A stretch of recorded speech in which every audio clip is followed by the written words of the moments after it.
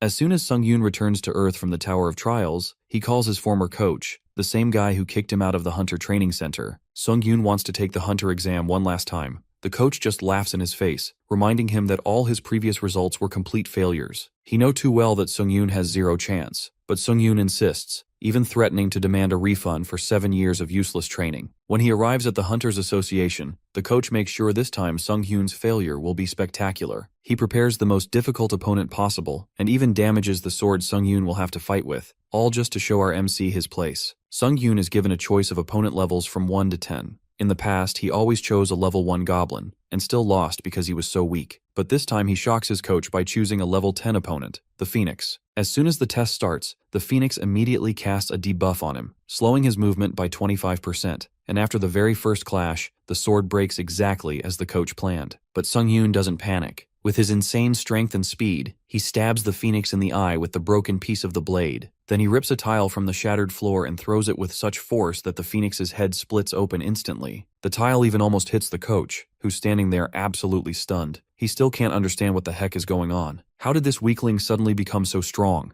Just a little while ago, he was nothing but a hopeless loser. 7 years ago, a day came when a mysterious calamity struck. A horrifying disaster called Dungeon Break took place. Countless monsters burst out of that dungeon, and because of this incident, countless people suffered. During the catastrophe, Sung-yoon's parents couldn't escape and passed away. That day, our boy lost everything in an instant, and made a pledge to himself while he cried tears of blood. From that moment on, he swore he would become a hunter, rip monsters apart, and kill them all. Or so he thought. 7 years later, on the very same day the disaster occurred, he was kicked out of the Hunter Training Center, left completely hopeless. His trainer didn't hold back in the slightest when telling him how much absolute trash his talent was. Normally, people who awaken get a few months to train in the exclusive training hall before debuting as hunters. But our guy had already gone way past that limit. He had been training for 7 whole years. And his trainer didn't want some so-called trash ruining the Institute's reputation. Despite his constant persistence, the trainer denied him again and again, even beating the crap out of him whenever he came back to his house. All that remained was a broken boy, with only one wish left, which is to somehow get stronger, or awaken an innate trait of his own. While it all seemed over for him, his strong will and burning desire to grow didn't go unnoticed. The Tower of Trials was searching for worthy challengers across the planet, and because of his iron will, our boy earned a spot among them. As he was pulled into the void where the Tower of Trials gave him an option to choose the difficulty level for the trial ahead. The higher the difficulty, the greater the rewards. At that moment, Sung-yoon had no idea what was going on, but his gut told him this was his chance. So, he seized it, choosing the difficulty level he desired. With the level chosen, he was sent straight to the very first stage of the Tower of Trials. He finds himself in a boundless desert, where he has been granted nothing but a sword to defend himself. Now, his goal is to survive this place, and in return, unlock the innate trait he had always dreamed of. Yes, the same trait he had worked his ass off for in the real world, only to get nothing in return. So, seeing this chance handed to him feels unbelievable. But little does he know, this innate trait isn't going to be served on a silver platter. He realizes this the moment a massive sand golem erupts from the ground, hell-bent on crushing him under its weight. His mission now is to survive against the sand golem for the next 10 minutes. And get this, it isn't going to be a piece of cake, because bro had chosen hard mode for his trial difficulty level. And here's the real kicker, if he fails the mission, the penalty is death. Han breaks into a desperate run for survival, but a thought crosses his mind, reckoning if he can really escape the sand golems by scampering like this. The monster chases him in a frantic blur, and our guy infers that this sand golem is faster than it seems because of its size. Our guy theoretically reckons that it's impossible for him to run away for 9 minutes straight with his stamina in this desert biome in the first place. Han runs out of breath as he sprints and ponders that this realm only gave him a sword and told him to survive. But even so, he longs for someone's guidance on what exactly he's supposed to do. Either he dies trying to run away, or he dies fighting. In the meantime, the sand golem is 2 steps away from crushing Sung-yoon, while our guy screams in a frenzy. Our guy finds himself clueless about how the hell he's supposed to win against this monster. In this life-threatening moment, his thoughts take a shift when a vision unfolds, and Han recalls all the mocking faces that made him feel that he's nothing in this world. It's as if he was being trampled under those brutal words, and he wonders if he's going to die a pathetic death just by trying to run away. At that moment, our guy comes back stronger as he refuses to just run away cowardly. 7 years of trying to be a hunter, and now Han can confidently say that he knows better than most hunters on the field when it comes to theory. Our guy, with his heart pounding, knows for sure that there's no answer if he keeps running away, so at the very least, he needs to find a way to survive. That's when Sung-yoon conjectures that monsters like sand golems will stop moving if he destroys their core. However, their cores are usually in places that are hard to reach. Our guy simply decides to make it easier to reach the core, and with that, he drifts his feet through the sand to halt his movements. Just like that, Han impressively takes a leap and slashes the sword across the monster. While he manages to stumble on the sand golem, Sung-yoon takes the golden chance to reach the core as he spots it. He begins to break the big red core with the sword, and while it bears some cracks, the monster gets up, making our guy slip away. A surge of frustration rises as Han was just a second away from destroying the core. As our guy attempts to hit it one more time, he's grabbed by the sand golem, who squeezes the poor fella to death. Our guy shrieks in pain as he's on the brink of death while his thoughts circle around the echoes of humiliating words, belittling and breaking him. That's when our guy breaks through those voices in his head. At that moment, Han hurls his sword with unyielding fury, aimed straight for the heart of the enemy's core. Fortunately, the sword clashes with the core, and our guy succeeds in destroying the core of the sand golem. The monster withers away, and Han Sung-yoon plummets as the sand showers upon him. He sits in disbelief, wondering if he really killed the monster by himself. But even so, he barely won against it. With that, Han clears the first floor of the Tower of Trials, and with blood dripping from his body, he couldn't be happier that he survived. As a reward, he unlocks unique traits, obtains 1,000 points, and earns a skill, Fast Recovery, as a bonus. The rewards leave Han bewildered because it all seems so surreal. He never got a reward even after 7 years of grinding efforts. Instead, the only things that he got in return were scorn and mockery. After that, he unlocks a unique trait, and Sung-yoon is titled with the trait Necromancy.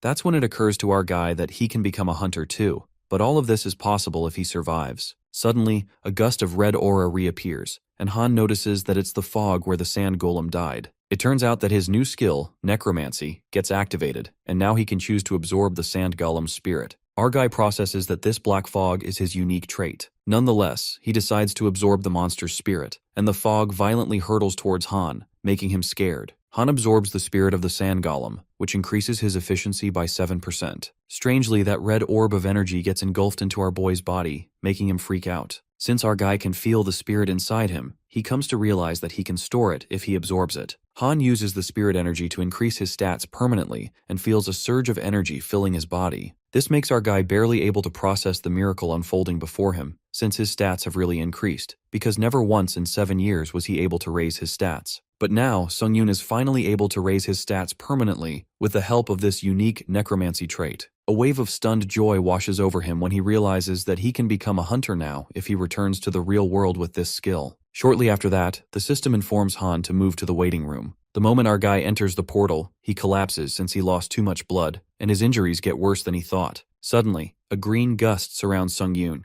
and in the next moment, our fella is all healed up. Given the amount of blood he spilled, our guy assumes that he'll be healed once the trial is over. But what's even more shocking is when our guy spots a big bed, wondering how they could just put a single bed in a big room. Nonetheless, he hops onto the bed and ponders about his next plan. While our guy wonders if he'll be able to escape the tower, the thing that doesn't settle with him is the reason why this tower called him to this place. Just then, he's interrupted by the system. He's notified that he is able to use the 5 commands: Info, Store, Community, Inventory, and Trial. Saying the following words will activate the commands. Han Sung-yoon's mind is flooding with questions, but he snaps out of it and focuses on surviving for now. He then calls the word trial to activate it and gets to know that 23 hours are left until the second floor trial. Our guy now apprehends that he needs to go through more trials and activates a community where the people who were also forced into this tower are conversing with each other. Han discovers that the people in the chat are confused, and on top of that, the people who weren't hunters like him were also dragged into this place. Suddenly, the admin enters the chat, disabling the other players from messaging since he seems to have an important message for those who have cleared the tutorial. Our guy is still clueless about a way to return, but he plans to memorize all the info whatsoever. The admin reveals that the points earned during trials are used as currency within the Tower of Trials. More importantly, they can't get even a single drop of water without points. Lastly, the only way to earn points is through trials. While this sounds like a true survival game, Han learns that he needs to do everything he can to get used to the rules within the tower. Otherwise, he dies. The fact that he can't even get water without points means that,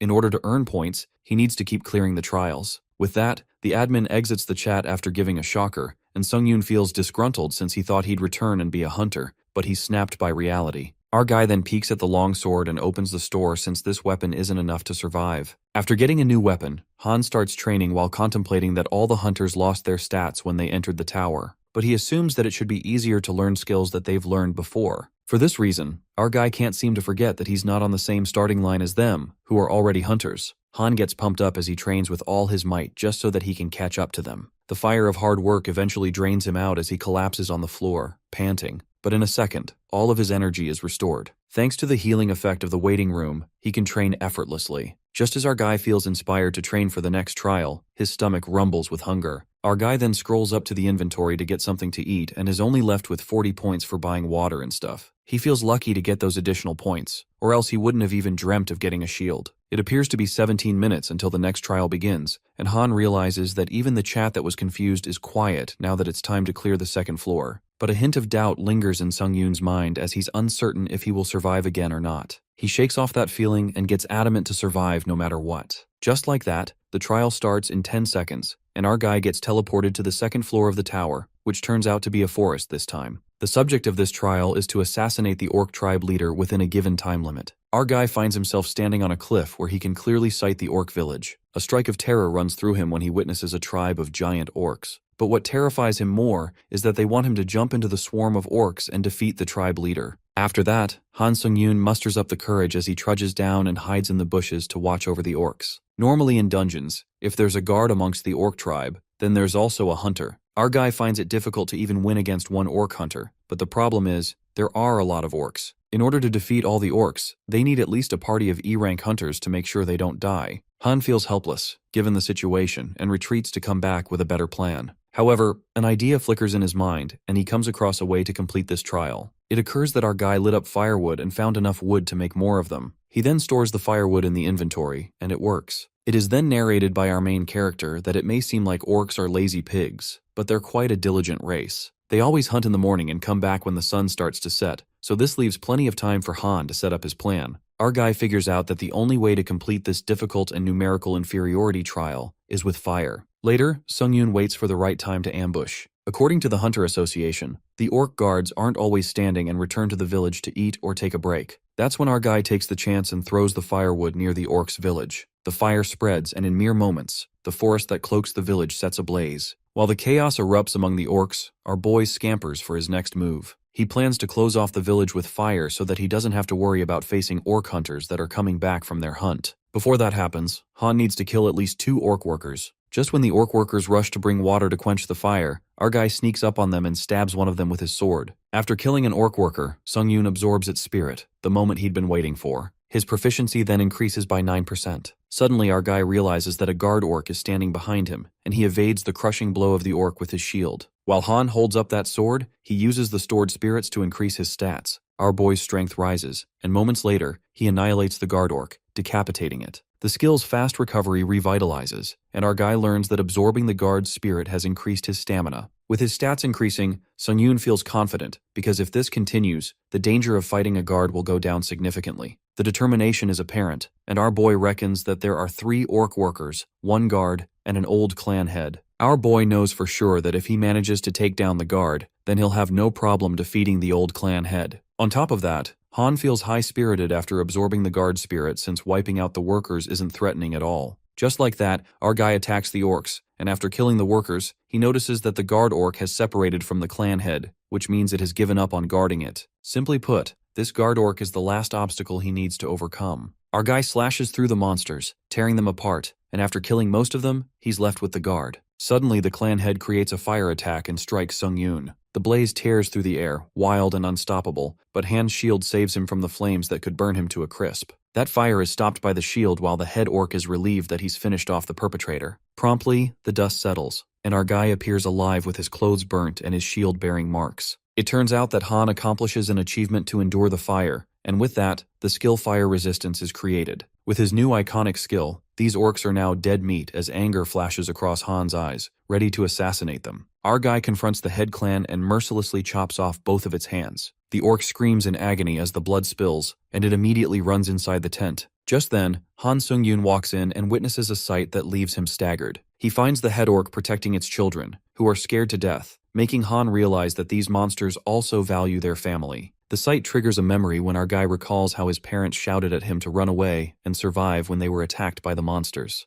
They protected him and died. After that, the little orc pulls out a knife to attack Han, but our guy thinks it's so stupid and bangs his sword's end on the head of the orc. Sung-yoon presumes that even if he becomes a ghost, he'll make sure to cut the monster's bloodlines. Just like that, our guy assassinates the leader of the orcs and completes the second floor of the Tower of Trials. In the waiting room, Han Sung-yoon's shield can't be used anymore because of the damages it endured, but thanks to this, our guy made it out alive. This time it was a close call, and our guy opens the chat to check up on others. However, he learns that most of the members have died. While Han thinks it's brutal, suddenly his eyes snap in shock when he stumbles upon a member's message that says he found a way to return to Earth with his question voucher. Our guy is totally taken aback and activates information, one of the 5 commands. It occurs that Han can use a question voucher to get a reply from the moderator, and each time he enters a new floor, he'll get a question voucher. It is revealed to us that by sharing the information they've found through the question vouchers, the chat room's atmosphere has naturally turned into a place to share what they've found. This is the main point of the chat room. The crucial part of info is that there's a temporary return stone for sale that one can use to return to Earth for a couple of days when they complete the 5th floor. Furthermore, there's also info beyond the 7th floor. An extensive system expansion will occur,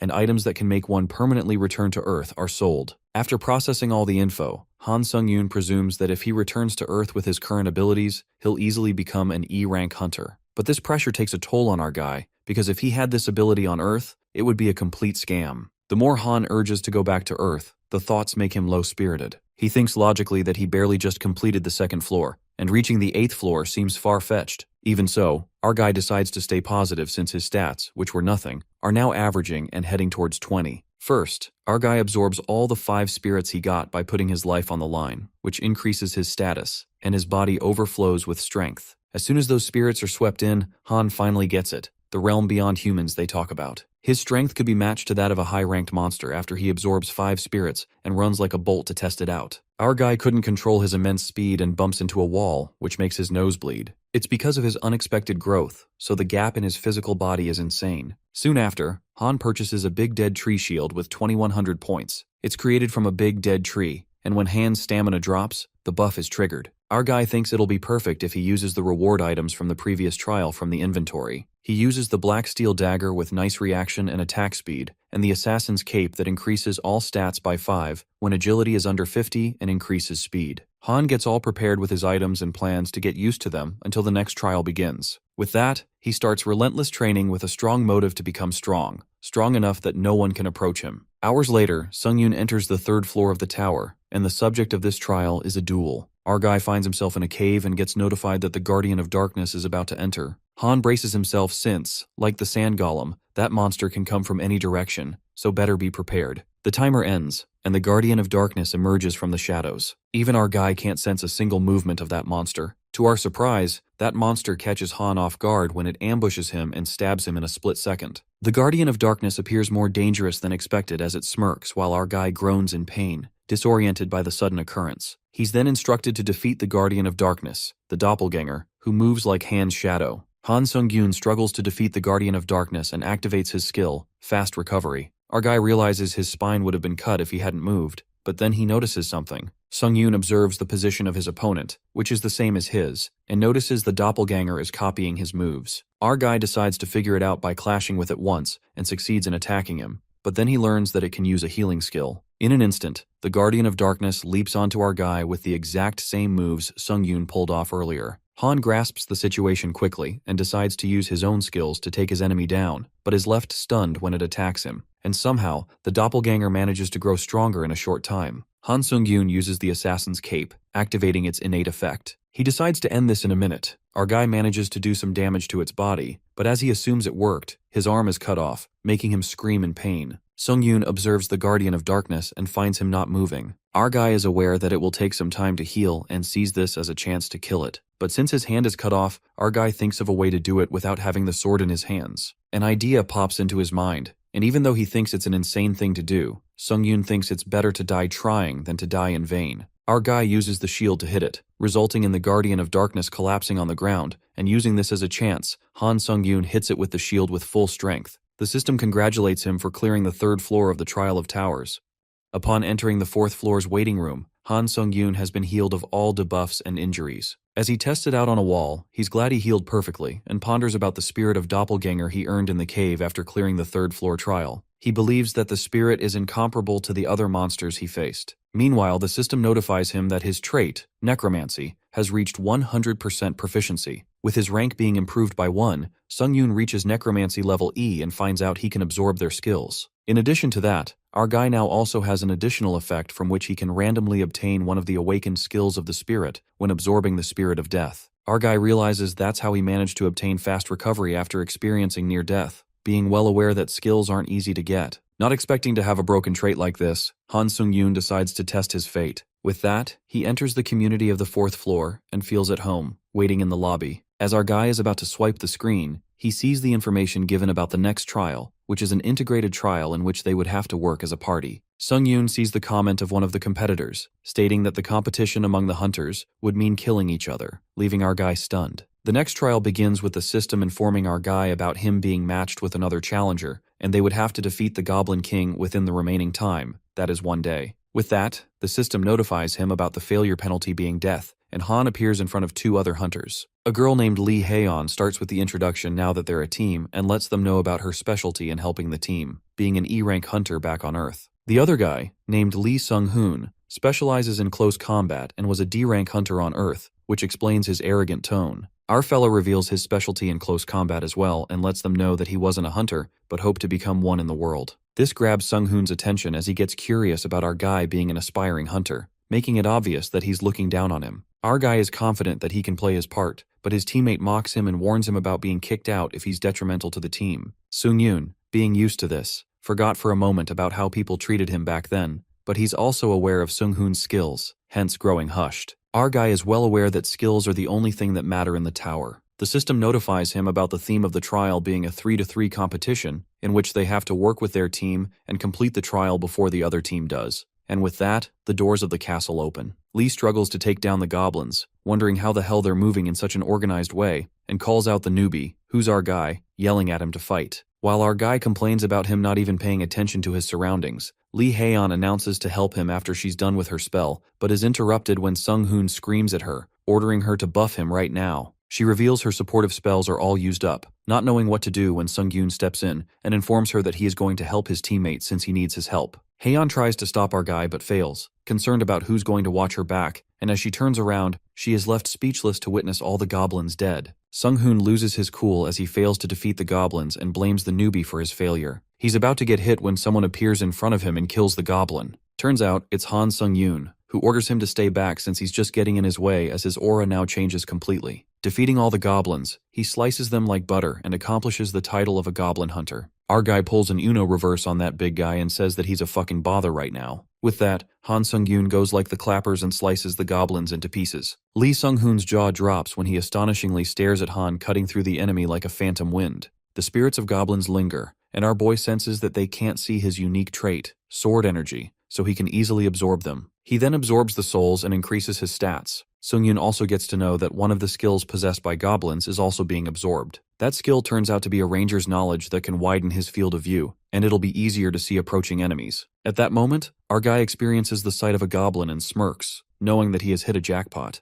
The team meets up, and that incompetent bastard Lee approaches Han and says that the newbie got lucky going against the weak goblins. The guy laughs nervously to hide his scary ass. Our guy cuts to the case and announces that he'll lead and give commands from now on for the party's better efficiency. Han humbles the D-rank bastard with his death glare real quick and asks Lee if he's got a problem. Lee obediently agrees and asks what's there to do besides that. Sung-yoon then orders him to protect the girl hunter Lee Haeon and instructs that girl to continue guiding them from the back. Haeon gladly agrees, and they resume their search. Just like that, our hero flashes through the battlefield and slaughters the goblins. He keeps absorbing the souls of dead goblins, which repeatedly increases his proficiency. It is known that 14 hours are left till the third trial ends. Later, the team keeps walking when Lee Haeon gets suspicious since goblins appear periodically, but now it's strangely quiet. Suddenly, Han witnesses something and scampers towards it. They witness other goblins' minions being annihilated before they even came here. Our guy immediately grasps that the other challengers have gone through before them, while Lee Sung-hoon is shocked to think the other team got the enemy pretty quick. Sung-yoon touches the goblin's blood and finds that it's still warm. Urgency presses upon our guy because now they need to hurry and catch up to them. Otherwise, if the other team defeats the goblin's boss, they will receive the penalty, which is death. Han then expresses that they need to hurry. On the contrary, the other team deals with more goblins, and the leader Lee Sion starts gagging at killing monsters.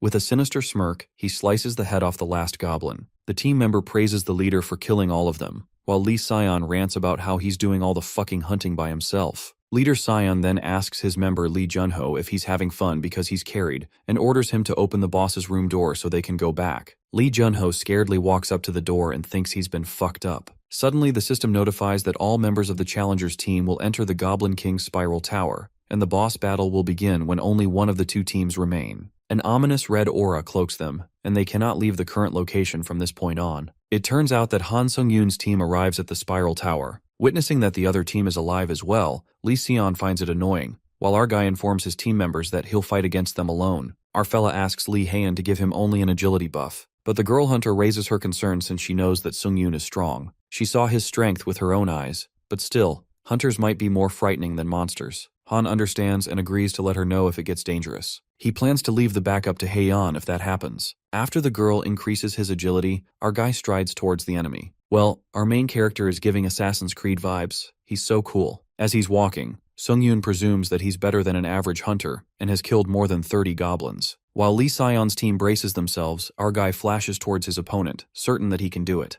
Our guy exudes a fierce aura that even scares the shit out of Lee Sion, who hides behind his member Lee Junho like a coward and commands him to use his shield with all his power. Just then, Junho activates an open shield, and a protective barrier enfolds them. However, Han, with his awe-striking strength, iconically breaks through that barrier with his sword, bursting it open. While the other team is bombarded with the shattered barrier, our guy takes this chance and slashes through two of the guys at once. Now he's left to fight against Lee Sion. A few moments later, the battle continues. Sung-yoon and Sion keep evading the blows and striking each other. As their swords clash, our guy senses something peculiar. Han knows for sure that he's more skilled than Sion, but this guy keeps blocking his strikes in a strange manner. Our guy then plans to use more of his strength to find the mystery behind this and ambushes Sion, attacking from behind to finish him off. However, in a surprising turn of events, that guy senses Han's ambush as if he had eyes on the back when he incredibly dodges the strike with his sword. That's when our guy notices Sion's glowing red eyes and gets to know that he can see the path of his sword. But Sung-yoon comes up with a mind-boggling plan when he throws his shield towards Sion to block his vision so that he can no longer use his skill. Sion's vision gets jammed by the shield, followed up by Han, who attacks him as soon as his vision is clear. However, in that split second, our guy stabs Lee Sion and kills him. With that, our guy accomplishes a special task with additional rewards. After our guy brutally kills the challengers,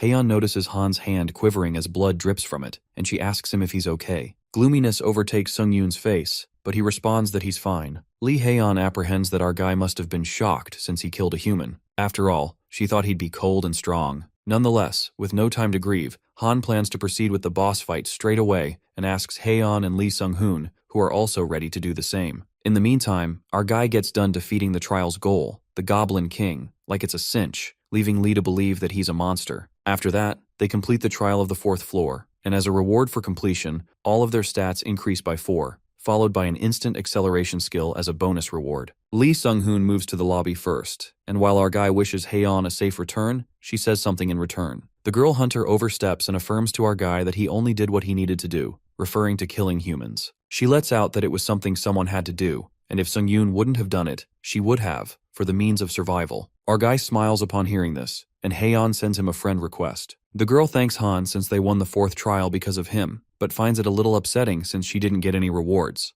Haeun blushes and asks our guy to look for her when he returns to Earth later, adding that she's from the White Silver Guild. With that, the girl leaves and our guy turns red. Since he's left alone, our guy is left to make a decision on whether he's going to absorb the human souls or not. Our guy narrates that when he first found out he could do this, he put it off because he knew that if he did it, then he would have crossed a line and couldn't go back. A smirk spreads across his face, reeking of malice, and that's when he makes up his mind. Han thinks rationally and concludes that he'll get stronger. He won't kill people to achieve that unless the situation demands him to do it. Han proceeds to absorb the human soul, driven by a fierce motive. It occurs that Sung-yoon's dream of becoming a hunter brought up his other internal desires. The Tower of Trials gave him a chance, so there's no way our guy is letting this chance slip away. Our guy has his burning desire to keep progressing through this tower. After that, Han enters the lobby of the 5th floor where the system expands. Trial totalization has been created, a system that will grade every challenger's rank. The system asks our guy to enter a username, and he goes with the Hunter. In the challenger's rank panel, the first 5 positions are held by SS rank hunters. Our guy finds it intrusive and wonders if he's also in the rankings. He scrolls up and surprisingly comes across his username that's ranked 16th. Sung-yoon is taken aback by his rank since it's a lot higher than he expected. The system, on the other hand, elaborates that the challengers in the top 50 will be called pioneers.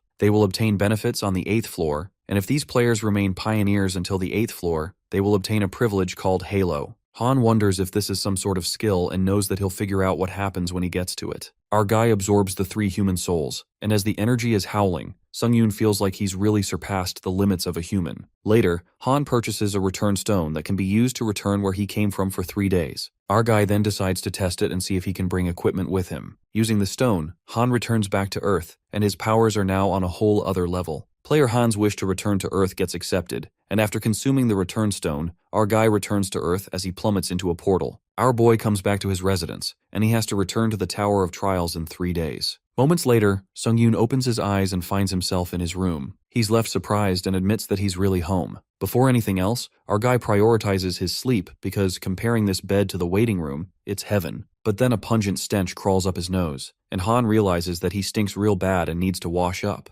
As he gets up, our guy discovers the weapons from the tower he brought just in case, and it turns out that bringing weapons from the tower back to Earth really works, which means the other players can also bring their items back to Earth. Our guy then decides to move quickly since he's got a lot of things to do within 3 days. It is then revealed to us that when people start returning to Earth, items will also become plentiful, and the price for the hunter supplies could plummet. Sung-yoon presumes that he needs to sell the dagger before the price drops, and peeking at his notes, he remembers he originally wanted to apply for a hunter exam test and take the exam when he next returned to Earth. It appears he's going to be busier than he thought. In the center, the director of the White Lotus Hunter Training Center, Hwang Man-ho, receives a call from our guy Han Sung-yoon. Han makes the director recall who he is, and there's no way Man-ho would have forgotten him. Man-ho urges to send the membership fees online to Han, but our guy refuses since he doesn't need a refund. While the director corroborates if he can keep the fee, our guy asks him a favor in return. Hwang doesn't permit him to use the training center for practice, but Sung-yoon cuts to the chase and asks assistance in taking the hunter exam. Director Hwang remembers that Han failed the test last time and tells our guy not to forget his overall ability results. It was rank F, the lowest possible score. Hwang mocks our guy for not having any traits or skills, but Sung-yoon intrigues his interest by saying that he would pay the membership fee. Well, the director seems speechless since our guy agrees to pay the money, so he doesn't have any intention of refusing. With that, Sung-yoon closes the deal and requests Man-ho to help him take the hunter exam today. Later, our guy takes a bath and sees himself in the mirror. His body seems to be in shape now that he's progressed a bit, but Han yanks out of thoughts as he flatters his body since the hunter test has been scheduled for later, so he better hurry. Just like that, Sung-yoon barges out of the apartment, contemplating the ordinary life he always longed for without any humiliation and complexes, that even just seeing his neighbors pass by feels great. Han greets his neighbor, who's a woman, and she immediately guesses that our guy is an older guy trying to become a hunter. While our guy signs off, the neighbor is low-key impressed by his aura, wondering if he was always this tall. Outside, Han tries to find a taxi, but he struggles. He then uses another mode of transportation, which is his strength, as running is a pretty good method since he'll be there in no time. Moments later, our guy arrives at the Hunter Association, where he meets with Director Hwang after a long time. Sung-yoon leaves the director in a mystery when he says he's been dealing with peculiar things recently. Hwang Man-ho renders speechless, wondering what that boy meant, and in the meantime, Inspector Kim In-hoo informs Han that he'll be responsible for grading the hunter test. Inspector Kim explains that our guy is exempt from theory tests, and the interview due to Hwang being an observer. Since Sung-yoon is already familiar with the test procedures, they proceed with the hunter test. In the test area, Sung-yoon has a sword, and Man-ho asks Inspector Kim to make the test difficult in order to make Han fail. Inspector Kim In-hoo assures the director that he's prepared the most difficult opponent for a sword user. After that, Kim asks our guy to choose the difficulty level between levels 1 to 10. The events replay in his head when Sung-yoon recalls that he always did the level 1 test, and failed a goblin in the previous tests, only because he was weak. Meanwhile, Director Hwang is certain that Han's going to choose one. Things take a drastic turn when our fella chooses level 10 for difficulty, making Hwang's eyes snap in shock, and he calls him a crazy bastard. Soon after, the hunter test begins, and Sung-yoon is put to hunt down the phoenix. As soon as the phoenix roars, Han's movement decreases by 25% due to the ability Predator's Roar. That's when Han also notices that his sword bears cracks, and shortly, we get to know that bastard Hwang Man-ho messed up with his weapon to make sure our guy fails this test. While Hwang is certain that this bastard Han could never win the test, he brutally wants to show Sung-yoon when he doesn't know his place and starts acting out. On the contrary, Sung-yoon confronts the phoenix, who seems to be soaring his way while he stands stiff. The next scene begins with Director Hwang's point of view, where it is revealed to us that he passed the hunter exam. When he first became a hunter, he felt like he was the best, gushing with pride and joy. However, the gap between his colleagues gradually started to grow, and in the end, he couldn't catch up, so he gave up. In the world of hunters, being born with talent is everything. At least that's how the world works. Huang Manho accepted this harsh reality and stopped working hard. He justifies that it's not just him. Everyone does that. The director urges to see Han Sung-yoon's downfall and wants him to give up because he feels inferior to someone who's persistent and works hard. In the exam area, the Phoenix clashes with Han's sword that shatters with a single hit. Incredulity flickers in his head since he's aware that not even a low-grade weapon breaks like this. While our guy understands that his sword was tampered with, Director Huang smirks maliciously and eagerly waits for Han's defeat since he can't do anything without a sword. In the meantime, the Phoenix glides towards Han, and with no weapon to counterattack, our guy takes this as the perfect opportunity to test out his skill, instant acceleration, he got after the 4th trial. He activates the skill and zooms like a bolt of lightning. Even our boy is impressed by the skill as he finds it better than the movement speed buff from the assassin's cape. Sung-yoon hits the ceiling with brute force so that it cracks and leaps at the Phoenix to stab the broken sword into its eye. However, the monster remains unaffected since the blade was too short, and Han acts swiftly as he picks up a brick from the broken floor and hurls it at the Phoenix. That brick is pitched at a breakneck speed that slices the Phoenix in half and breaks through the metal where the inspector and director are standing. They nearly get killed by a flying brick that hits the wall. With that, the test gets finished, and our guy apologizes to them and laughs it off, but deep down he aimed to throw it at the exact spot. After that, Han finally becomes an official hunter as he gets registered in the Hunter Association. Now that he's a hunter, our boy can enter a dungeon and sell items as well. On the contrary, Director Huang is boiling with rage as he asks Inspector Kim to explain the recent occurrence, not to mention that he also asked Kim to fail Han in 10 seconds. The inspector finds it funny and affirms they did the best they could. As per Huang's request, with Han's abilities, they made the test so he couldn't pass. That bastard director persuades Kim In-hoo to at least lower his rank to A. I mean, the director is such a dumb fuck. Bro got mad at our protagonist just because he worked harder and didn't end up like him. Nonetheless, the inspector couldn't lower it anymore since Sung-yoon killed a monster in a test that would at least set him at D rank in freaking 10 seconds. While that sounds jaw-dropping, Inspector Kim clarifies that if he gave Sung-yoon a D rank, he would have gotten a complaint from the association. As Huang Manho is utterly jealous of Sung-yoon, he forces Kim to change the rank whatsoever when shortly, our guy enters the room, flaunting his hunter's license. Inspector Kim congratulates Han, who walks up to the director and asks if something happened because he doesn't look well. The director nervously wishes him and addresses him as Hunter Sung-yoon. It appears that Han Sung-yoon is here to seek retaliation for all the times he's been humiliated by the director's words. Tension crackles in the air when our guy breaks the ice and reminds Director Huang that he was a C rank before he retired. The director asks where this conversation is headed while Sung-yoon makes Manho remember how he called him a failure the other time. Abruptly, Huang loses his shit when he runs to smack Han, and it turns out our guy's provocation worked well as expected. With that, Han effortlessly evades the punch coming from the director, and as a counteract, our guy smacks Huang straight in the gut, calling it self-defense. Han ends it with an iconic slap across the director's face since this was the payback. Huang got his ass kicked real bad as he bleeds, but he's more stunned to think how a mere C rank can have this much power. After that, Inspector Kim offers Sung-yoon to be an exclusive hunter for the Hunters Association. Kim In-hoo informs Han that the salary is a minimum of 1 million won, persuading that it's an offer that he won't be losing in the end. Our guy is shocked at how high the salary is, and Kim justifies it's because they saw Hunter Sung-yoon's potential. At that moment, Han humbles Director Kim real quick when he discovers that he meddled with the test difficulty, leaving the director staggered. Despite that, our guy assures Kim that he won't make a problem out of it, but he clears up that he can't be in a contract with someone he can't trust. Just like that, Han Sung-yoon dramatically tosses Kim In-hoo's card and walks away. 2 days later, in the real world, the rumors about the strange phenomenon, Tower of Trials, spread quickly where hunters have been summoned.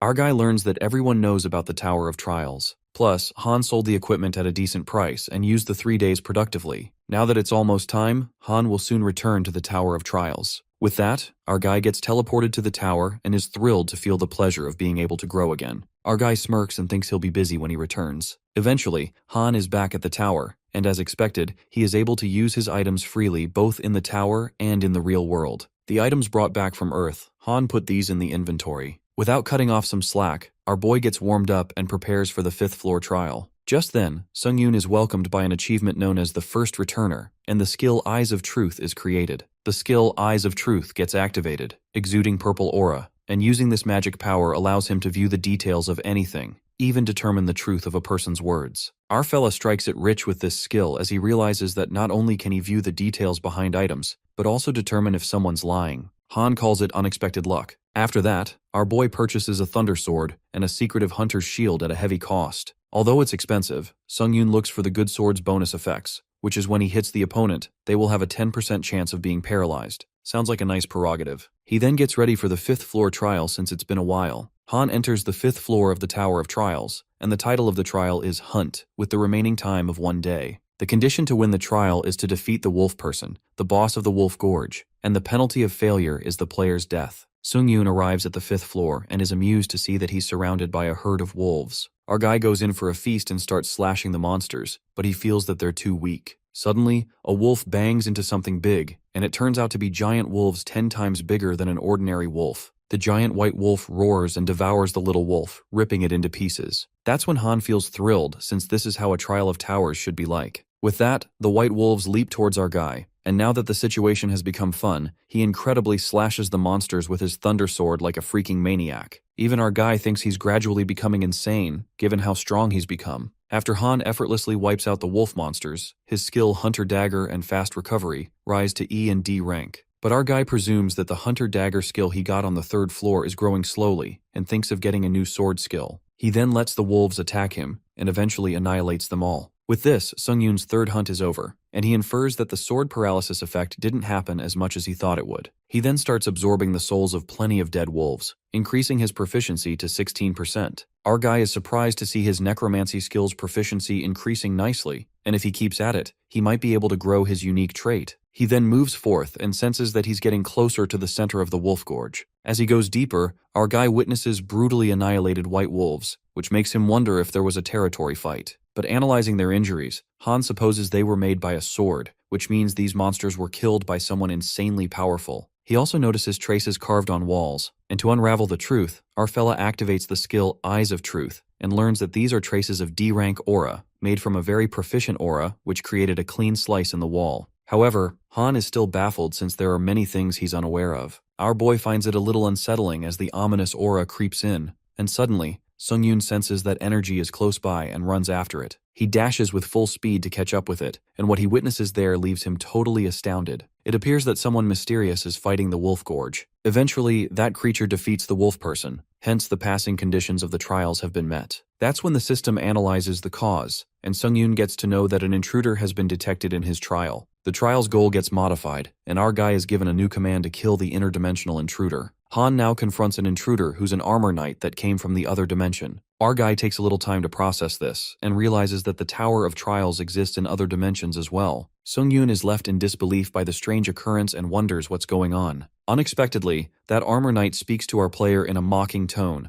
amused that he's still alive, for a measly barbaric challenger from another dimension. The armor knight assumes that it's because Han Sung-Yoon is the owner of the trial and demands an answer from our guy. The knight calls him a barbarian and thinks he's scared of the horror of death. Upon hearing this, our guy smirks nervously as he's a bit scared and presumes that this armor guy is not normal. Sung-Yoon did not consider the possibility that an intruder might try to steal his trial objective, but he's relieved that he didn't fail the trial immediately. Meanwhile, the armored intruder thinks that Han's sheer terror has robbed him of his wits and decides to let his sword do the talking. With that, our guy braces himself as the fight is about to begin. As the armored player runs forth to attack Sung-Yoon, our guy hurls the dead wolf in his way. While the intruder gets distracted as it slashes the wolf, Han seizes the chance to ambush and goes for the attack. However, our guy fails miserably when his thunder sword doesn't penetrate that player's heavy armor. Our dude's futile attempt to cut through the armor and cleave it in half is left undone as he discovers that's not how it's gonna be. At that moment, the intruder's sword unleashes a dark aura, and as soon as it strikes Sung-Yoon, he drifts away with brute force. Our guy gets smashed into the ground to the point that one of his wrists gets twisted. Han's arm bleeds, and the armored player is impressed that his aura is blocked, but still, that arm of his is more useless than if he had severed it entirely. That's when our guy gets worked up and frantically asks the intruder who he is, since no one mentioned anything like this to him. The armored player steps forward, and is not surprised that the primitive ape is ignorant of trial invasion. It's just as he suspected, referring to Sung-Yoon. With a broken arm, our guy is now utterly helpless, and questions the intruder why the hell he had to invade his trial. The intruder states that lamentations will not avail him.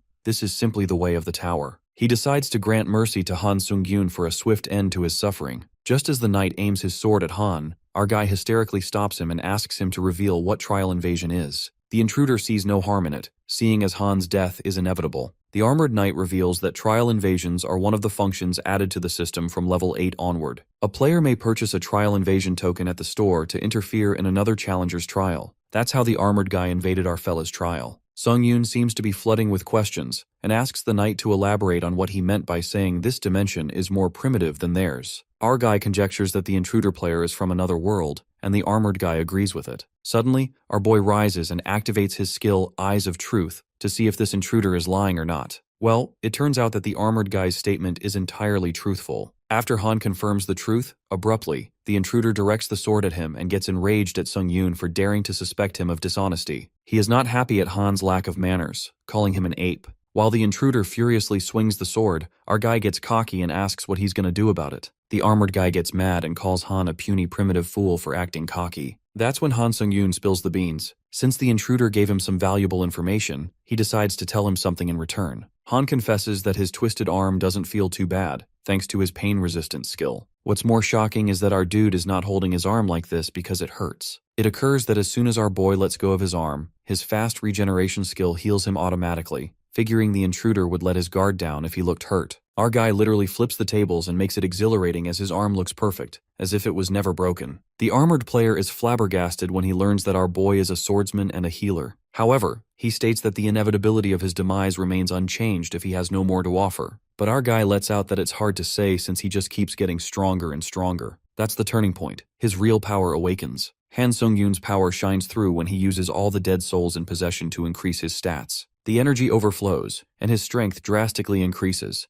Han keeps intriguing the armored guy, who learns that our guy is also capable of strengthening himself. At that moment, things get serious when our guy activates item skill using the assassin's cloak, Instant Acceleration, which increases his movement speed by 15%. This leaves the intruder in absolute shambles when he wonders how a freaking level 5 player can possess so many skills, calling it nonsense. With that, Sung-yoon fights with the armored guy as their swords keep clanking. The fight seems intense as none of them back down easily. However, the intruder player meets a stumbling block since the difference in dimensions is limiting his true stats. Our guy witnesses that the armored guy is using his dark aura again, and he dodges the sword strike from an inch as it nearly hits Han. The intruder makes an insanely strong comeback as he dashes with crazy speed, while our guy senses that this aura skill is a high-level ability that could do some serious damage. But luckily, Sung-yoon's stats are certainly higher than his now, and he knows he can avoid any killing blows. But the problem is that damn armor on his sword. Han infers that it's a rare item that he can't even cut through at his current level. Having said that, our guy plans to relentlessly strike the armor with his thunder sword and keep chipping away at it. Suddenly that dark aura vanishes when our guy smartly clashes his sword with the armor to create lightning. That's when the real game begins, and the intruder's armor gets struck by the lightning. As the armored guy screams in agony, the system notifies Sung-yoon that upon striking an enemy, the user has a 10% chance of gaining the lightning strike effect. Our guy smirks as this effect enters at the perfect timing. Cade Adrax lays on the floor lifelessly, and Han Sung-yoon is glad that his gamble paid off, hence paralyzing his opponent.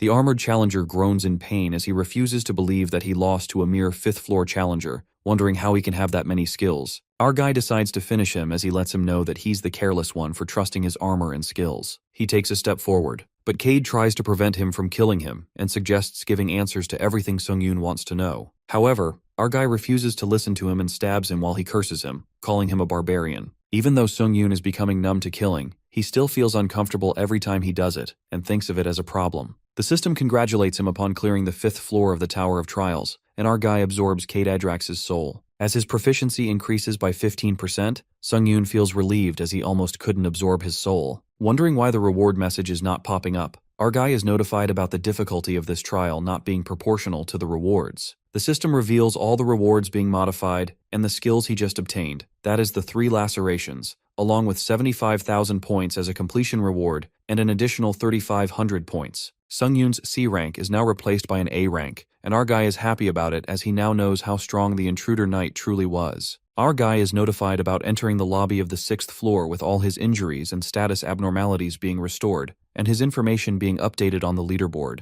As Sung-yoon opens the inventory, he decides not to let his guard down due to the existence of dimensional invasions. Pondering if he should save his question voucher till he reaches the 8th floor, Han decides to use it anyway. The system instructs our guy to write his question down, and an administrator will answer his questions. Sung-yoon, who's still confused about what a floor invasion is and whether or not he can be alerted as soon as an invasion occurs. The reply arrives in an instant after the question is sent, revealing that a floor invasion is a system where you can invade a challenger's trial when it's within the first 10 classes. However, you cannot interfere with special trials such as a combined trial, and this is a system you acquire on the 8th floor, meaning he cannot use it currently. Our guy learns that this is a climbing breaker and learns that he cannot receive information about this on his current floor. However, a question voucher will be consumed, since only the first part of his question received a reply. Sung-yoon is shocked to find out that a question voucher isn't that powerful at all, but he's glad it didn't get consumed. With that, our guy decides to use the items he got from Earth and opens up the inventory, using Kroken's Magic Tower's restoration box to restore the secretive Hunter's shield. The performance exceeds his expectations, and Sung-yoon uses a cleaning stone as he remembers how he thought it was a waste of money until he uses it, feeling embarrassed. Time until the 6th floor trial is 1 hour 12 minutes. Therefore, Han decides to take a look at the trial leaderboard and the community board. On the 5th floor leaderboard, our guy is ranked at 3rd, and this leaves him in shock since he has gone up a lot from rank 16. Sung-yoon wonders if he's getting closer to obtaining the benefit of a continuous pioneer and decides to check what he got when he reaches the 8th floor. The system bombards our guy with notifications about selling a psychological skill that helps a lot with murder and pillaging. Plus, if you have a psychological resistance skill, you will be able to achieve things related to murder, pillaging, and betrayal, as well as receive great rewards. Upon reading the current chats, Sung-yoon sees the argument between two challengers about achievements related to murder. Our guy feels the situation to be full of chaos as he sees the disorderly way of things and wonders what's happening. As he ponders about this psychological resistance skill that is being actively sold right now, Sung-yoon thinks it's the same as a double-edged sword. However, the effect of it negating psychological shock is everything. Our guy knows damn well that by using this skill to erase psychological pain, one will never have any problems. When someone informs him about the bastard who gave them information on the 4th floor changing his name to Princess Sooty, although it's a competition among the hunters,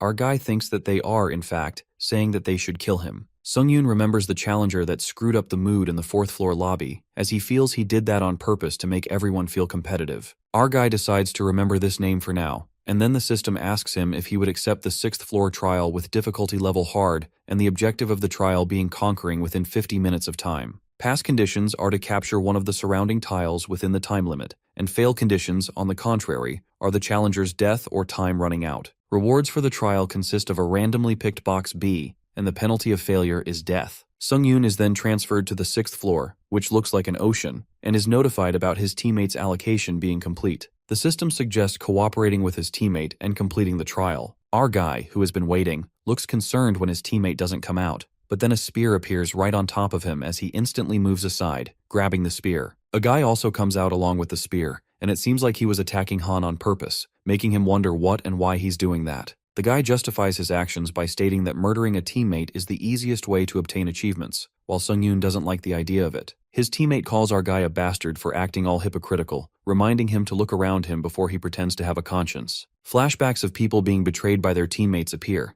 and the guy laughs mockingly at Sung-yoon, calling him a hypocrite. Two challengers exchange greetings, and one of them pretends to combine their strengths with one another as they witness how the hunters are betraying each other. Just as the challenger thought he got a loyal teammate, his teammate stabs him, knowing he can't get a hold of his sword while he's shaking hands with him. By playing this dirty trick, the challenger gets the title of the achievement that is Dirty Murderer, with his durability increasing by 1. Moving back to Han, who has been listening to his teammate yap about him being a hypocrite, etc., our guy is welcomed by a sudden attack from his teammate, who sees this as a chance to increase his achievements. Our guy effortlessly dodges and attacks his teammate simultaneously while he was not expecting it. Sung-yoon acquires the achievement named Traitor, and his strength increases by 1 while he thinks of his teammate as a weakling. Thinking about the words used for this trial as a special trial or a combined trial, our guy thinks it's no different from an event. Han believes he's lucky if he can get a skill from this amazing event, but he decides not to go out of his way to kill other hunters. However, he also won't ignore the ones who attack him. A challenger uses an iron dome to protect himself as he believes this trial is made for someone like him, who knows how to use water attribute magic. But he's instantly proved wrong when Han Sung-yoon appears on top of him and tries to break the dome. The challenger seems pretty confident about his shield, revealing it's a bulletproof iron form while he curses our guy. The situation takes an unexpected turn of events, and Sung-yoon breaks through the dome, kicking the hunter in his face, making him go flying back as he hits the ground with a thud. Even though our guy is aware that he got a bit too cruel, he thinks it was necessary to put fear into the challengers. Han Sung-yoon does want achievements but doesn't want to commit unnecessary murders, and the system notifies him about capturing the tiles being in process. The system instructs him that if another team steps on the tile, then the capturing of tiles will stop. Therefore, he has to prevent his enemies from capturing his tiles. Our guy has to endure 10 minutes on this tile as he assumes that the high-ranking challengers must have already finished the 6th floor. And since most of the challengers around him are low-ranked, this challenge is way too easy for Sung-yoon. The 6th floor trial made Han Sung-yoon think about a lot of things, like distrusting others, the reality of low-ranking challengers, and the gloominess of the Tower of Trial. But our guy knows that misplaced compassion is real hypocrisy, and even if he doesn't kill the challengers who come at him, someone else will die. The system alerts Sung-yoon about someone trying to invade his tile, which has halted the capturing. Turning around to see a group of 4 guys approaching him, our guy gives off a stunned expression while one of those 4 guys tries to act cocky. Sung-yoon thinks it's pretty obvious that they have created a murderer party to get achievements, and the blonde guy lets him know that he's right. With that, 2 of those 4 guys attack our guy while he activates Heart Solidarity, a trait that is going to share Kim Jin-young's pain with Han Sung-yoon. A bald guy leaps onto Sung-yoon and uses seawater to attack, and our guy ends up touching it, which decreases his strength, agility, and stamina by 10 with the penalty time of 2 minutes and 59 seconds. Not being aware of this penalty, Han believes this to be the worst situation only if he was a normal challenger and gives off an evil smile. Our guy presumes this is the worst. Well, only if he would have been a normal challenger. The smirk could tell Han is ready to kick their asses. The 2 players come attacking at Sung-yoon with their weapons while our guy stands his ground and does appreciate their plan of stealing weapons to lower their opponent's stats as much as possible. However, he makes them realize their grave mistake, which is choosing the wrong opponent. With that, our guy grabs his enemy by the face and smashes him on the ground with deadly strength. The guy's head literally rips to pieces as the blood sheds, leaving all the other Han's opponents terrified as fuck. Sung-yoon acquires the skill 1 hit, 1 kill,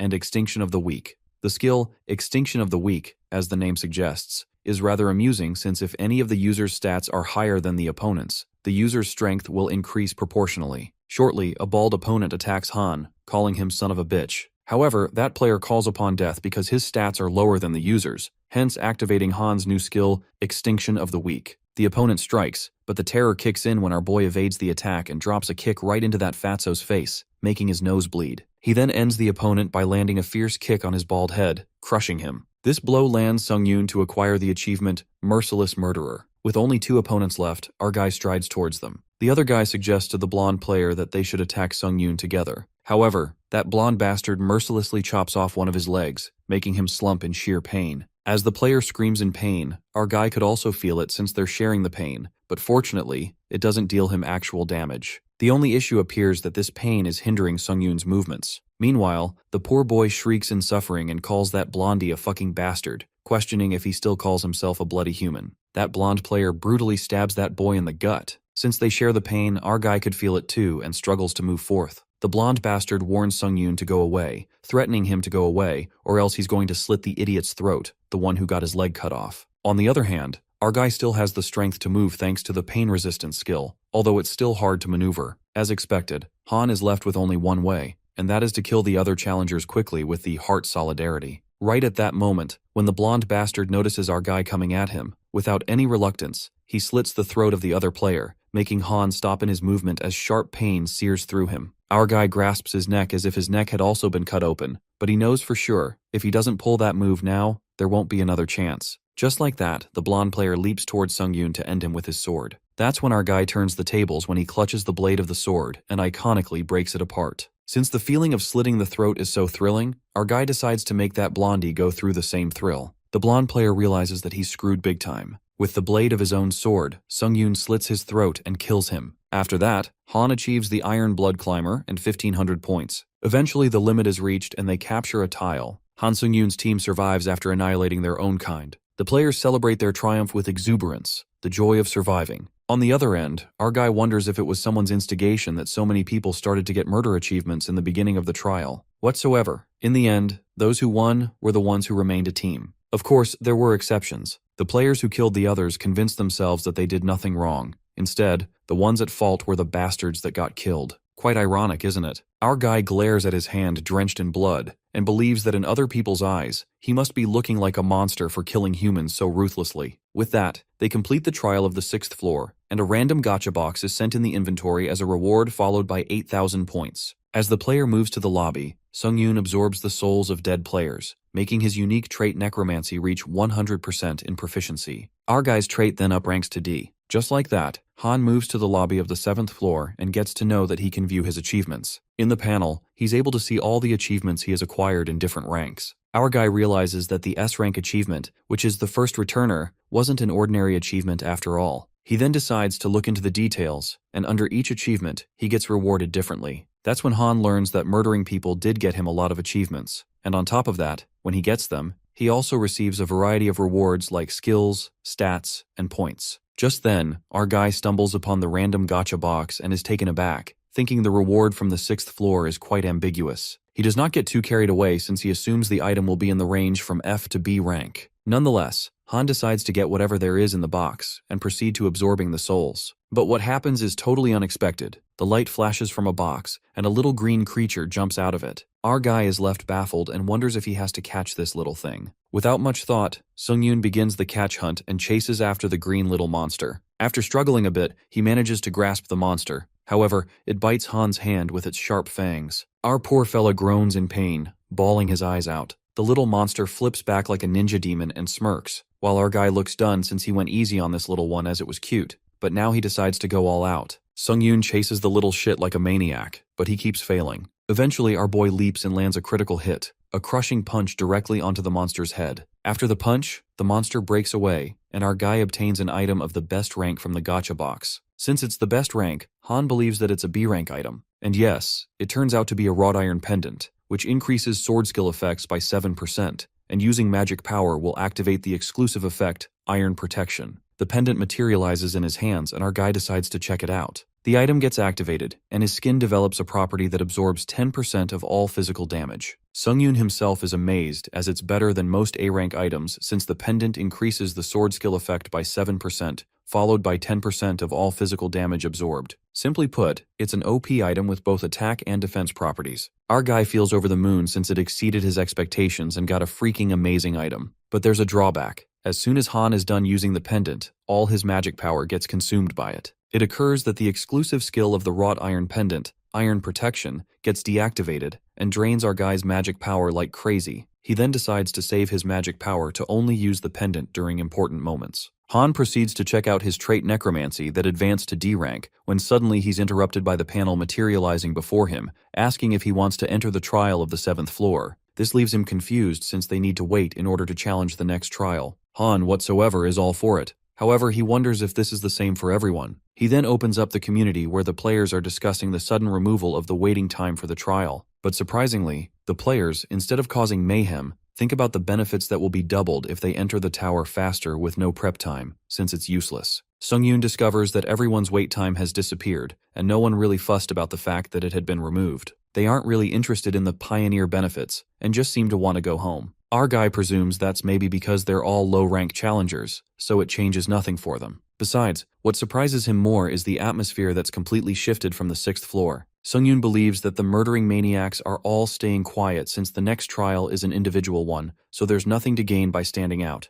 Nonetheless, our fella decides to be more cautious of these murdering maniacs, given that they killed their teammates without hesitation, which just shows they're heartless fuckers. More importantly, Han gets determined to increase his unwavering skill and takes a peek at his necromancy trait status. He notices that the basic effect becomes a little more specific. Previously, it felt like only Sung-yoon's basic stats were being enhanced, but now he can also use souls for magic power restoration, or a shield. Our guy gets a bit disappointed as he was expecting the probability of absorbing a skill to increase, but it didn't happen. However, he did get a defense ability, which he needed. Sung-yoon gets curious as he really wants to test out how great the soul shield is. He tosses the sword in the air and cuts off his own arm, since he still has the lobby recovering effect. With that, the sword cuts through his arm, but in that split second, the soul absorbs the user's injury. The soul of player Song Jin-wook disappears, and our guy absorbs 3 possessed souls. Meanwhile, Han is utterly astonished by the soul shield, thinking it's better than he thought. He thinks he shouldn't absorb all the souls since it's better to leave some to use as shields. Opening up the 6th trial scoreboard, our guy finds himself in the 4th position and thinks it's a shame as he is ranked down by 1. But he remembers that he just needs to be within the top 50 to be a pioneer. That's what is important. Things get a bit boring in the lobby, and now that the wait time is also gone, our guy goes on to the next trial. The trial of the 7th floor begins with the subject being verification. The completion conditions for the players are that they need to complete 3 trials before the time is up, which is 40 minutes. The reward for the trial is a skill, Win's Grace, and the penalty for failing it is death. Next, Han Sung-yoon enters the place of the 7th trial and is shocked to see a corridor, given that it's completely different from other trials. In the corridor, Han feels annoyed since he can't feel anything, but then he witnesses a bright light at the end of the corridor. Suddenly, he's seeped into that light and enters the area of the first trial, which was the desert. The player is asked to prove that they've overcome their fears. Our guy then enters the desert, the place where it all started, when promptly, a humongous sand golem materializes from within the sand. Han realizes that his gut feeling was right all along. This area is a reproduction of the tutorial trial, which means that this trial is making him go through 3 trials he's already passed. Confident that now he can defeat the sand golem with eyes closed, our guy anticipates that he'll be able to go to the 8th floor quickly if he passes this. In the meantime, the monster emerges, and our fella smirks as the trial has been leveled up. The sand golem appears 3 times bigger than it was before. The giant sand golem attacks Sung-yoon, who's thrilled to fight the big fella. Our boy leaps around the monster, but strangely enough, he doesn't see a core stone, which is the vital point of the sand golem. He ponders on the possibility that the core stone must be deeper in its body because of the size, but these thoughts disrupt Han's focus as the sand golem catches him off guard, trapping him in its hand. Our boy, being stronger than before, bursts out of that giant hand with his magic power and thinks he has no choice but to slice up the monster. He then begins slashing the thunder sword across the sand golem, but slicing sand with a knife doesn't sound like a nice idea to him. Nonetheless, our guy adamantly aims to find that core and destroy it. However, Han realizes that he unintentionally made the sand golem angrier and fucked up things a bit. The giant golem bastard gets frantic as it decides to literally make a puree out of our guy by crushing him to death. The sand golem takes a leap to end Sung-yoon while our guy is scared to death. He starts scampering away, knowing that dodging this big asshole isn't a problem, but if it falls like that, our guy is done for. Sung-yoon hysterically runs for his life because he knows he can't escape it. The sand golem forcefully tumbles while our guy makes a lucky escape, camouflaging himself in the ridge of sand. Our guy gets pissed and confronts the frantic sand golem by activating the skill 3 Lacerations, which multiplies the sword's cutting power after every attack. With that, Sung-yoon levels up the game and cuts off the golem's arm in one go. Even our boy is shocked that he managed to do it in one go. He recalls how frustrated he was when that armored player invaded his trial, but he thinks he should be thankful the knight invaded his floor since he got an iconic skill. Although the sand golem can regenerate its part with sand, our guy plans to continue slicing it up in order to get to the core stone. Just like that, Han becomes a freaking maniac as he relentlessly slashes his knife through the monster. Panting heavily, our guy halts since the monster is persistent and keeps regenerating. He's disgruntled since he couldn't spot the core stone yet despite his efforts. Right at that moment, his eyes widen when he witnesses the sand golem's size reduced 3 times. Our guy wonders when this big fella got this cute. Even the golem blushes since it's the first time being called cute. It is then revealed to us that while sand is the golem's body's main resource, it doesn't seem like it can continuously use it in this environment. That's why it's this small now. A malicious smirk spreads across Sung-yoon's face, and our guy asks the golem to get on the diet with him. The trial is a piece of cake due to the golem's size, and Han leaps toward it, slicing that sand golem into pieces like a lightning bolt. Shortly, our boy finds out the core stone to be on the golem's back, realizing that it was too hard to slice its thick body. Han reckons that it took him 10 minutes to find the core, and since the total time of the 7th floor trial is 40 minutes, he better hurry. Suddenly, the golem throws a punch at Han, but our guy evades smoothly, thinking this fella got quicker after the diet. Our guy finds it amusing and wants to play with the sand golem for a little longer, but he's short on time. Han gets at the back of the monster and destroys the core stone by piercing his sword, and it shatters into pieces. Just like that, player Han Sung-yoon proves that he has overcome his fear, and the first trial ends. As soon as the first trial ends, our guy gets swept into the portal right away, and he doesn't even get the chance to take the sand golem's spirit. Unfortunately, after trying, Han fails to absorb the dead golem's soul and feels hella frustrated. With that, he enters the second trial zone, and again proves that he has employed his wits. Our guy arrives at the zone and is astounded to see that it's the orc village from the level 2 trial. He finally gets convinced that it is the recreation of the previous trials. The orc village is enfolded in flames, and our guy spots the orc hunters. Sung-yoon presumes this is what must have happened after he burned the entire settlement. The orc hunters witness their own kind's annihilation, and that's when their eyes burn with rage like a vengeful storm. It is narrated by our guy that it's a phenomenon that sometimes happens to monsters that are engulfed in rage. A berserk orc isn't some mediocre grade E monster anymore, just his luck. The berserk orc hunters dash to seek retaliation and rip Han Sung-yoon to pieces. On the other hand, Han says something heartless, stating that these filthy monsters have no right to feel bad about their loss, at least not when he's here. Hence, he activates the skill Instant Acceleration and Ultimate Triad. The one-sided massacre begins when our fella slashes the berserk orc hunters, and as he zooms to finish off the last monster, that orc kneels before our guy. It seems to be begging to spare his life, and Han steps forth, knowing exactly that the orc is feeling like shit. Our guy senses the familiarity, the helpless orc knowing that it's powerless while its entire family is being slaughtered. Upon hearing this, the berserk orc frantically attacks Sung Yoon, and while our guy evades, he smoothly decapitates the monster with a single sword wield. Just like that, our guy flawlessly proves to overcome his fears and completes trial 2. To avoid the regret of not absorbing the dead golem's soul in the first trial, Sung Yoon realizes that he doesn't even have a second to waste this time and hurriedly absorbs the dead orc's souls.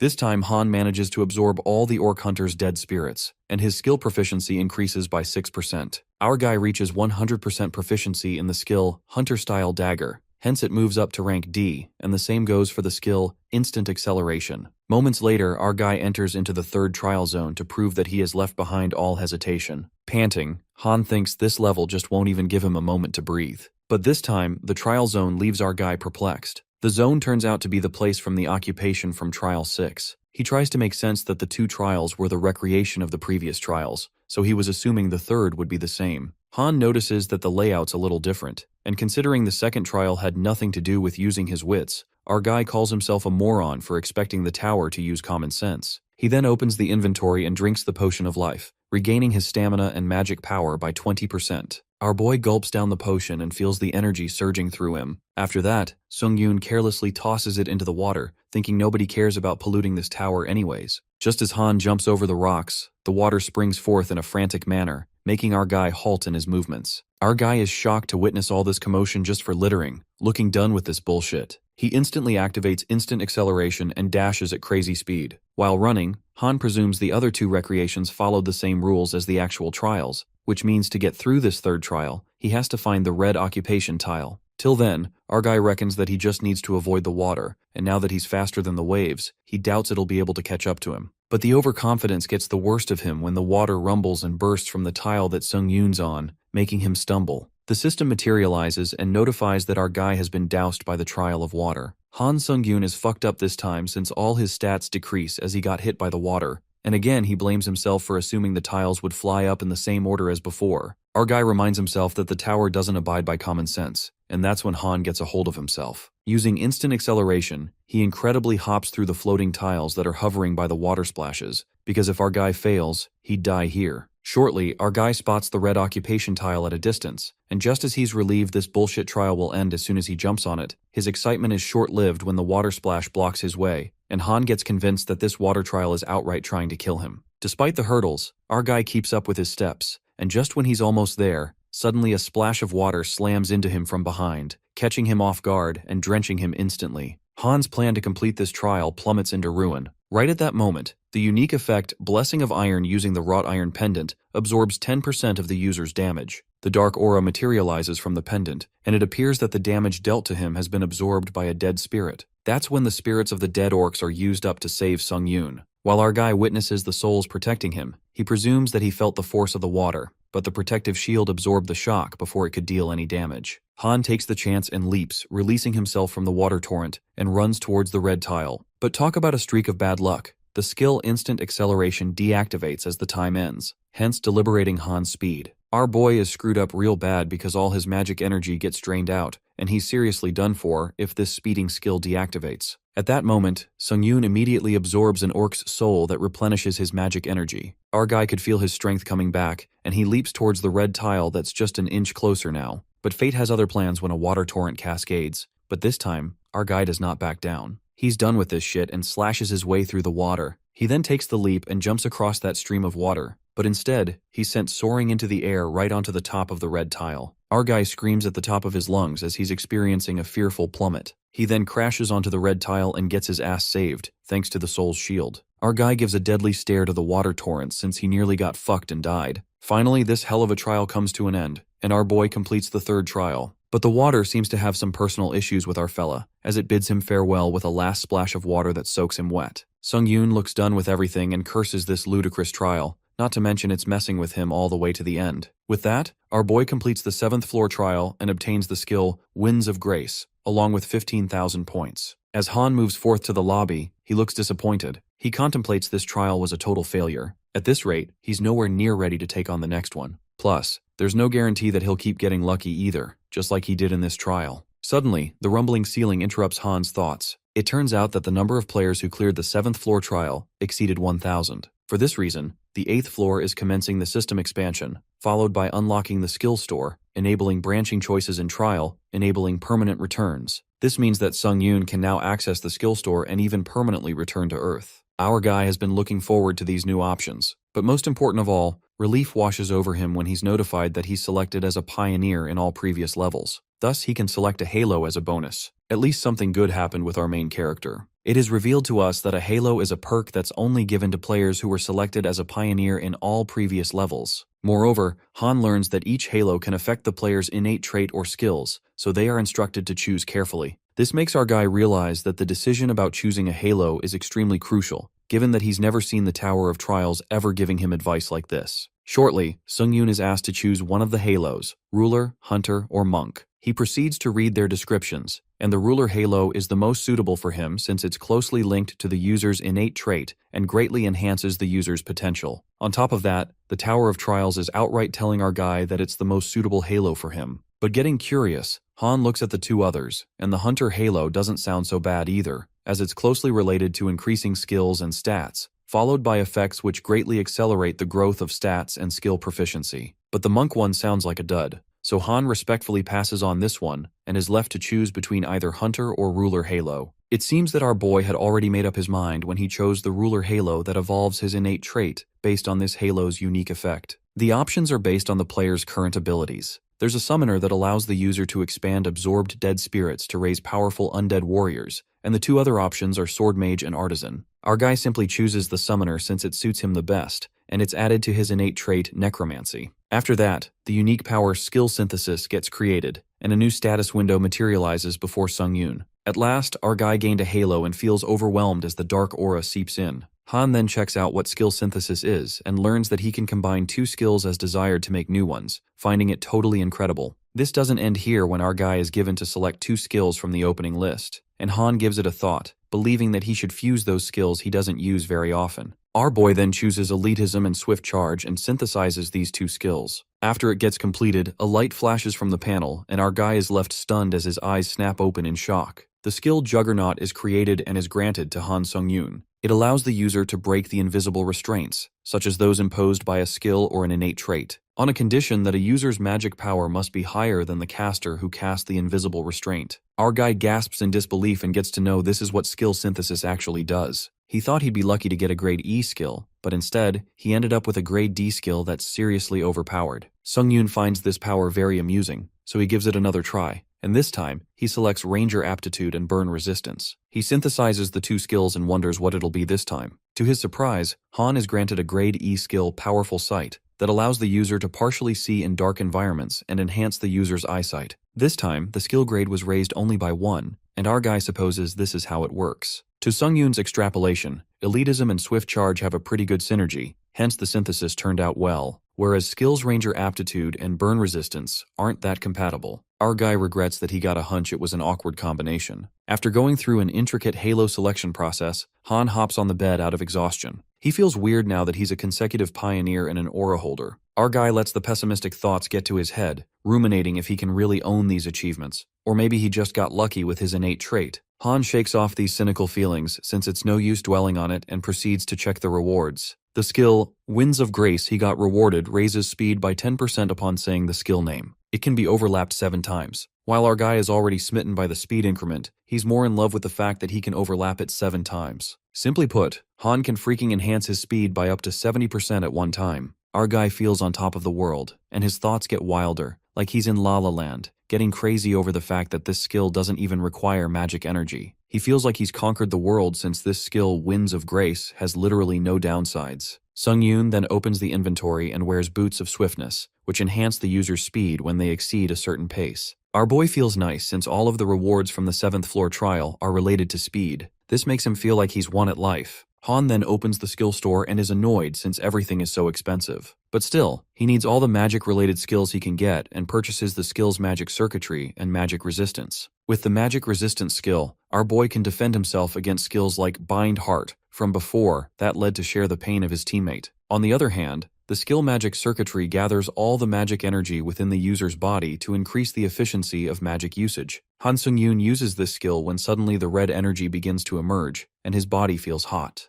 a radiant light illuminates from him, and surprisingly, Han's body feels light. He walks forth to try it out, and when he pounds his feet on the ground, a majestic rumble of power reverberates across the room. He conjectures that he wasn't able to control his magic energy before, but now that his body has these magic circuitry pathways, his magic energy seems to have enhanced his physical abilities too. Our guy smiles at his other smart purchase. After that, Han gets curious to learn more about the Summon Undead, the skill he's gained, but he then leaves it for the next trial. Our guy takes a deep breath and decides whether he should take the next trial right away or return to Earth. The next scene takes us to a guy, Cheolwan Lee, who's put up a party recruitment board for a sudden gate appearance. However, no hunters seem to volunteer. Lee is anxious since nobody has signed up yet, and shortly he's approached by a bunch of hunters who snicker at him for having no luck finding party members. The Phaetas hunter suggests Cheolwan hand them the gate entry permit. Unless he starts exploring the dungeon before the limit, his entry will be automatically withdrawn. Lee is done with these assholes, but he remains persistent and refuses to give the entry card. The bully hunter tells him not to be a moron and shows how many hunters are waiting to enter the dungeon, but none of them wants to join his party. The bully hunter gives Lee a reality check, revealing that he is grade E, so no one would form a party with a low-level riffraff like him. The other hunters also scoff at the boy, muttering it's a real punch in the gut, and agree with the bully hunter. Suddenly, someone asks that boy if he's still looking for party members. Well, that guy turns out to be our boy Han Sung-yoon, a C-grade hunter. Our guy asks Lee if he's qualified to join, and the boy happily nods. Meanwhile, the Phaetas hunter doesn't like the sudden interference of Han and grabs his shoulder. He asks our fella if he's cutting the queue, but our boy smirks and straight up tells that bully hunter to join Mr. Cheolwan Lee's party if he's got a problem. The hunter gets pissed off and tells Han he can't talk down to him like this, calling him an asshole. Our guy gives off a deadly stare and warns that hunter to take his hand off his shoulder or else he'll break it. Suddenly, our guy emits a dark aura that scares the shit out of that fat hunter. The aura sends shudders down his spine as the fat hunter wonders what this aura really is. The sidekick of the bully hunter assumes that it's his aura and he's scared the boy away. But the bully hunter sweats and in his head calls his sidekicks morons cause this aura ain't his. After getting scared to his wits, the hunter decides to let it slide since the Hunter Association officials are watching them. The fat guy, along with his sidekicks, strides away quietly. The boy Lee scratches his head in worry since everything is screwed up already. Our guy then calls Lee out and suggests that they should head on since it doesn't look like he's going to get anyone to join. Lee asks him in disbelief if he's suggesting that just the two of them should enter the dungeon. Later they both enter the dungeon and Cheolwan Lee gets alerted as he glances right and left. But our guy tells him not to be so nervous and states that he'll be able to take care of most monsters up to grade D. Lee is surprised to hear this and recalls Sung-yoon saying that it's his first time inside a dungeon. Our guy doesn't exactly lie when he says it's his first time, presuming that the Tower of Trials technically isn't a dungeon. Hunter Lee gets a bit anxious, and not to sound rude, he informs Sung-yoon that exploring dungeons means putting their lives on the line, and there's something he tells our boy before they go. Lee explains to Sung-yoon that between grade E and grade C hunters, they might think that low-grade hunters are much weaker so they're more likely to die, but the reality is, the mortality rate of grade C hunters is much higher. Grade E hunters take the side of caution since they're aware of how weak they are, whereas grade C hunters have sky-high confidence, and that's what leads them to make fatal mistakes. Lee warns our boy that dungeons are more dangerous than they think, and frankly, seeing Sung-yoon's confidence is making him worry even more. While our guy understands why he's worried, Hunter Lee takes the role of the leader. Although he may be a low-grade hunter, he has plenty of experience. Our guy doesn't feel so sure about this, since he'd feel better if he led from the front. Nonetheless, Han agrees, and Lee takes the lead for both of their safety. They start going inside, and our guy decides to see how Lee does for now. Shortly, they encounter a lizardman monster, and Lee gets tense as Lizardman is a skilled weapons user, so it's going to be a tough battle. Cheolwan plans to distract the monster and instructs Han to attack its weak point when he gives the signal. Our guy nods and decides to see how an experienced hunter like Lee handles things. In the meantime, the lizardman leaps forward to attack Lee, and while we all expect this boy to fight back, this dumbass begins swishing his sword and tries to shoo it away like it's a freaking cat. Han, standing at a distance, is baffled as he notices that this dumb fuck Lee is scaring the monster away. Our guy seems to have no time for dilly-dallying since he used a temporary return, so he only has 3 days on Earth, which he can't waste on a single lizardman at the very start of the dungeon. That's when Han Sung-yoon steps in to cut out the bullshit and lends a helping hand to Lee. While Hunter Lee lets out that he'll get hurt if he charges like that,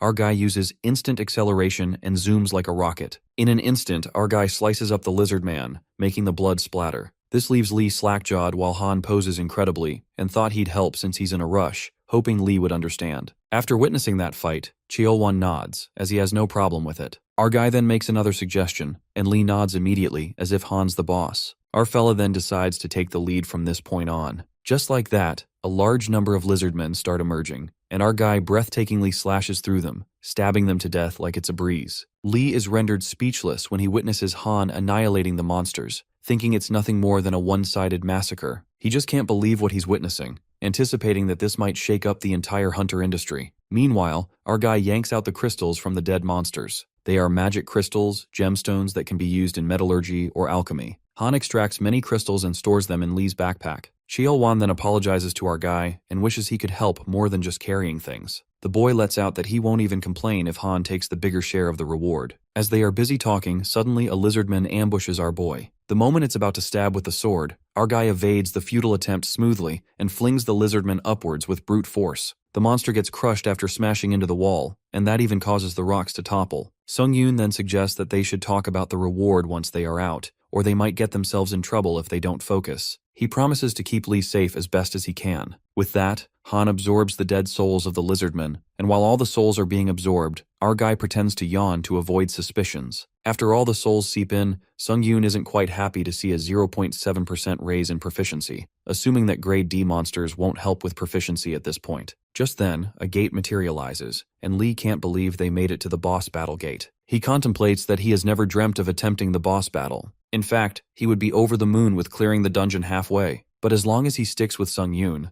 Lee believes that they might actually clear the entire dungeon. Moments later, our guy asks Lee if he's ready to enter the boss battle gate. The boy advises Han to take a break, but our guy is ready to go as well. With that, they enter the gate and witness a Lizard King, as expected. The Lizard King stomps towards them while Lee asks Han how he's going to take this thing down. The boy yells at him to think of a plan or something, but our guy looks chill about this as he responds that he doesn't really have a plan. Well, this is exactly the kind of cocky attitude Cheol-wan was talking about. Sung-yoon is surprised by the Lizard King's incredible speed that doesn't suit its size, but our guy can easily match its speed. The Lizard King attacks Sung-yoon, and he goes flying back and smashes into the ground. This leaves his teammate worried sick for a moment since he thought he was dead. Our guy recovers from the damage and believes that it should obviously be this difficult in order for him to test his new skills properly. Seeing the Lizard King's chair damaged, Han feels it's overshadowing something bad, and at the same time, the Lizard King lets out a purple light, which triggers the skill slow movement. All of Sung-yoon's movements start slowing down by 25%, but before that could have happened, our guy activates the skill Forceful Breakthrough, which enables him to have more than twice the amount of magic power than the user of the slow movement skill has. All effects of slowness from all movements negate,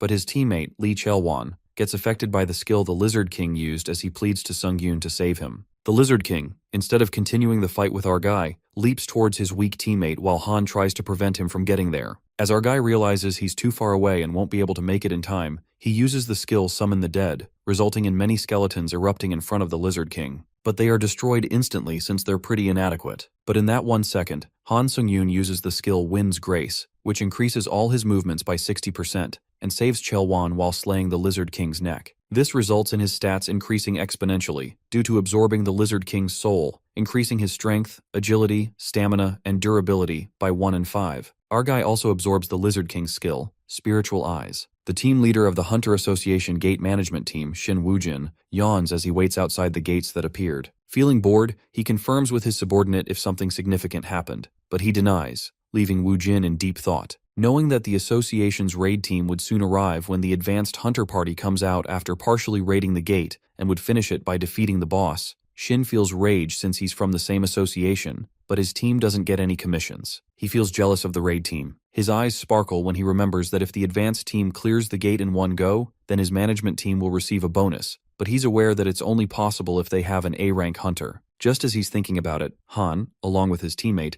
appears out of the gate while it's announced that the third gate advance party has finished their raid and are coming out. Woo-jin finds it unusual for the raid to be completed so quickly, but after seeing only 2 people coming out of the gate, he assumes that they probably came out after barely clearing 1/2 of the raid. But as the team leader sees the color of the gate turning gray, which indicates that the boss room raid is done, he rushes in front of Sung-yoon as he finds it hard to believe. Shin Woo-jin introduces himself as the one who's in charge of the urgent gates that have appeared in the park, and Lee Cheol-wan interrupts him, asking him if he's perhaps here to purchase the gate's ownership. Agreeing with Lee, Shin decides to make an offer to the two of them, but Cheol-wan backs off as he knows that's something he can't decide since our boy raided the dungeon all by himself. This leaves the team leader speechless for a moment, and he believes that if he raided the dungeon all by himself, then he must be an A rank. But our guy interrupts him, letting him know that he's a C rank. Our guy believes that's not important and decides to get to the point, asking Woojin how much he wants for the gate's ownership. The team leader calculates in his head and announces that the team management would like to purchase it for 1.2 billion won,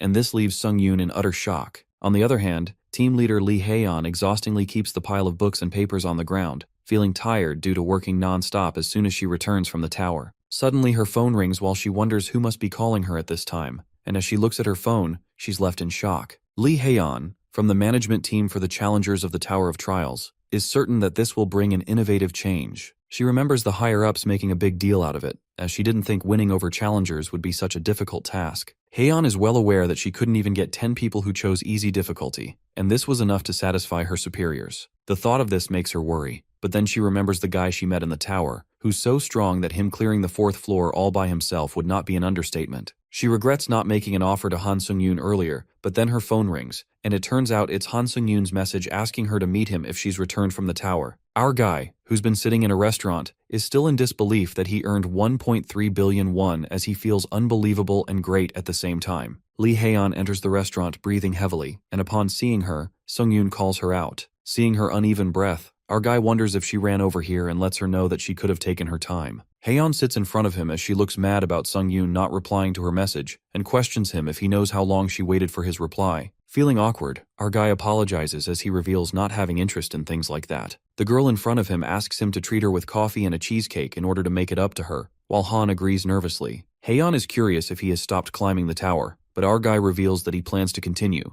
and the reason he contacted her is because he has a favor to ask. Han Sung-yoon tells her that he needs a guild, a place that will let him enter the towers as he pleases and raid the dungeons, but he has some conditions. The first condition is the authority to decline summons from the guild. The second condition is the guild's non-involvement in his activity inside the tower. And the third and last is the authority to use the guild's dungeon whenever he pleases. After putting his conditions on the table, our guy asks her if there's a guild that can agree to these conditions, while he feels the mood change in the environment, which makes him wonder if he asked for too much. Hae-yeon states that the conditions our fella told her are impossible because if he looks from the guild's perspective, they don't gain anything. Just as he believed that he asked for too much, Hae-yeon holds his hand and offers him to join her White-Silver Guild, and she will make his impossible conditions possible. We see Han Sung-yoon lying over a moving truck as he remembers raiding dungeons, selling items, and joining a guild all in one day, feeling productive about it. He thinks about the one thing that's left in order to join the guild, and that is to clear a C-rank dungeon by himself in order to prove that he's skilled enough for Hae-yeon's superior to accept him. She explains that the authority to freely use the guild's dungeons can't be just given to anyone. This leaves our guy deeply unsettled as he processes her words and realizes that only a minority of people can reap the benefits of the White-Silver Guild's dungeons, and for that they either have to be a rising star or a hunter that the guild expects a lot from. After thinking for some time, Han requests Hae-yeon to prepare a C-rank dungeon for him to clear. In Uijeongbu Nogyang District, Chunbo Mountain, we see our guy lying over a moving vehicle while he ponders if he should run from there to warm up. With that, Sung-yoon sprints with lightning speed, which results in intense air resistance. Meanwhile, Hae-yeon is busy preparing a C-rank dungeon as she goes to reserve a raid gate in an hour's time, and the guy in front of her recognizes her by her card and suggests she sit under the tent since there's a lot of time. But before she could even sit down, Han Sung-yoon makes a swift entrance, catching Hae-yeon by surprise since he's way too early. Sung-yoon is about to reply when a gust of extremely intense wind blows all over the place, and our guy nervously apologizes and explains it must have caused a shockwave since he ran here way too fast. Lee Hae-yeon, along with the guy, tries to suppress her shock as she wonders who this guy is, and with that, she lets Han know that she's done with the proceedings. Therefore, he should let her know when he's ready. Han Sung-yoon is ready to start now, and they both enter the gate only to be welcomed by Fields. Looking back at her, our guy instructs her to give him a signal if she feels he's in danger. But Hae-yeon is wearing an artifact that the guild has given her, Empress's Necklace, which is an item with a shield ability. And even though it's not very strong, it has a stealth ability. Plus, the necklace also attracts aggro, and it might make it look as if she helped him. Therefore, she decides to stay far away. Sung-yoon is relaxed now that he doesn't have to worry about her while fighting, and with that, he activates Spiritual Eyes, which helps him sense invisible enemies. Then deadly demons suddenly appear out of the fields. Seeing the deadly poisonous demons in a C-rank dungeon, Hae-yeon alerts our guy about this being an irregular dungeon. Meanwhile, Sung-yoon kills all 3 of the demons. This leaves Lee Hae-yeon amazed beyond comprehension as she knows that this isn't normal and is glad that her decision wasn't wrong. Han uses his sword, and its lightning effect activates so rarely that he forgets he has it. With that, he clears the vicinity by killing the last demon and lets Hae-yeon know. Lee Haeon couldn't believe her eyes, seeing our guy clear the boss room in under an hour, and solo at that. What's even more surprising to her is that this is an irregular dungeon. Plus, the deadly poisonous demons aren't monsters that can be taken lightly, and they're one of the monsters that C-rank hunters are recommended to kill in a party play. Observing his potential, Hyun believes that Han Sung-yoon is going to grow even more, to the point where he can't be compared to him. Due to all possessed souls being used, Sung-yoon's stats increase, and his strength, agility, stamina, magic power, and durability increase. Our guy assumes the dungeon boss will not pose much danger and decides to enter the boss room along with Haeon. She finds it a bit strange that they can't feel the monster's presence to this extent, and is interrupted when the monster appears right on top of them, going straight for her. All of this happens in a blink of an eye, but Han Sung-yoon saves Lee Haeon by carrying her in his arms when she alerts him to look behind him. The monster lets out blue flames and destroys the place, but our guy rushes to a safer spot and lets Haeon know that he moved them there without her consent since it was dangerous, asking her to understand him. Hyun reassures him, and our guy decides to finish it off. The management team leader offers him her buff skills, but Sung-yoon refuses and jumps down. Our guy activates the skill Instant Acceleration, and due to the exclusive effect of Fast Boost, his movement speed momentarily increases. Along with that, he uses the skill Wind Grace, which results in increasing his movement speed by 70%. With 3 lacerations, Sung-yoon slays the dungeon boss, Demon of the Blue Fire of Destruction, while he's confused as to who this monster is. They both walk out of the boss room when Haeon expresses that she wasn't expecting him to clear a dungeon of this level so quickly. With that, she announces that he has passed the test and now can use the White Silver Guild's dungeon. Our guy is glad to hear that when the black-haired girl takes the conversation off topic and tells him that when they are first called to the Tower of Trials, the difficulty they select isn't too important. For those who have good scores on their easy difficulty levels, their later trials slowly become more challenging. Similarly, for those who elected hard difficulty, if their scores aren't great, they can change their difficulty level to easy. The point is, when they consider these principles, just like how Sung-yoon did, he achieved such overwhelming success despite his ranking in the Tower of Trials being amongst the top 50, which means his difficulty is probably deadly. Hyun explains her point and tells him to be careful because she wants to accompany him and see him grow over the years, and this confession leaves our guy in shock. Sung-yoon, who's been sitting on top of a tall tower and is busy eating an apple, gets a system notification that he's going to return to the Tower of Trials in 5 minutes. Thinking about how busy he has been for the past 3 days, our guy is glad since his stats increased a fair bit, and his confidence too. As he returns to the Tower of Trials, Sung-yoon is welcomed by the system asking him if he wants to accept the 8th floor trial. As he clicks yes, the system asks him to choose the point of trial. With 3 options being given to him to choose from,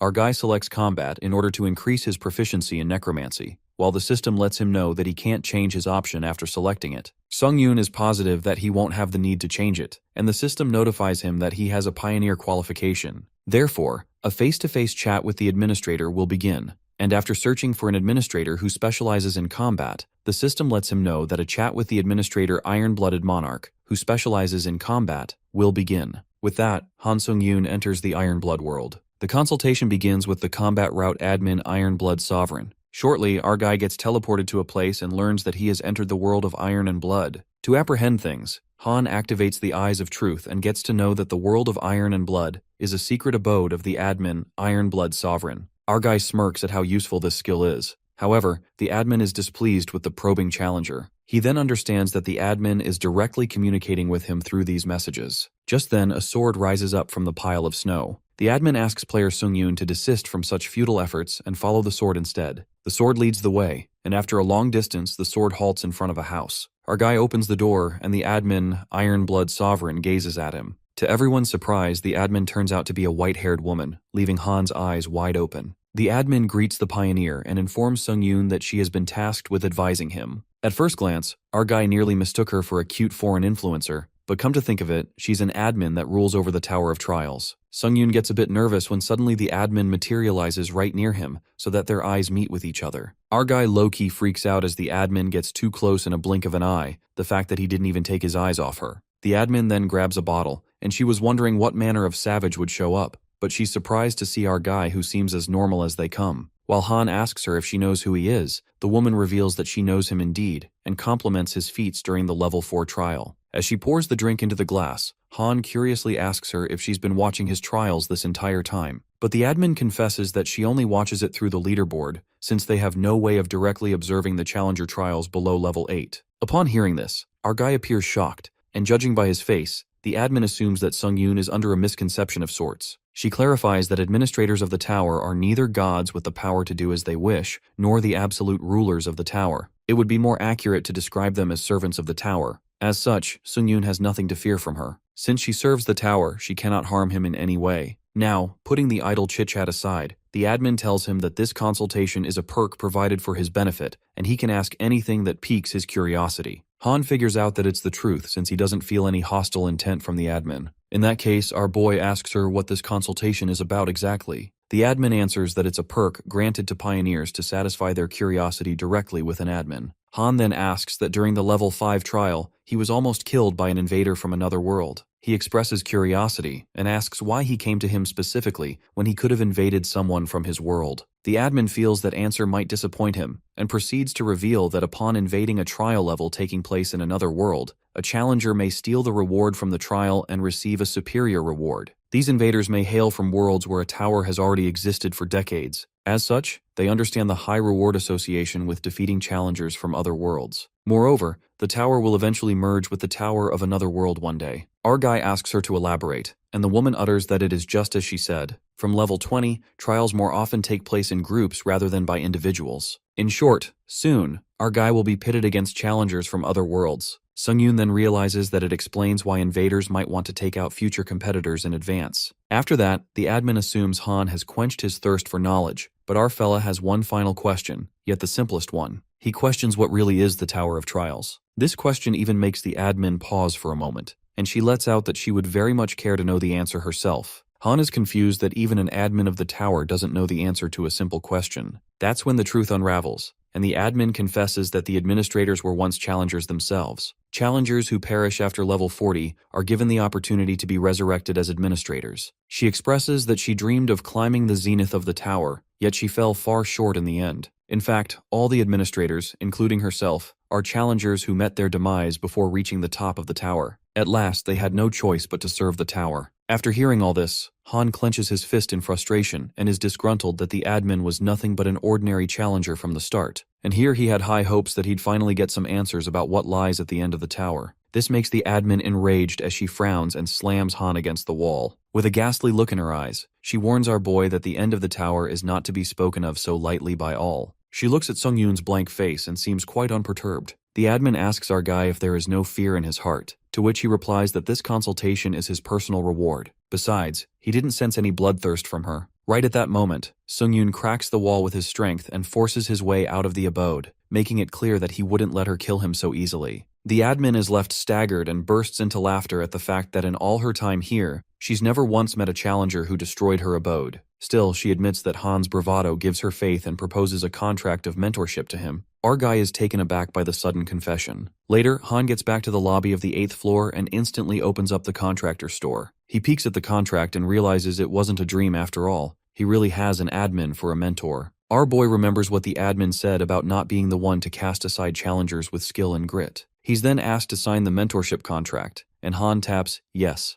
Our guy now has access to the contractor store and the use of the special points. All his stats increase by 1 as a special contractor reward. The admin enjoyed their time and wished to meet Pioneer Han again. Han then opens up the category powers in the store and sees the list of 3 powers. Our guy wonders if these powers are different from the unique power he got from level 8. But first, he decides to check the other pages and is denied access. He will be permitted access from the level 10 lobby. This means Sung-yoon can only see the 3 powers for now. The power, Iron Spirit, an A-grade skill that increases proficiency growth rate by 2.32 for all weapon skills. Power Lord of Winter, which temporarily increases stats in cold environments. And lastly, Power Clear-headed, that allows the user to make rational decisions under all circumstances. Our guy doesn't see anything special and thinks he should just gain more SP for the time being. Whatsoever, he decides to purchase the Power Clear-headed, since this power will help him think clearly even at the worst times. He hopes the power lives up to its name, and it's probably best that he raises his chance of survival by even a little bit instead of biding his time. After all, who knows, he might face another invader trial. After that, Han proceeds to go for the 8th trial, and its subject is eradication. The trial objective is to defeat the lich responsible for summoning the skeletons. With that, our guy enters the trial and is left flabbergasted when he witnesses himself standing on a cliff with countless skeletons in his sight. Han tries to process, and it's obvious that the skeletons have outnumbered him. But this doesn't really affect him as he's ready to take them all out. With that, our guy plummets into the sea of skeletons, and is more relieved when he figures out these skeletons can't even put a dent in his armor. Then begins the skeletons' massacre when Sung-Yoon slashes their heads off and their bones scatter. While our guy slices his way through these skeleton bastards, he thinks they'll need something stronger than skeletons to beat him. But Han gasps with disappointment at the fact that his skill proficiency only increases by 0.08 when he kills a skeleton. The crumbling continues, and our guy is convinced that he won't be raising his skills in this trial, so he just gets it over with. Suddenly, a voice reverberates, asking who dares to wreak havoc in his sanctuary. Han senses that it's coming from a distance, and he summons the undead skeleton soldiers in his possession that wipe out the leftover skeletons. Even our boy is surprised and concludes the skeleton soldiers might be lousy enemies, but they sure are useful to have on his side. He then leaves them to it and goes to take care of the boss. Han leaps upward and activates the skill Wind of Grace, increasing it by 60% and even using the speed of the magic boots. With plenty of speed boosts,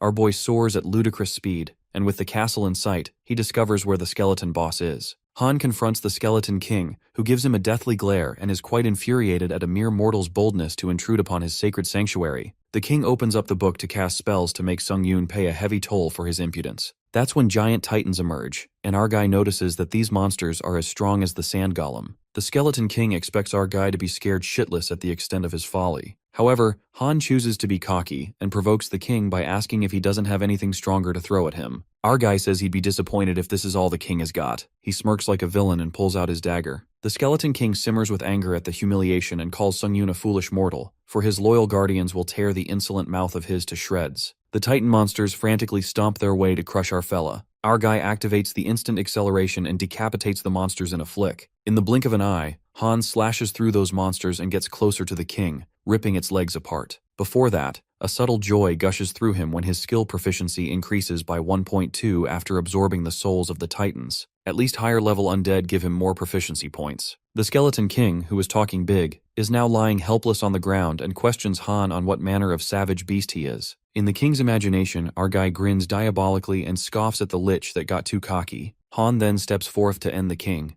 but then his eyes land on the book, recalling how the lich seemed to be able to control the monsters at will somehow. An evil thought flickers in his mind when our guy plans on using the lich's skill to farm his proficiency. After that, Sung-Yoon asks the lich if he can summon more of these guardians. The king wonders why the mortal needs to know, while our guy thinks they're done here, given that the lich can't summon. However, the lich warns him not to get closer and confesses that he can summon. Han asks how soon he can summon those guardians, and the king responds that he can summon them in minutes after they perish. Han discovers that he can summon even more right now and commands the lich to summon the monsters again. The king appears baffled since his guardians couldn't even put a scratch on a warrior of Sung-Yoon's caliber. Our guy gets tired of the shit talk as he aims the sword at the king. The king immediately opens the book to save his ass and summons all his guardians at once. The pages flick and the monsters emerge. Our boy annihilates them at once and the king will suffice. However, Han lets the lich know that they're just getting started and asks him to recall his skeletons that are still standing and use that energy to summon guardians instead. Our guy torments the king as he flounces the sword at him to make him work. Later, the endless slashing of monsters continues, and the poor lich is sucked to the bones, wondering for how long he will endure such torment. While the lich is regretting his life decisions, our guy, being the savage beast he is, makes it clear that they're only done when he says they're done. Han relentlessly slices up the monsters, and with each kill, his proficiency increases. Moments later, his innate trait necromancy reaches 100% proficiency and increases by 1 grade, which means now his necromancy trait is at grade C. Our guy smiles at this, while the lich states that Sung-Yoon is the true monster here, and the devil himself looks upon him with disgust. The Skeleton King curses our guy's name forevermore, even in death. As the poor lich laggardly withers away, Han learns that the king's bones are cracking every time he summons a guardian. Hence, he's on the brink of death. With that, our guy strides closer, hoping the lich would last a bit longer, but unfortunately, it's time that he wraps things up. The king calls him a repugnant human, and Han chops its head off, killing it instantly. He then receives an achievement, The Devil May Weep, and absorbs the lich's dead spirit. Just like that, Sung-Yoon completes the 8th floor trial and obtains 30,000 points along with 700 special points. Our player enters the level 9 lobby and is informed that the trials may now be observed by administrators. Moreover, they can now purchase grade C skills from the skill store. After that, Han opens his status window and learns that absorbing skills is not overpowering. Instead, he can now even absorb skill proficiency. On top of that, upon absorbing a dead spirit, our guy gets to know that the exact chances of absorbing a skill from a spirit are 20%. About the level 8 trial, Han felt like it was pretty anticlimactic, but there's no telling what level 9 will be like. So he decides to be ready for whatever comes next. Han then looks at his dagger that will last him a while longer, but the problem is his shield and weapon skill. It turns out that our guy has reached his limit with hunter-style dagger and needs a new sword fighting skill to switch to. For that reason, he enters the skill store and doesn't find any decent sword fighting skills. Well, if he can't buy one, Sung-Yoon decides to make one. He purchases basic sword fighting skills that raise his ability to use all types of blades. Soon after, he thinks of leveling up the hunter-style dagger using skill synthesis. But first, he needs to consider which skills it's compatible with. Out of all the skills he has available right now, basic sword fighting is probably the best fit. Han uses the two skills, hunter-style dagger and basic sword fighting, to synthesize, and since these two skills are not the same grade, the grade D skill hunter-style dagger will become the focal point. Plus, there's a 75% chance of synthesizing a high-grade skill. Moments later, the magic happens, and our guy hits the jackpot when the skill Demon Slayer style is created, not to mention it's a C grade. The Demon Slayer style skill increases the cutting effect by 3 times when wielding the sword, and increases attack speed by 2 times when facing non-human enemies. Our guy apprehends that it'll be faster when he fights non-human enemies, and it's evident that this skill was designed by a hunter to kill monsters. Han then decides to try synthesizing some of the skills he has left, but the tension creeps in. But our fella tries to tell himself that gambling is a vice, and looks up at the skill compatibility and skill rate first. After testing out the skills, Sung-Yoon stumbles upon Ashen Blood and is amazed that it raises his regen ability threefold, and it feels like cheating already. Plus, it even reduces 40% pain whenever he takes damage. But unfortunately, he can't test this skill in the lobby since the lobby heals the damage anyway. Our boy then ponders that he's come a long way from when 100 points was a lot to spend. With that, he lifts the lobby's automatic healing function by deducting 50 points. Now that he's used up all the dead spirits in the 8th trial, Han supposes the protective shield shouldn't kick in. He raises his sword and pierces it into his hand multiple times. Thanks to the skill Ashen Blood, Han's arm heals up in no time, and our boy is amazed because he basically has a way of recovering from physical damage without needing to go back to the lobby now. In addition to his new healing ability, he still has his dead spirit shield, which means he doesn't need a shield anymore. But our guy still keeps the shield since it's got sentimental value. He then opens the community, but finds nothing worth reading from the looks of it. Now that Han doesn't even have time to wait, he thinks there's no time for dilly-dallying and goes on to the next trial. The level 9 trial theme is Arena, and the objective is to kill all the monsters inside the arena within the time limit. The reward for the trial is the skill Call of the Wild. Suddenly, a notification alerts Han Sung-Yoon that the 9th floor is currently unsafe, and reveals that this trial has been invaded by a challenger from the martial arts world. The invader has seized the objective of the trial. Our guy ends up at the 9th floor trial and encounters the martial arts invader who seems to have wiped out all the monsters. The old man introduces himself as Seonhak Bayek,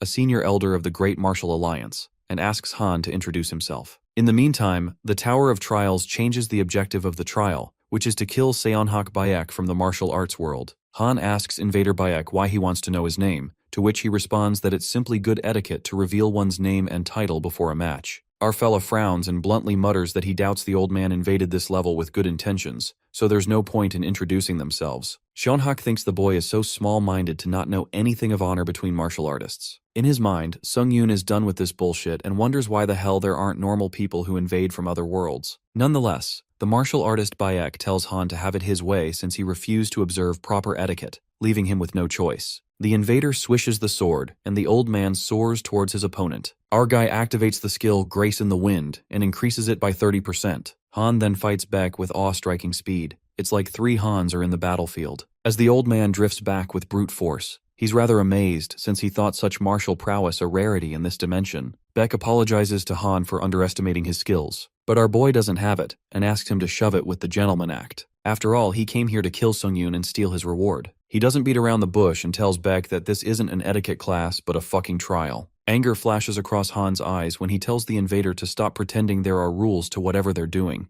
concluding that hypocrites make him hella sick. After hearing such things, the old man is offended and figures out that warriors of Han's world see neither rhyme nor reason. With that, a jolt of power gushes through Seonhak Bayek, and he bids our boy farewell, addressing him as a nameless warrior. The dark energy cloaks the place and bursts out like a wrathful force. Right at that moment, the panel warns Sung-Yoon that the enemy's innate trait Swordshine has shrouded his vision for 5 seconds. 5 seconds are enough to rip someone to pieces when he's completely defenseless. Our guy is thrown into panic when he can't see anything. Han Sung-yoon activates the skill Magic Resistance, which decreases the duration of sight impediment, the invader's skill. He then activates the skill Third Eye to detect an attack from outside the visible range. That's when Han detects the sword that nearly pierces through him from the front. Fortunately, our guy manages to dodge that attack as the sword brushes against his shoulders and past his hair. As 5 seconds pass away, Bayek's skill Sight Impediment is terminated, and Sung-yoon is able to see his opponent. Our fella activates the skill Ashen Blood, and relief washes over him because the old man almost got him there. Invader Bayek, on the other hand, is staggered and asks the nameless warrior how he sensed his movements. Our guy then uses the skill Grace of Wind, which increases by 50% and makes a stronger comeback. The tension hangs heavy in the air as their swords clash with each other.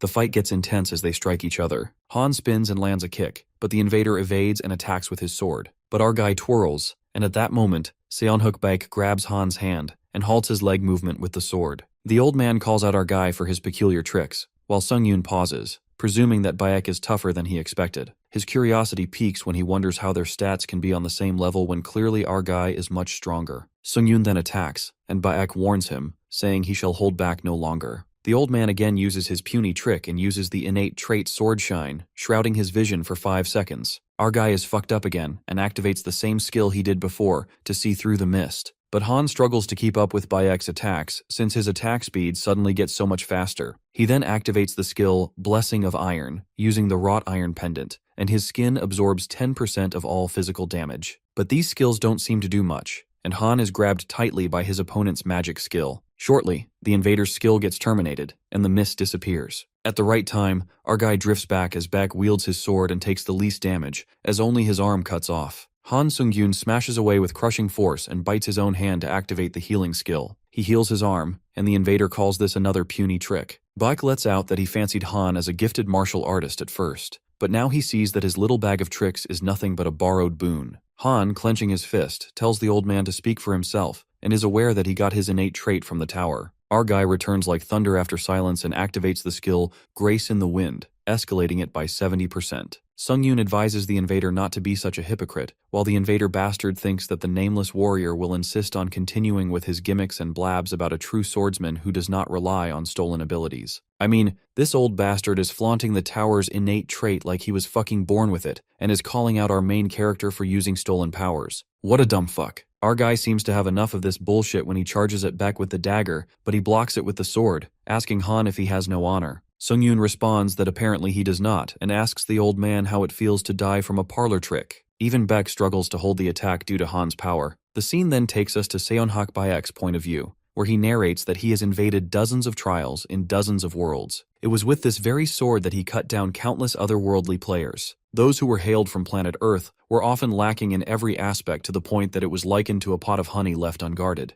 More like treasure that didn't need to be won over. The fact that players of Earth could not even touch a single strand of hair on his hand depicted how useless they were. Not only that, his innate trait, Sword Shine, blinded his foes and allowed him to defeat them in a single stroke. At least until now, this trial invasion would have been the same, but things seem to be going south. Baek's distraction gives our guy a chance to attack, and he manages to slit the dagger through his hair. The old man's hair streams down, liberated, caressing the shoulder. Our guy finally manages to draw some cuts on Bayek's face as the blood drips. At that very moment, several admins show up on the panel and are impressed by player Han Sung-yoon, showing their interest. However, the martial artist invader couldn't take this when jealousy speaks through his face, and he furiously uses the skill 2 birds 1 stone, increasing his speed by 2 times. The old man literally activates all the skills he possesses just out of spite. The invader exudes a fierce aura, and a snickering giggle escapes Han's mouth when he repeats the invader bastard's words that the skills were nothing but trivial tricks. Quite ironic now that he's using all of them at once. Both of the opponents spiral out of control, and the system notifies that trial invasion penalties are in effect, decreasing their stats by 8 points. Some skills are currently unavailable. Seonhak Bayek is screwed up as 2 of his skills get forcibly deactivated. Soon after, the old man activates his innate trait Sword Shine, while our guy now starts to get used to his attack pattern.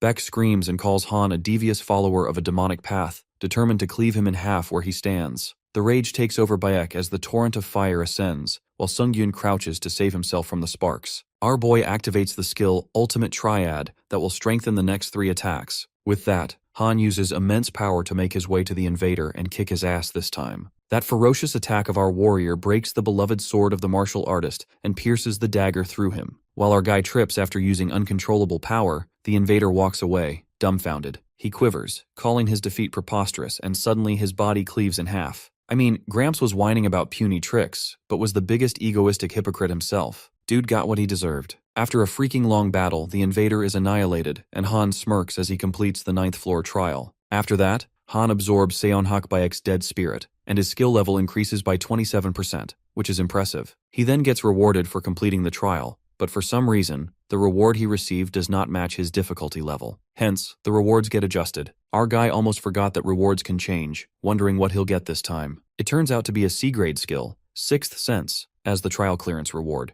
and he even receives 35,000 points. Han ponders about the skill 6th Sense. That's a slightly higher grade skill than the original reward, Call of the Wild. Our boy then proceeds to move to the lobby of the 10th floor to look more into it, when his path gets blocked as multiple panels materialize before him. The admins of the tower applaud his performance. Han then stumbles upon the message about his trials being observed by admins, and to sum it up, he managed to impress a bunch of admins in that last fight. Since it's about as much recognition, our guy feels like he deserves to feel some pride at least. Just then, the admin, Lord of Iron and Blood, is displeased by the excessive attention showered upon their contractor, Han Sung-yoon. She also advises her contractor to refrain from hubris. Unexpectedly, the admin, White Crane, shows up and wishes to add power to his contractor-only store. Han's eyes widen with shock as he couldn't believe that White Crane was giving him free power. That's when the admin, Lord of Iron and Blood, her contractor, begrudgingly allows our guy to accept the power. Han hopes there are no strings attached, but his admin advises him that the other admins may gift contractors with powers to earn their power. This raises suspicions in our fella's mind. Come to think of it, why would an admin want to get in his good books and earn his favor when he already has a contract? Han then asks if he'll have run-ins with other admins, to which the White Crane smiles bashfully and remarks that he will meet quite a few. Sung-yoon's contractor, Lord of Iron and Blood, remarks that gifts from other admins are mediocre and hardly worth any of his trouble. Our guy, upon hearing this, is even more confused about the admins giving him mediocre gifts just to earn his favor, which certainly means they want something in return. Still, he doesn't need to look a gift horse in the mouth and takes what he can get. The White Crane admin adds the power Intense Aura Sword in Han's contractor store. The admin smiles and bids the player to remember this favor. Our guy promises to use it well. With that, Han moves to the lobby of the 10th floor, the new common area, and wonders if admins can see while he's in the lobby. To confirm it, he calls them out to ask if anyone's watching, but nobody answers. At that moment, our guy feels flattered as he couldn't keep his calm and opens the contractor store. He witnesses the White Crane's skill and learns that he can inject magic energy into his sword to create a sword aura. Here our boy thought it was some kind of mediocre power, but he's amazed by it. Sung-yoon also says that he's got access to a list of new skills. Han gets some OP skills this time.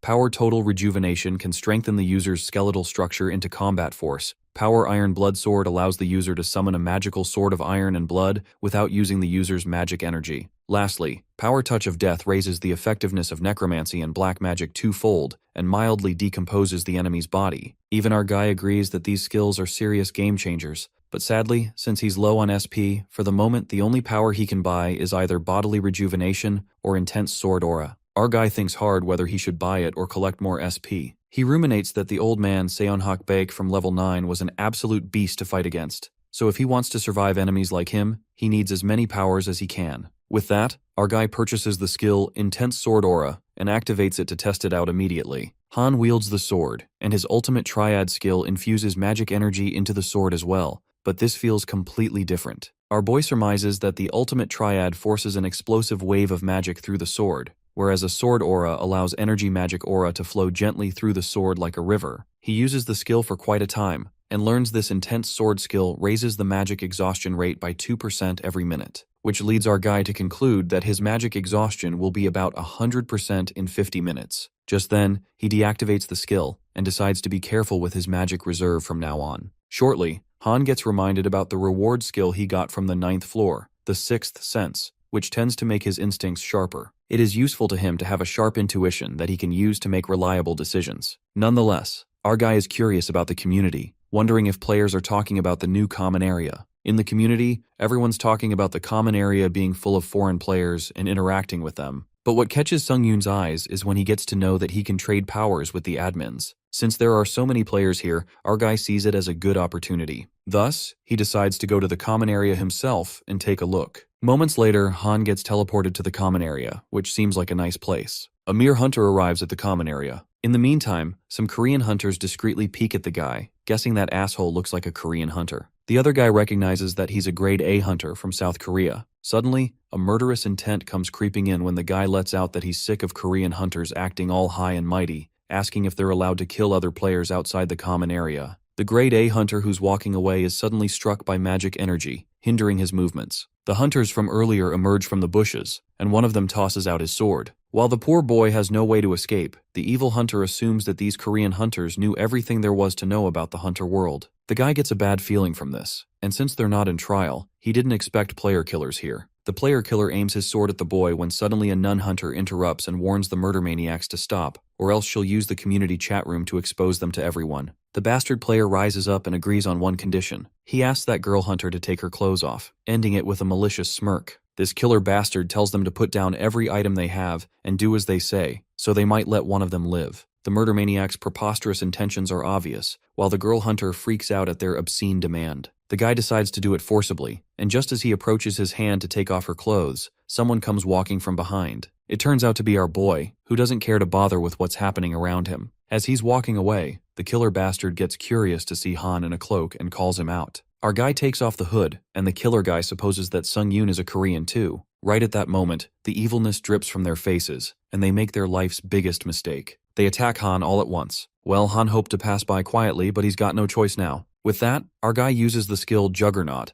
and surprisingly, he uses his new skill Intense Sword Aura, and a magic sword emerges out of the blue. Sung-yoon then tells the killer guys to remember they're the ones who started this mess and gets ready to kick their ass. Our guy loses his cool and activates instant acceleration. He dashes at the speed of light, and by the next second, he slashes the killer player's sidekicks across the neck with his dagger like a freaking child's play. Han smirks like a true villain and bolts towards the killer freak, who hides his ass by drawing an ice shield. Our guy whacks the ice shield to break through it and shatters it instantly. A strike of terror runs through that coward killer player, who begs for mercy and asks Han to spare his life. But our guy doesn't spare a useless life and stabs that dagger through his throat. After killing the three bastards, Han absorbs their dead souls and increases his proficiency by 6.4%. The girl hunter apologizes to Sung-yoon as she wanted to help him, but the fight was over before she knew it. While she heads back, the boy asks Han if he's a ranker, to which he nods. At least he's always been in the top 10 on the leaderboard. The boy is happy to cross paths with Han and shows him gratitude since he would have been dead if he didn't come along. Our guy says that it's nothing and warns him to be careful on his way, but he's not really a goody two-shoes. Han helped this boy just in case those thugs were going to attack him next. As our fella is about to depart, the boy stops him and makes an odd request. He requests Sung-yoon to let him keep these thugs' corpses. The boy elucidates that if Han lets him keep them, on top of saving his life earlier, he agrees to give our guy a power for free as a token of thanks. Of course, our guy couldn't miss out on a free power. After that, the guy uses his skill Devourer and consumes those dead bodies. As promised, he sends one of his powers to Sung-yoon,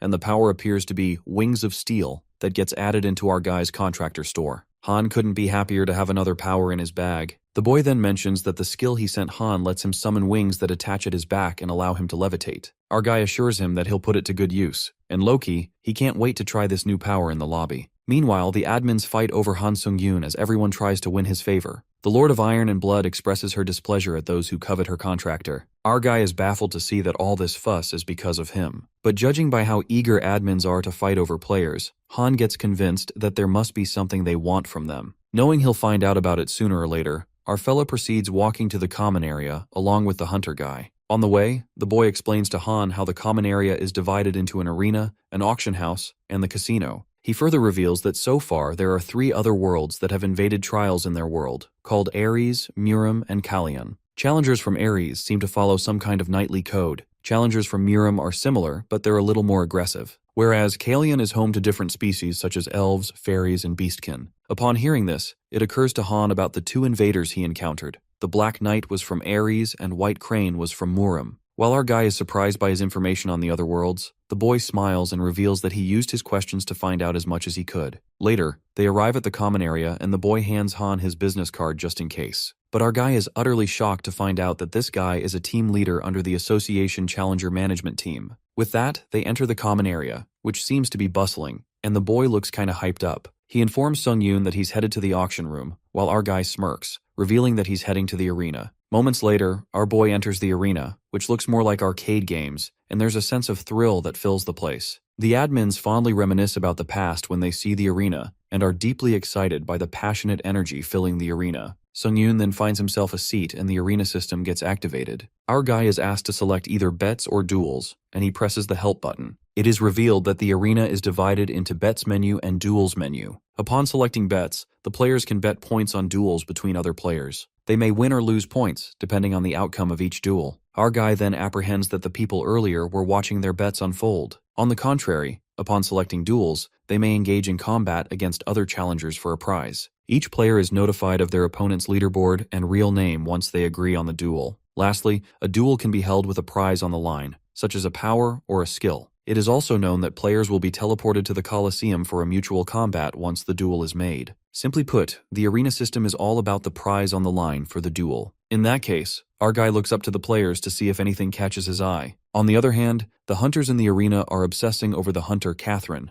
the Inferno Witch, who happens to be in there. The players are fascinated to see such a cutie from the States in real life. Meanwhile, Catherine Bennett struggles to find a decent player for a duel who has guts, wondering if her record keeps putting everyone off. She bets more challengers would duel with her if the number of wins were hidden. Bennett seems to be in the 6th rank on the leaderboard with 17 wins in total. Even the admin Master of Flame scoffs at the display of cowardice, and Catherine couldn't agree more that this place is filled with scaredy cats. The boredom nearly gets her, and as she's done wasting her time at the arena, a notification makes her turn around. It turns out to be a duel request from our boy Sung-yoon with 0 wins in the duel. Catherine is impressed by this newbie's bold move to challenge her for their first duel and smirks. She then accepts the challenge and enters the Coliseum. The opponents face each other, and Catherine likes Han's gallantry to choose her as his first duel opponent. Nonetheless, the duel begins, and the girl gets cocky when she advises our guy to think of this duel as a learning experience. The fire magic emits from her, and Bennett activates the skill Birth of Fire, creating a giant flare of fire that chases Han. Our guy evades the blazing attack, and while Catherine acts arrogantly, thinking it's over, Sung-yoon flips things 360 degrees when he activates the skill Sword Chi Master, and jaw-dropping, it slashes that giant fireball in a split second. Catherine is staggered by the sight, while our guy scoffs at her words for calling this duel a learning experience. Now Han shows who's the real boss, and is the one who gives her the learning.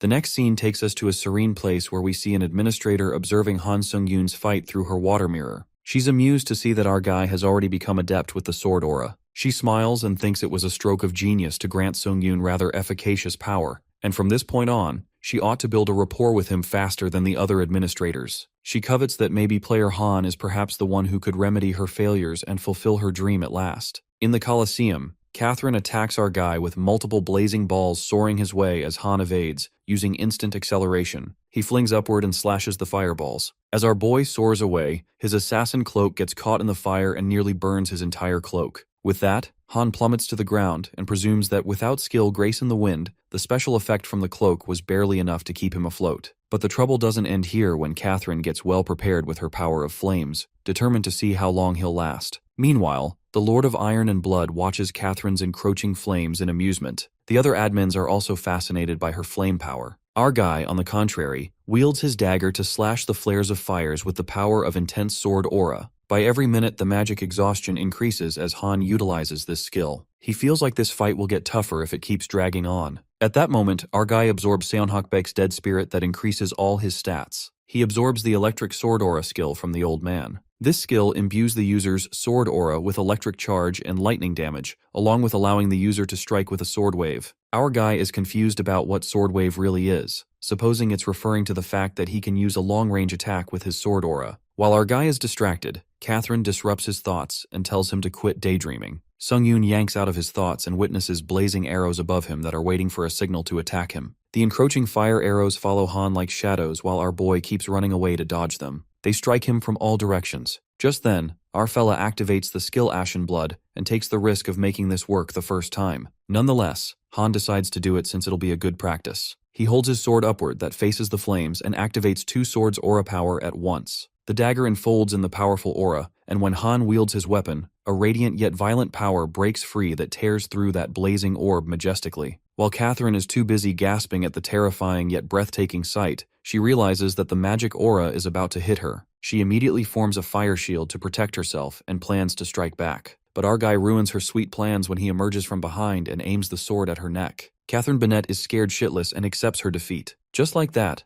The player Catherine concedes defeat and Han wins the duel along with a grade C skill, Gale Force. Our guy then returns to the arena and is amused since he took Catherine on as a light practice for using his sword aura, but she turned out better than he expected, not to mention she burned his cloak to a crisp. He then decides to make note of her name and peeks at the new skill he's got. But it appears that our guy gets scammed since the skill Gale Force is only for stabbing. Our guy peeks at his score and gains a win, but he's only getting started. Sung-yoon goes on to his next duel with Yuji Uwaki, who's 11th on the Japanese server leaderboard. As the duel commences, Yuji lets out that he was looking forward to facing the third best player in Korea, but he mocks our guy real bad, calling him a weakling dressed like a bum. But Han scoffs at his foolish words and Yuji appears pissed. Our guy finds it hilarious that they both were thinking the same thing, and the Japanese player twitches and abruptly attacks Han with the spear, calling him an asshole. Sung-yoon nearly gets killed by the unpremeditated attack and apprehends that it's the standard on the Japanese server. Inside his mind, Han Sung-yoon chuckles as he boasts that he's become pretty overpowered. He low-key ridicules Yuji Uwaki for being the 11th best player in Japan,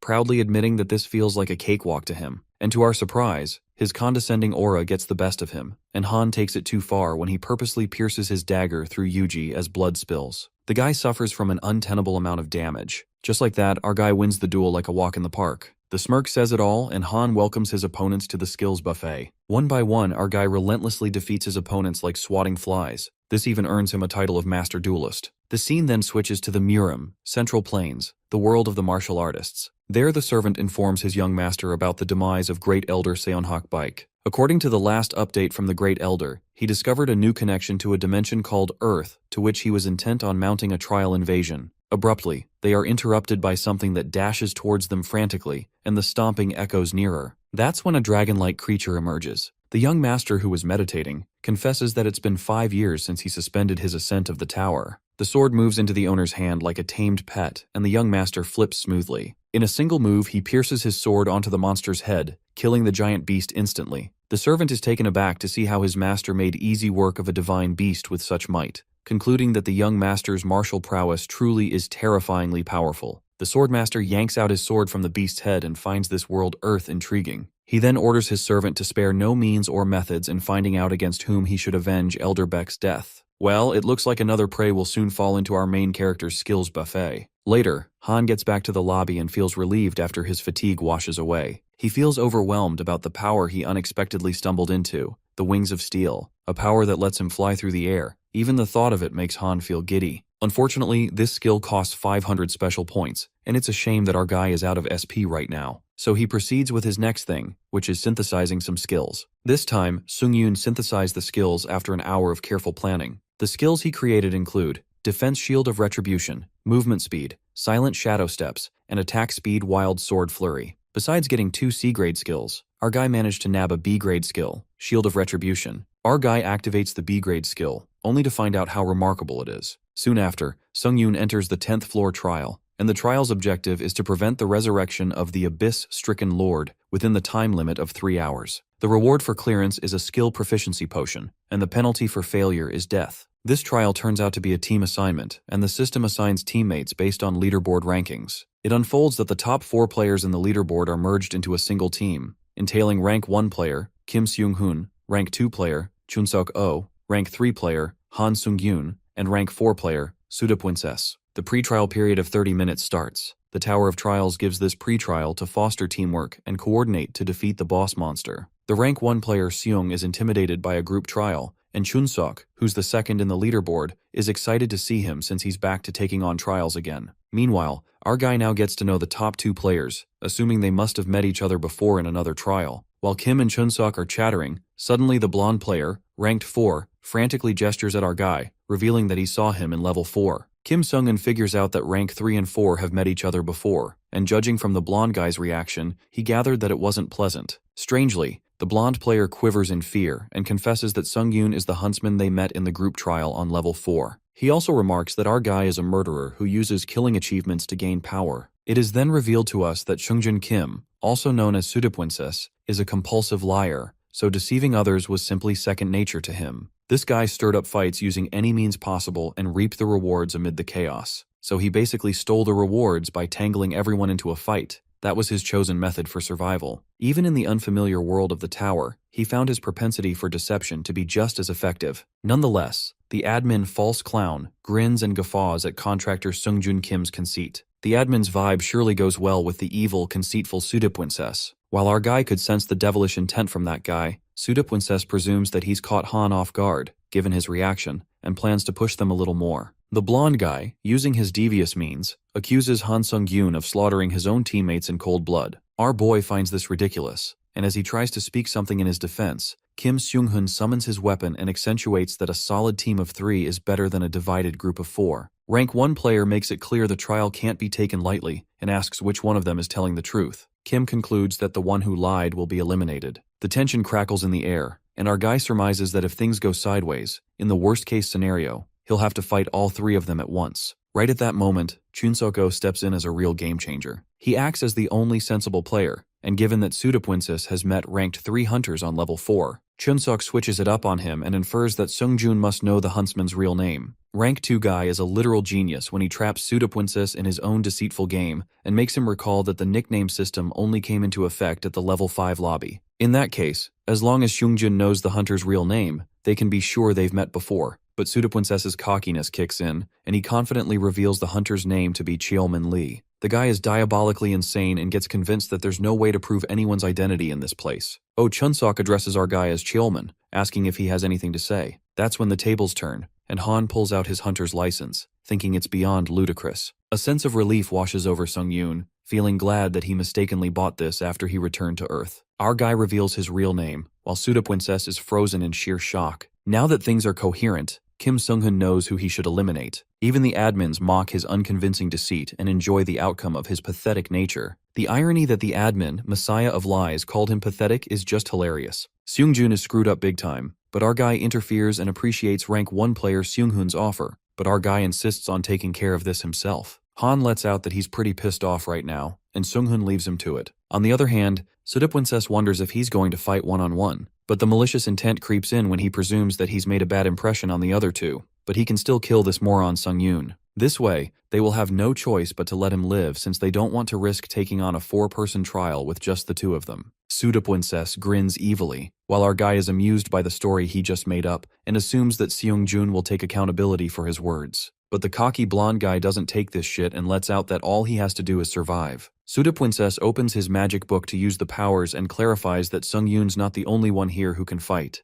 The blonde guy uses Swamp Spirit's tendrils to coil around Han's feet that slither up his legs. However, our guy breaks through them in an instant with the magic resistance skill. As our boy soars towards that bastard, rank 4 player finds it annoying that Han had an anti-magic skill. Pseudo-Princess activates a shield, and as it clashes with Sung-yoon's sword energy, the ground rumbles and bears crack. The fight looks intense, and the first-ranked player thinks it's best to keep their distance, while Chun-sok is fascinated by the good view of the fight. But Sung-hoon has enough of his whining and drags poor Chun-sok away from the fight, who bawls his eyes out. On the other side, rank 4 player shoots multiple encroaching magic orbs at his opponent. Our boy evades them flawlessly and lands a deserving punch right into Blondie's guts. The boy drifts away, but he snickers and deviously makes the huntsman become his prey. Our guy then looks behind him and witnesses charged magical orbs, making him wonder if they are the orbs Sung-jun shot at him earlier. Right at that moment, those magical orbs descend in a torrent of lightning that strikes directly at Han, while rank 4 dude gets his hopes up high, thinking it serves that asshole right. However, his eyes snap open in shock when Han appears unaffected and activates the red shield, the new skill, Shield of Retribution. The shield takes the damage, and our boy asks Pseudo-Princess what's the matter since they just got started. Well, our bro really bout to hit him with the Uno reverse card. Seung-jun is thrown into shambles when he witnesses his spell getting blocked so effortlessly. Our guy chases that deceitful bastard who hides away like a coward,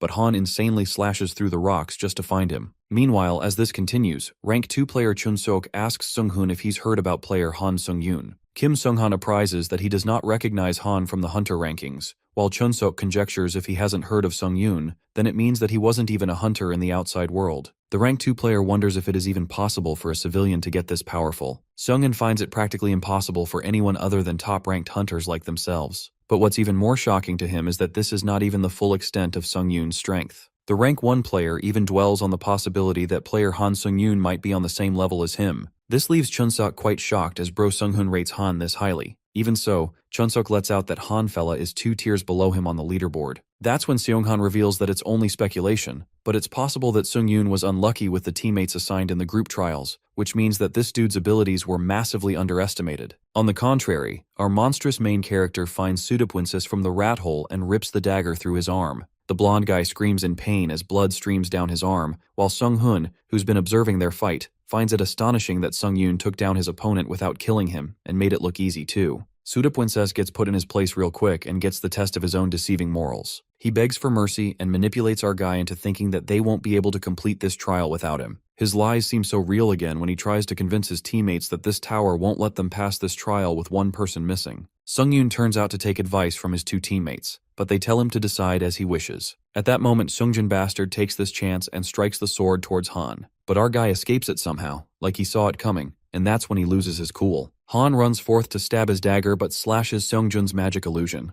The blonde guy dashes back and activates his unique skill, Last Surprise, that raises all his stats by 10. The rank 4 player regrets it as he wanted to keep one last trick up his sleeve and goes berserk when he calls Han a piece of shit and wants to kill him. The magic spell summons chains that try to burst forth Han's shield of retribution. Just then, our guy uses the skill Grace of the Wind and increases all speeds by 40. The chains wreak havoc as they strike down. Our guy remains unscathed and clarifies that it would be safer to take on the trial with just the 3 of them than with a scumbag like him. The only thing Han wants to hear from Sudapwinsis was that, and upon this, that liar bastard lashes out at him. The scene crackles with intensity when Sung-yoon releases all the accumulated damage using a shield of retribution, and a blinding flash appears that marks the end of Kim Seongjun. This is what a liar like him deserved after all. After that, our guy takes his skill, the Vampire Count's old tailcoat. Well, he needed that one since his cloak was burned. It's a special tailcoat that creates a blood-red protective barrier using either stamina or the user's blood. Secondly, our guy also gets the Sanguine Demon Sword, and its blade bears a bloody aura. It facilitates the circulation of demonic chi through blood meridians. Han thanks Seongjin for the sword at least, and promptly, Kim and Chunsook jump down to meet with him. Chunsook is obsessing over how incredible our guy was out there, and Sung-hun deduces that it's over now. After that, they are informed to prepare for the imminent trial as pre-trial ends soon. The 3 of them get moving, and as they walk forth, they pass by a massive horseman statue. Oh, Chunsook speaks his wild thoughts and hopes that the statue does not spring to life or something, but Kim Sung-hun states that it's entirely possible since it's the Tower of Trials, not night at the museum. At that moment, our guy dubiously peeks at the statue and could feel the ominous vibe creeping in. Later, they arrive at the place of trial that's lightened up by blue crystals, where they witness 3 more creepy statues tied by chains. They find themselves standing in front of a headless armor statue and believe that it's the abyss-stricken Lord himself. That's when the 10th trial begins, and the system alerts that the Abyssal Guards will spawn. The players must stop the resurrection of the abyss-stricken Lord. Suddenly, the place begins to rumble, and the Abyssal Guards come to life as they break through the chains and surround the 3 of them. Sung-hun is all up for a nice warm-up while our guy advises them to aim for the guards' heads. Han elaborates his logic that they need to stop the guards from reaching their lord with the head that they are carrying on their backs. Since this sounds easy and simple, Player 1 suggests they each take 1 guard, and with that, the 3 strongest hunters confront the statue guards. The guards stomp with their heavy steps and a big-ass sword. Sung-yoon plans to take the guard in one go with his sword aura and swishes his sword towards the enemy. However, the guard makes our guy drift back when it swings its sword. Our guy suspiciously glares at the Abyssal Guard and realizes they're not exactly walkovers. He then wonders how the others are doing. Kim Seonghan is fighting a guard which seems to have a similar weapon as him. This dude is also smashed by the statue's brute force. As the guard scampers towards the Abyss Lord, a loud exploding sound is heard, and rank 1 player makes a comeback as he bursts out of the rubble with his magic weapon. Kim Seonghan figures out that all these guards are boss-level monsters and warns his teammates not to let their guard down. Oh, Chunsook speaks through the hat and makes fun of Kim as he got caught by the guard just now. Chunsook settles that hat on his head, and he doesn't want to pull it out because it cramps his style. This guy appears serious for the very first time, and now that the guard made him wear this ridiculous thing, it's good as dead. The second rank dude creates an iconic magic bow and arrow. He shoots 3 arrows that burst like bathing bombs, but the guard evades them and leaps towards him. Oh, Chunsook guesses that charging long-range caster is the textbook tactic, at least if he was just an ordinary mage. Watching the first 2 players in their element, Han Sung-yoon gets to know that they're like the weak challengers, and this gets him all fired up to fight even more fiercely. Finally, our boy can just focus on his fight. With that, Han dodges the sword strike of the guard that hits the ground. The rocks fling upwards, and our guy spins in a classic way to kick those rocks directly in the guard's direction. Sung-yoon activates the Wind Grace skill and increases all speed by 50%. But strangely, he runs past the guard, and it turns out that he steps on the guard's shadow. He uses the skill Silent Shadow Steps to increase attack speed for blade weapons by 10%. Just like that, Sungyun jumps high and slashes his dagger charged with electric aura, tearing apart the guard's mask. On the contrary, player Kim Seung-han uses lightning strikes to destroy the guard's mask, and Oh Chun-sok incredibly pierces his weapon that cleaves the guard's head in half. Unexpectedly, those three statues get away, and Seung-hun infers that it's because their lord's head has been smashed to pieces, so they won't be able to revive it anytime soon. They seize the chance to strike while the iron's hot and leap towards the statues. As they sprint after those guards, suddenly a rumbling sound distracts our guy. It turns out that those cunning abyssal guards were running towards the statue from the entrance that was riding on the horse. To everyone's imagination, that statue comes to life, and with the help of the guards, it makes a leap to reach the Abyss Lord. That horse guard flips the tables when it jumps from the horse with a mask to put on the Lord's head, while Seung-hun runs as fast as he could, and our boy gets too late since he won't be able to reach on foot. At that crucial moment, our guy uses the last card up his sleeve, and using all his strength, Han yanks that dagger with crushing force that hits the mask, breaking it into pieces. Chun-sok calls it a nice shot, while the horse knight shouts in disbelief and wears the crown that had fallen from the mask. The horse knight appears enraged and puts on the crown. What it does next leaves everyone in absolute shambles. The horse knight slits its own throat, and the players scamper to stop this disaster. They get too late as the knight tears its head apart and puts it on the Lord's head. As the hunters jump in for an attack, a violent cascade of energy hits them, and the conditions get fulfilled when the Abyss Lord gets resurrected. Our guy is left speechless, and now their special objective of the trial is to defeat the Abyss-stricken Lord.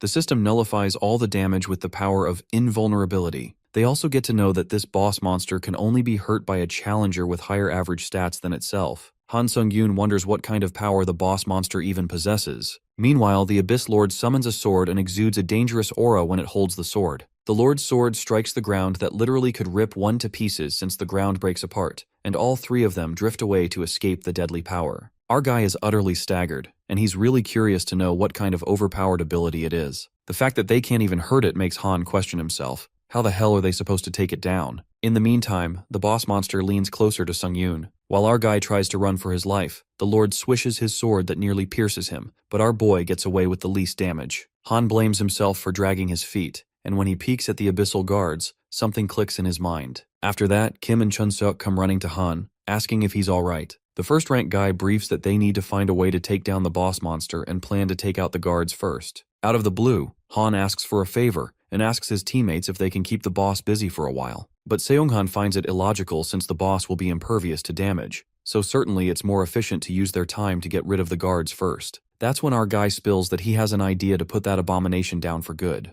Kim looks into Sung-yoon's determined eyes and takes his word for it. But the guy makes it clear that they won't be able to hold out the boss monster for too long, advising Han not to drag this out. With that, Kim and Chun-seok leave to distract the boss monster. Our guy is left to take care of the guards who are stomping his way. On the contrary, Seung-hun uses his power lightning strike, but it doesn't even scratch the Abyss Lord. The boss monster spirals out of control when it activates the power Lordly Grace, which makes them bow down to the Lord and refrain from any movement without permission. It looks like the two top players are doomed as they're not allowed to move until the Lord says so and tumble to the ground to bow down to him. The Lord strikes the sword, and the power reverberates. The terrifying power writhes with rage and approaches their way, while Chun-seok and Kim are helpless, unable to dodge the attack. Kim uses magic resistance to partially undo movement restrictions, and stands in front of Chun-seok to protect him. The rank 1 player takes the damage as the energy strikes him. He coughs blood and falls into Chun-seok's arms. Both the players have no power to survive the crushing power of the Lord. Chun-seok carries his fellow friend who's on the brink of death, while the Lord aims the sword at them to annihilate them. The tension hangs heavy in the air, and just as the sword is about to crush them to death, our guy arrives at the perfect time and saves his teammates with the shield of retribution. Han apologizes for keeping them waiting and absorbs the dead souls of guards he's wiped out.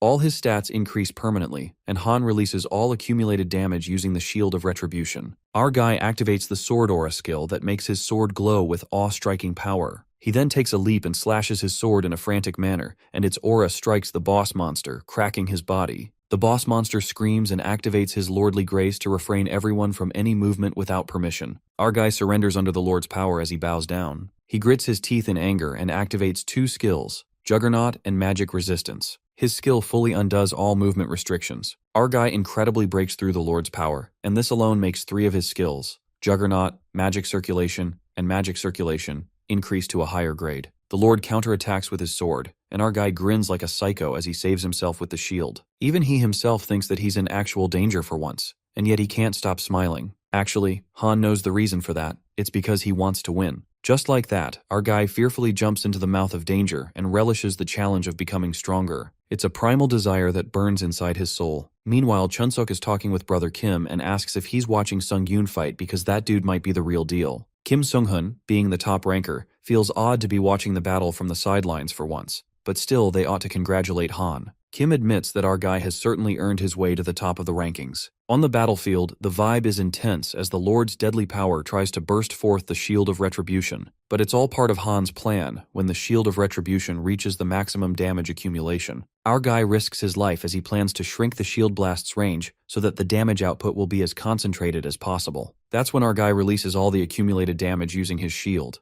Han Sung-Yoon grins diabolically when he uses the skill Grace of the Wind and increases all speed by 70%, completing the overlapping status. The skill fully overlaps, and along with that, Han increases his speed for blade weapons by 10% using the skill Wild Sword Flurry. Just like a true monster, our guy slashes the sword across the boss monster's head, decapitating it in an instant. Finally, Han destroys the abyss-stricken Lord, the target of the trial. It appears the admin, Lord of Iron and Blood, is smitten as she watches her player's potential, and believes that it may be boundless. It is then revealed to us that ordinary players who dare to ascend the tower prepare themselves so stringently as if to eliminate even the mere hint of danger and painstakingly climb the levels one by one while wasting their precious time. Player Han Sung-Yoon, on the other hand, is the total opposite. He embodies an extraordinary talent that would be a rarity in any dimension. It's as if he's possessed by some preternatural will to become stronger. Well, that's exactly it. According to the Lord of Iron and Blood, the dilemma is that as time passes and Han ascends higher, the other administrators will certainly begin to take interest in him. So the admin ensures that her bond with Sung-Yoon cannot be outdone by her rivals, so that she may achieve her long-awaited ambition. Well, the burning desire to achieve her ambition is similar to our main character. Han Sung-Yoon defeats the Dark Monarch, hence completing the 10th floor of the Tower of Trials, and a potion for increasing skill proficiency is sent to his inventory as a reward for completion.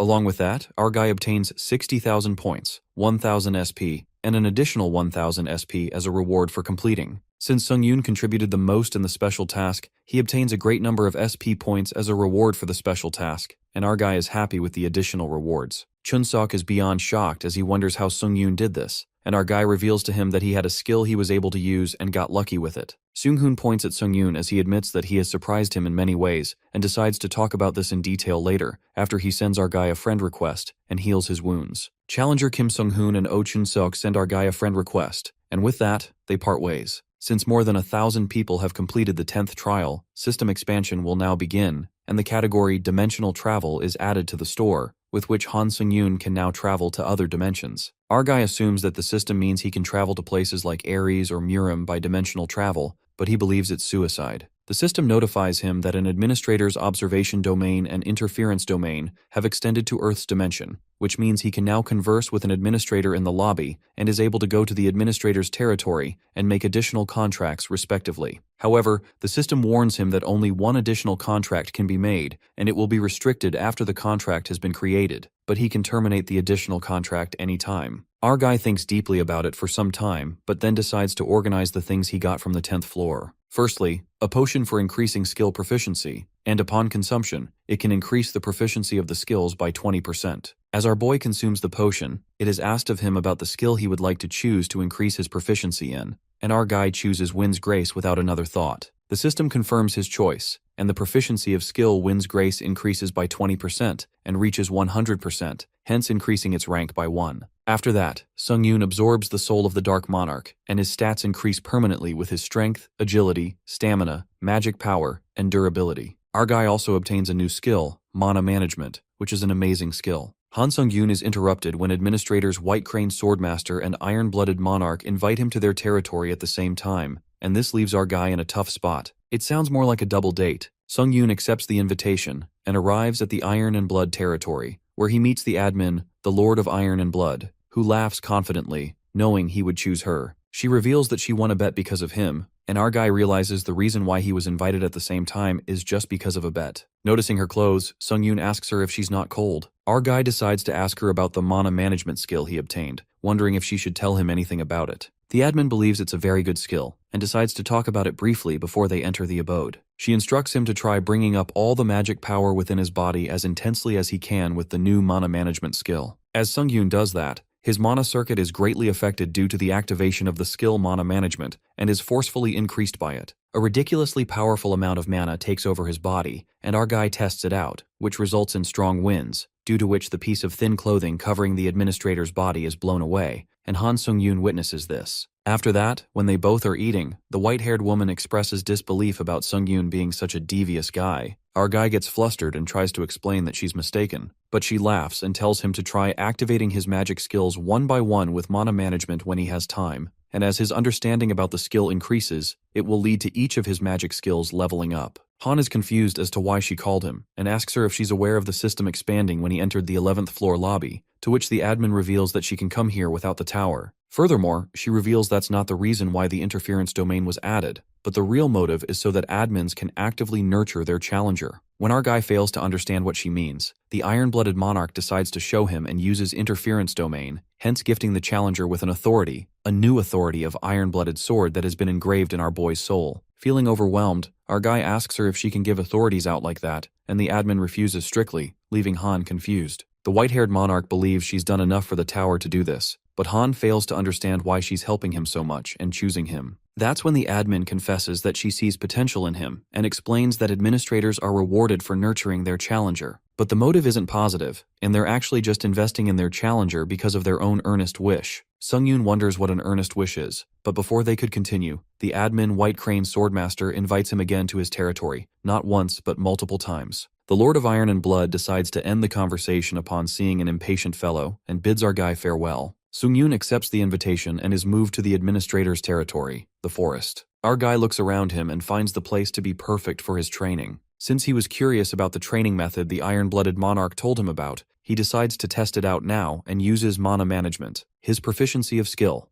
3 laceration increases by 8%. Instant acceleration is forcefully increased and ranked up to rank B. And lastly, the proficiency of skill counter shield increases by 7% due to mana management as well. With that, Han decides to use Sword Chi too, but it doesn't activate through mana management, which leaves our guy confused as he finds it strange. The system reminds him about the White Crane Swordmaster, who's waiting earnestly for him, and our guy decides to do this and walks ahead. While walking, Han Sung-yoon assumes the admin to be an old man due to the nickname they're using, and as he reaches his destination, a white-haired beautiful girl awaits him, introducing herself as the admin, White Crane Swordmaster. Our guy is left wonderstruck, and White Crane wonders if there's a problem. But Han assures her that he's just fascinated, since he's seeing the admin he has communicated with through messages. White Crane offers him to sit as they talk, and Sung-yoon feels so refreshed after sitting down, as he now understands why she sits here instead of a chair. The admin reveals that she watches over him from here, ever since he fought Baek Soon-hak to the death on the 9th floor. Sung-yoon asks her why she would give her authority to a challenger she met once, as he thinks it's a waste.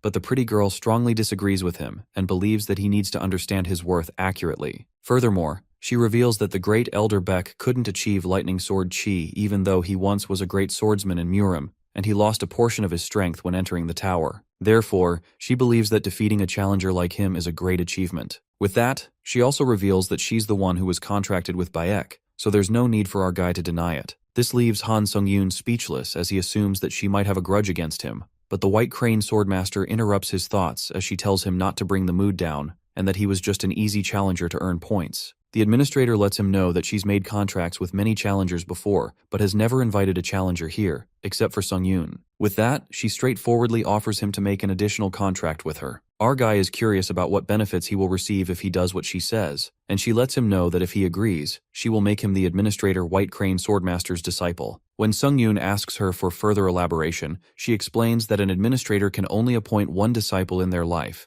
and being called an administrator's disciple in the tower means you have formed a special contract. Also, challengers who are disciples are able to purchase all authorities of that administrator. Upon hearing this, Han Sung-yoon is shocked as he realizes how important a disciple contract is and thinks about the iron-blooded monarch, who didn't even explain this to him, even though our guy is her disciple. Sung-yoon tells her about the additional contract being terminable anytime, and asks her why she is doing this once-in-a-lifetime contract when it's so disadvantageous to her. The administrator lets him know that she's doing this in order to fulfill her earnest wish, just like the iron-blooded monarch, and it's because she needs the sharpest sword, the best sword that won't bend or become blunt. She believes that Han Sung-yoon has the potential to become the sharpest sword. Our guy, on the contrary, is confused about the word earnest wish, since the iron-blooded monarch said it too, and he couldn't stop himself from asking the administrator what an earnest wish is. White Crane Swordmaster elaborates about what an earnest wish is, revealing that an administrator's earnest wish comes from their past regrets, which stem from their memories, and simultaneously it's an authority granted by the tower to the administrators. Like the Tower of Trials, it's a trial that can only be given to the challengers who are contracted with admins, and when it comes true, the challenger will obtain a reward. She lets him know that if her earnest wish comes true, Han Sung-yoon will be able to change the past, and this leaves our guy in utter shock. Our guy is in disbelief as he wonders if something as impossible as this is even possible, but the administrator believes that he will get to know if her words are true or not, since he has been climbing the tower. This response satisfies Sung-yoon, and he has another question which he hesitates to ask about at first, but then asks anyway. Our guy asks her how much he has to climb in order to make her earnest wish come true, and the White Crane Swordmaster feels shy while telling him that it would be the lobby of the highest floor of the Tower of Trials. At last, the contract has been achieved, and the administrator is overjoyed over the great decision our guy made, as she claims that he won't regret it. Han Sung-yoon is now acknowledged as Administrator White Crane Swordmaster's true disciple, and due to the disciple's benefit, the effectiveness of authority and skills of the Murim dimension will increase by 10%. Plus, the mana has increased by 3 due to the disciple benefit, and with that, our guy is now acknowledged as a disciple of 2 administrators and as a benefit of being a disciple. Our guy feels like he can't let go of a chance where he can instantly get stronger, but his thoughts are interrupted when the pretty administrator asks him if he's heard anything else from the iron-blooded monarch about the person who is looking for him. Sung-yoon refuses, and the admin's head hurts as she wonders what Ironblood is thinking because it definitely looks like she trusts our guy completely. White Crane Swordmaster states that she trusts him, however, she must tell him something, but it's going to use all of Han Sung-yoon's question vouchers as she asks him if that's okay. Sung-yoon doesn't have a problem with that since he's just been saving them up and doesn't really have a use for them. Challenger Han has used all of his question vouchers, and the administrator reveals that in the Murim dimension, there is a great power called the Murim Alliance, and Bayek, the person our guy killed on the 9th floor, held a high position as a High Elder of the Murim Alliance. Due to that, there is someone who's looking for our guy in the Murim dimension, and this info leaves our hero in denial because he definitely does not want someone from the Murim Alliance looking for him to kill him. But the administrator assures him that instead of that, the Murim Alliance is currently in a clutter because of the battle for the High Elder's vacant position. As our guy wonders who is the person that wants him dead, the pretty white-haired girl lets him know that it's the sword dragon from a Namgung family in Tokyo, Shinjuku, the Blue Heaven sword dragon, Namgung Hyuk. He is someone who has made a name for himself among the martial arts champions that have lived in the Murim dimension for centuries and is called a genius. Although the ultimate reason he's looking for our guy is for revenge, the real reason is because he's just simply curious. The administrator warns Sung-yoon as she doesn't know when it will be, but if our guy ends up facing Namgung Hyuk, he needs to prepare to put his life on the line. With that, Sung-yoon is moved to the lobby of the 11th floor while he summarizes the information he just got,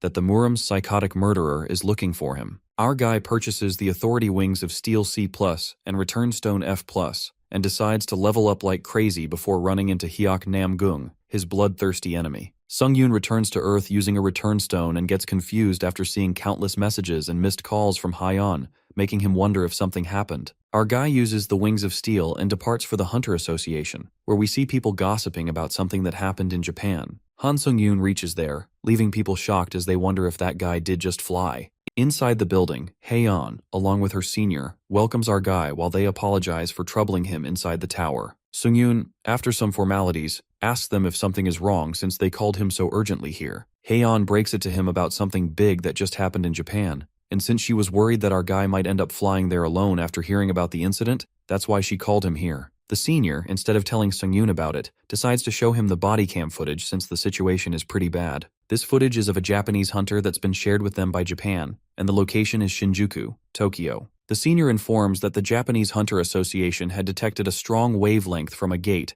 and sent a team composed of 7 A-rank hunters to the scene, and in result, the human that came out of the gate murdered 6 of the A-rank hunters in a few seconds. Although it's been speculated that he's an otherworldly challenger who has invaded Earth's dimension, Sung-yoon suggests all hunters should go and support Japan, but the senior interrupts, saying that in an unparalleled situation, almost all countries try to protect their hunters. Therefore, they are blocking their hunter resources from being dispatched to Japan. It's the same for their country, hence the hunters cannot be sent to support Japan. With that, the senior shows the body cam footage of the only survivor of the 7, where we see the Blue Heaven Sword Dragon Namgung Hyuk telling the world that he has come back to avenge Baek Sunhak. After hearing the name, a wave of uneasiness runs through Han Sung-yoon as he was not expecting to meet him this quickly. Upon seeing our guy's serious reaction, Lee Hae-on lets him know that it's not compulsory to go, and with that, she suggests that they should go and eat something first since it's been a while since they've seen each other. Han Sung-yoon tries to say something, but the black-haired girl looks concerned, and our guy announces that, as per the request from Japan, he will go to Shinjuku in Tokyo. Lee Hae-on loses her cool as she questions him why he keeps doing such reckless things,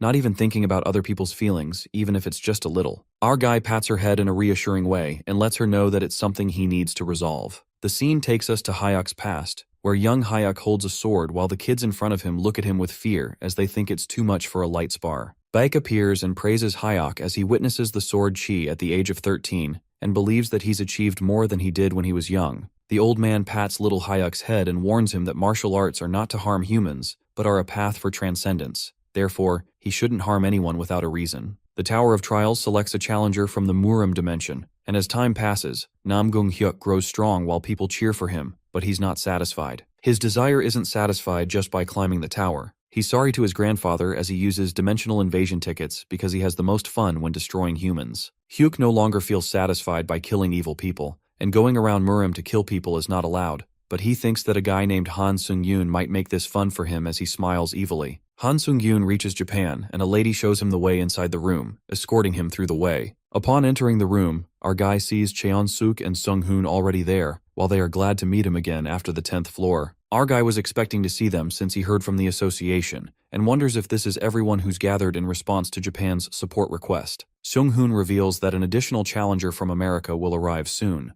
while our guy calculates in his head that the otherworldly challenger that appeared in Shinjuku is an unknown monster that might defeat all of them. Therefore, it would be great if the challenger from America is strong. Turns out, the challenger from America is Catherine, and Sung-yoon is speechless to see her for a moment, while the lady wonders if those two have met each other already. Han Sung-yoon reveals that they met in the tower for a moment, but Catherine sulks, not wanting to meet him like this, while our guy wonders if there's another way she wanted to meet him. Catherine argues that she wanted to meet him in a more normal way, and Sung-yoon believes if they didn't meet in a normal way in the first place, then how would they meet normally now? As they both argue, Sung-hoon confuses it for a couple fight, but our guy strictly refuses it as he uses the word never, which pisses Catherine off. The lady who showed Sung-yoon the way earlier introduces herself as the president of the Hunter Association in Japan, Ari Chika. Our guy is shocked to hear that she's the president since she came to the airport herself. Therefore, Sung-yoon thought she's just an ordinary employee. Sung-yoon believes that this shows how desperate Japan is but is interrupted when Ari says that no more support for Japan is expected. Since the situation is a lot worse than she thought, she thinks they are regulating hunter support. Chun-suk is beyond shocked as he says that even if they're regulating their hunters, to think that there are only 4 applicants out of everyone in the world is insane. Catherine also finds the situation to be more chaotic than she expected. Arya Chika states that there's no country actively willing to help Japan, while her body trembles. She bows in front of everyone out of gratitude, feeling sincerely thankful to all of them who came here when everyone else turned their backs on them.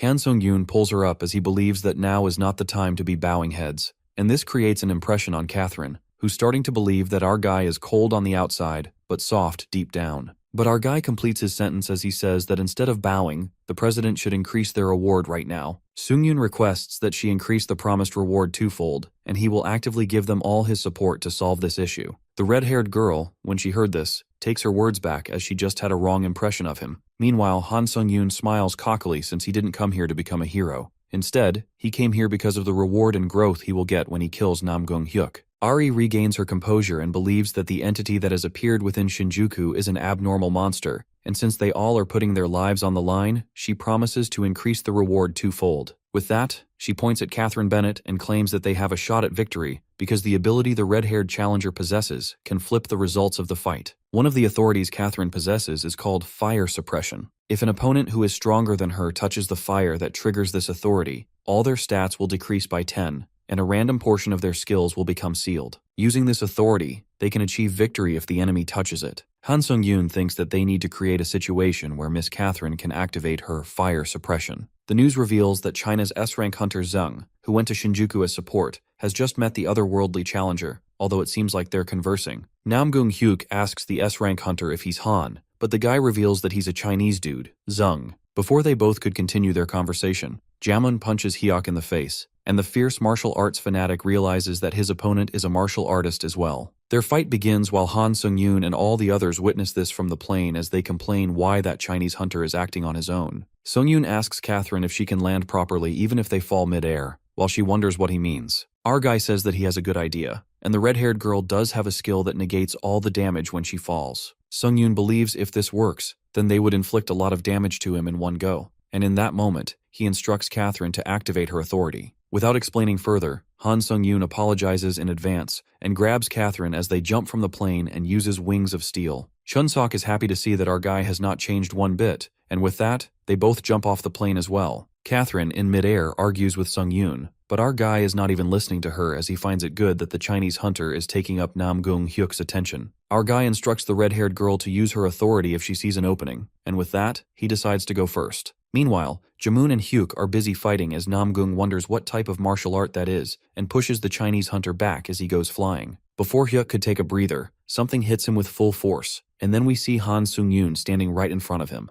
Nam-gung Hyuk gives our guy a sharp look as he questions who he is. Sung-yoon smiles at Hyuk as he says that he was looking for him so much, and now that he's here, he doesn't even know who he is. On the contrary, young Master Hyuk's hands swell and throb with pain while our guy makes a destructive entrance, admitting that it wasn't the best idea to plummet full speed from the sky. While Hyuk asks Han who he is, our guy activates Ashen Blood to reduce all types of pain inflicted on him by 40%. Now that Han is all set, he is surprised that the dude can't recognize him when he's been desperately looking for him. That's when Hyuk realizes that it's the infamous guy he's been searching for. Our guy introduces himself and charges his sword with the Sword Aura skill. Hyuk clenches his fists, eager in anticipation to finally face his quarry. But the young master now figures out that Han is nothing but a fraud who wields a false sword aura. The young master smashes his hands together, bursting the bumps on his hand. His hands bleed, and Hyuk fiercely states that his vexation knows no bounds. But our guy doesn't give a shit about it and dashes towards his enemy since he's unarmed. Han decides to land the first strike, but Hyuk summons his sword in an instant. The sword fight begins as their weapons clash, and our guy gets saved by a thread since a direct hit would have been fatal. Han then uses Ashen Blood to reduce his damage, and for the time being, he hides behind the shield. He expected Hyuk to take a fair bit of damage after his flying attack, but it was in vain. Our guy grows a bit weaker since another counterattack from his opponent broke right through his skill of retribution. At this rate, he won't have any use for the shield's reflection effect. Sung-yoon then witnesses the might of a true sword aura as Hyuk's sword glows. On the other hand, the swordmaster mocks Han for using self-healing skills, calling him a coward who would resort to cheap tricks given by the tower. Our guy then flashes the electric sword aura towards Hyuk,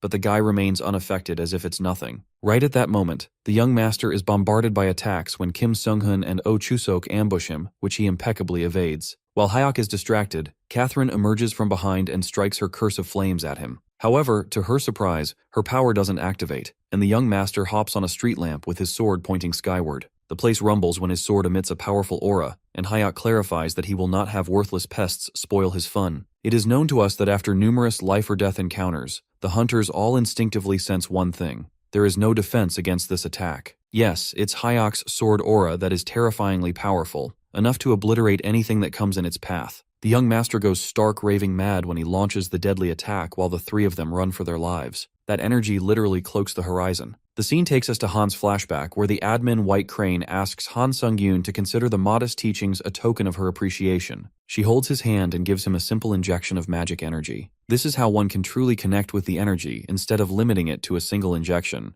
As the energy is infused into Han, White Crane asks if he feels a difference. The first time, our guy only felt an influx of magic energy, but the second time, it was like the admin had somehow manifested inside him. White Crane smiles briskly and suggests to Han that he apply the energy to a sword, but she warns him to try it after he leaves the place since he could be penalized for receiving an unfair advantage from an administrator. Coming to the present scene, Hyuk's flaring power echoes across the sky, engulfing the horizon. On the contrary, our guy becomes the first self-taught sword aura user through independent enlightenment alone in the Earth dimension. The Tower of Trials applauds Han for his achievement. He receives the achievement Sword Body Unity, and with that, Sung-yoon's sword aura finally completes. Han asks if everyone is alright, and Catherine assures him that everyone's okay thanks to him. Deep down, Catherine ponders how Han neutralized Hyuk's sword arc by meeting it with his own in a split second. The realization hits her that these two players are far beyond their level, The young master laughs maliciously since he expected nothing less from Sung-yoon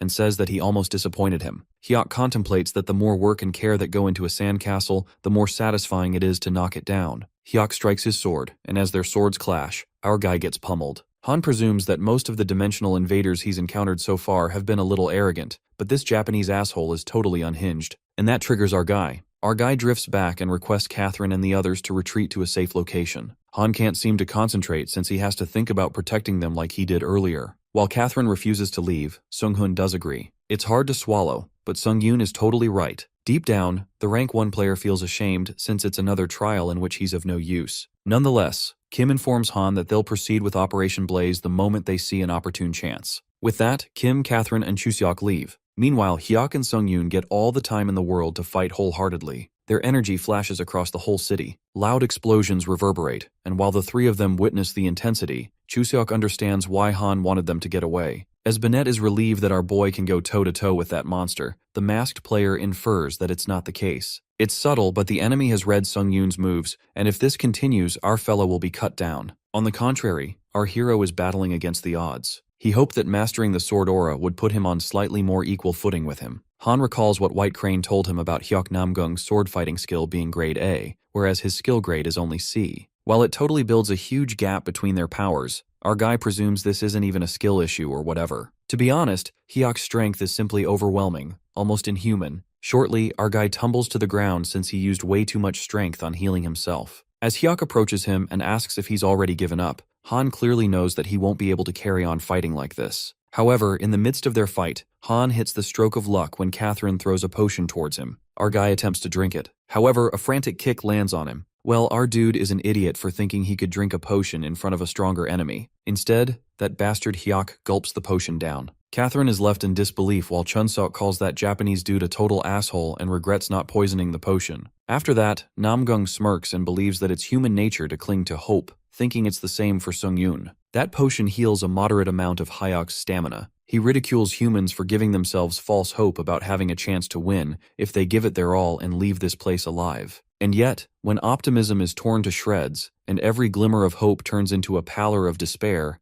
only then does this guy plan to derive joy from broken spirits. Right at that moment, Hyuk becomes more monstrous, and a hellish glint flickers in his gaze. The battle continues, and they cause massive destruction with merciless force. They plummet to the ground when Hyuk's eyes meet Han's. A sudden feeling of dissatisfaction runs through him. He sees as if there is still some hope left in Sung-yoon's eyes. A surge of frustration rises through him, and Hyuk attacks him even more fiercely, causing our boy to crash on the ground, quivering. Shortly, Namgung approaches him, presuming that Han barely has any strength left to move. But what annoys him is that his eyes still pierce right through him. This cynical feeling leads Hyuk to slash his sword across his eyes, and blood splatters everywhere. Our guy screams in pain and desperately needs stamina to heal, but he's already at his limit. Still, he plans to squeeze even the last bit of strength he has left. Maybe then he can manage one final attack. The Chinese dude monstrously leans in for another strike, while Han's damaged eyes are the major stumbling block, so there's no chance he could finish his opponent with a single strike. Our guy feels anguished about his impuissance and tries to think about what his next move can be. In the meantime,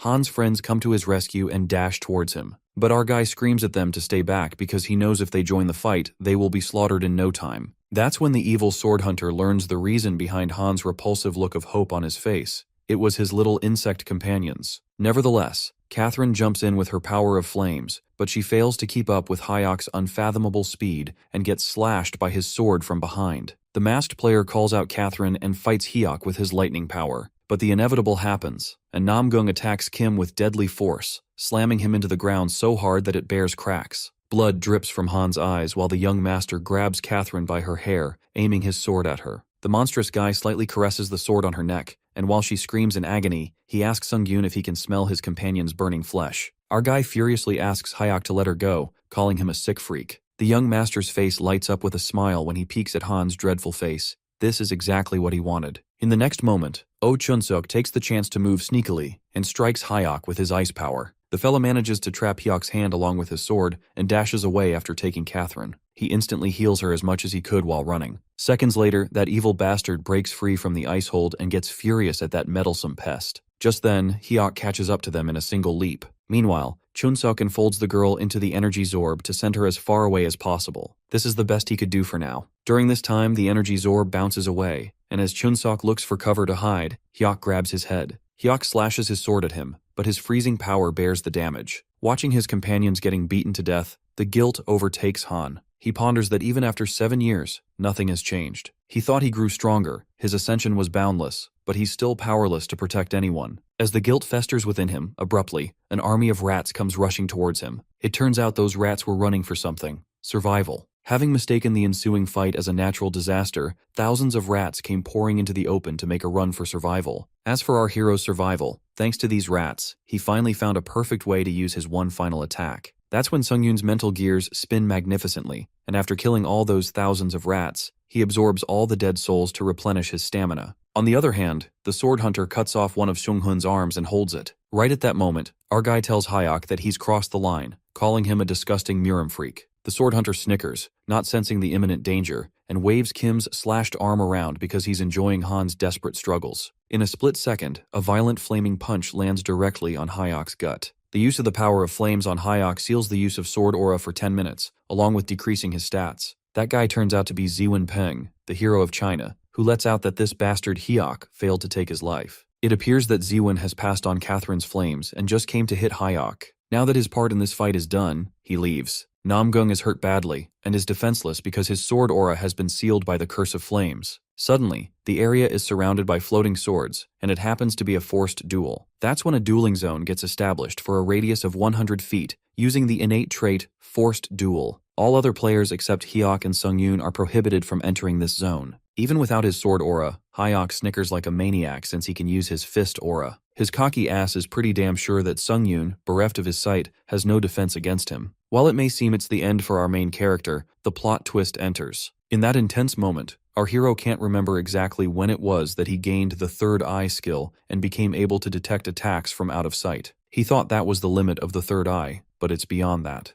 Han can now clearly see the wall erected around the radius, down to every last rock and pebble inside the dueling zone. What's more ironic is that our guy can see more now that his sight's been taken from him. He then realizes he hasn't been using the third eye skill to its full potential at all. It definitely lived up to its name. That's when the third eye appeared on Han's forehead, and he could see more than he ever imagined possible. That's how our guy discovers the true nature of the third eye in his name, and the skill upranks from D to B. And now that he fought a life-or-death battle relying only on his senses, his skill instinct also upgrades to rank B. With this upgrade, his senses have grown even sharper than before. Player Han survives the battle against the Master of the Sword, which upgrades his Demon Slayer-style skill. On top of that, his body experiences healing beyond its limit due to the copious damage suffered. Now that the tables have turned, Hyok gets confused when our guy evades his attack. At that very moment, Sungyun's eyes open wide, and a dark, hellborn light seeps through them. Because finally, he can fight on an equal footing against Hyok Namgung in his weakened state. Well, things take a drastic turn when Murim Master struggles to fight with our guy,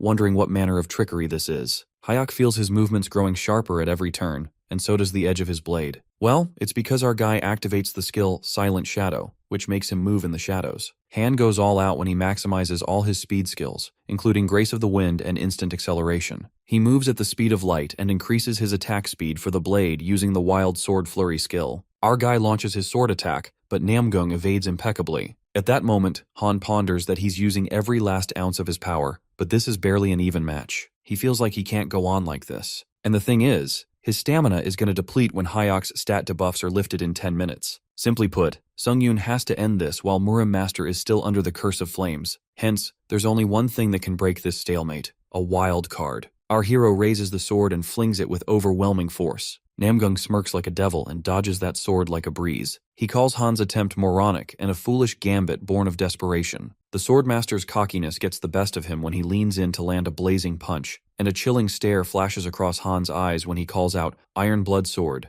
Right at that moment, the sword materializes out of the blue and, on Han's command, pierces right through Hyok. The guy is left staggered by the sudden occurrence and blood drips from his mouth. With the sword stabbed inside him, Hyok realizes that Sungyun has struck his chi core, so he must act with all haste to recover fully. It appears that the 10 minutes pass away, the curse of flames ends, and the forced duel also gets lifted. The duel's barrier starts fading away, while the swordmaster regrets getting distracted by this child's play. He yanks away that sword and tells Han they should continue this duel another time. Hayok holds a red stone when the gate materializes, leaving everyone slack-jawed. The Chinese dude Ziwen figures out that he's trying to return to the Murim dimension. In that moment, they all had a powerful sense of premonition. If they failed to kill Hyuk Namgung once and for all, he would return to Earth one day to cause an even greater calamity. But they can't let him get away, and Chunseok, Catherine, Kim, and Ziwen charge at the swordmaster. The words "get away" pound in Hayok's ear, and his pride crumbles badly. A blaze bursts forth from the blade, rattling the entire Shinjuku district and drowning the horizon in glow. The buildings crumble and the blaze breaks through Sungyun's shield of retribution.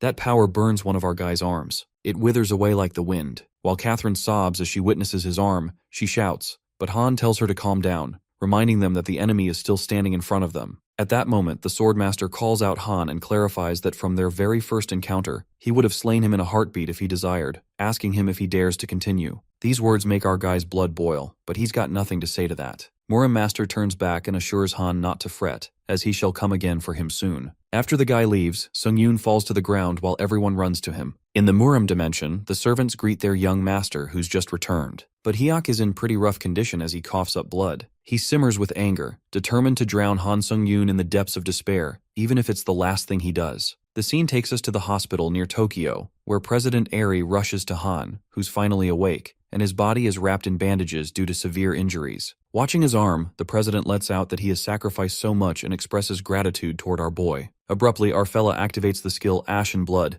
and his arm regenerates in a split second, leaving Eri slack-jawed. After that, our guy looks for other members and goes to check on Catherine first. Han slid open the curtains only to find Catherine sitting undressed. Our guy is welcomed by a slap. Outside, Oh Chun-seok is walking with the help of crutches when he finds our guy in the hallway with a slap mark printed on his face. Our guy lets out that he was in Catherine's room, who was full of energy. Nonetheless, Han asks him about Kim Sung-hun since he hasn't seen him around. Chun-seok responds that he did see him in the morning, adding he has got a lot on his mind. The guy elaborates that Seung-hun Hyung lost his right arm in the last battle. Later, at the hospital roof, Han finds Kim there, who greets the sword demon. Our guy is confused by that nickname while Seung-hun glances at his arm, which is now all healed up. The masked guy asks Sung-yoon if he healed with a skill, and he's amazed by our guy's incredible power. The masked dude admits that Han has a knack for surprising him and proceeds to reveal his arm, which is halfway healed, saying he was not so fortunate. Just then, Han apologizes and blames himself, saying things wouldn't have been this bad if only he had been stronger. But Sung-hun replies that there's no reason for an apology since he has a skill that allows him to function normally. Han speaks his mind and confesses that he's rushing his way up the tower like a man possessed, for the sake of getting stronger. He admits that he was completely obsessed with no regard for anything else. He became an emotionless monster. Well, Kim finds nothing wrong in fueling himself with the greed of getting more powerful, and yet he also believes that it is just as important for the mighty to protect the weak. At least, this is the conviction which he fights for. Han seems to have learned a lot from this mission, something crucial he shouldn't have forgotten. Hearing this puts Kim's mind at ease, to know that someone powerful like Han is not a bloodthirsty monster. But being honest, when they first met in the tower,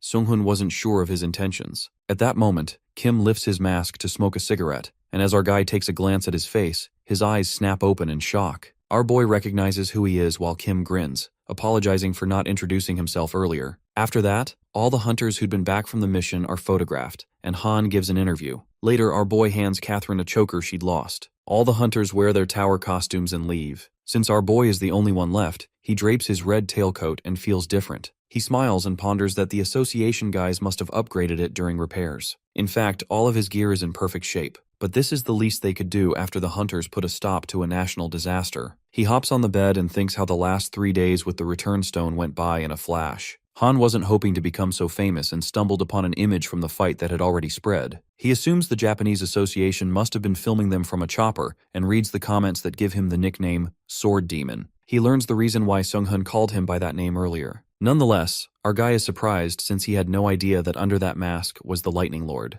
It is then revealed to us that the Lightning Lord stood head and shoulders above everyone, even among the 30 grade S hunters in Korea. He brought down gate after gate at a speed no S-grade hunter could match. He was worshipped as a hero in Korea. The scene then takes us to Sung-yoon's flashback, where the Lightning Lord, Kim Seung-hun, hands him a card and tells him to consider this a recruitment call. Kim asks our boy to reach out whenever he'd like. Coming to the present, Han's stay on Earth comes to an end, and he decides to hold up that recruitment call for now, since he'd better train and live up to the Sword Demon nickname. With that, our boy travels back to the Tower of Trials. He enters the lobby of the 11th floor and ponders about the lessons he's learned in his fight with Hyok. Han learns that he doesn't have enough stamina. Although the skill Ashen Blood heals up most wounds more than any other skill, the Regan effect doesn't kick in when the stamina is low. This is why our guy thinks it's time he learned a new way to cover stamina. Sung-yoon keeps scrolling the skill store since he finds nothing to his liking, but then he stumbles on a way to stop overthinking and just buy everything he can. With that, our guy buys every skill he finds helpful. He gets Auto Stamina Regan that restores a total of 0.07 stamina every 180 seconds. He also purchases the skill Lunar and Solar Synthesis, which increases base stamina by 100% when exposed to light. Our guy then activates Skill Synthesis and synthesizes the most compatible skills, the Solar and Lunar Synthesis. It is created into a C-grade skill, Photosynthesis, that increases base stamina by 200% and allows users to absorb magic energy from light sources, combining the advantages of both skills. Han is happy with this new skill and presumes that if he synthesizes the vampire skill Call of Blood and Photosynthesis, he'll surely hit a jackpot. However, to his disappointment, the new skill Blood Covenant that is generated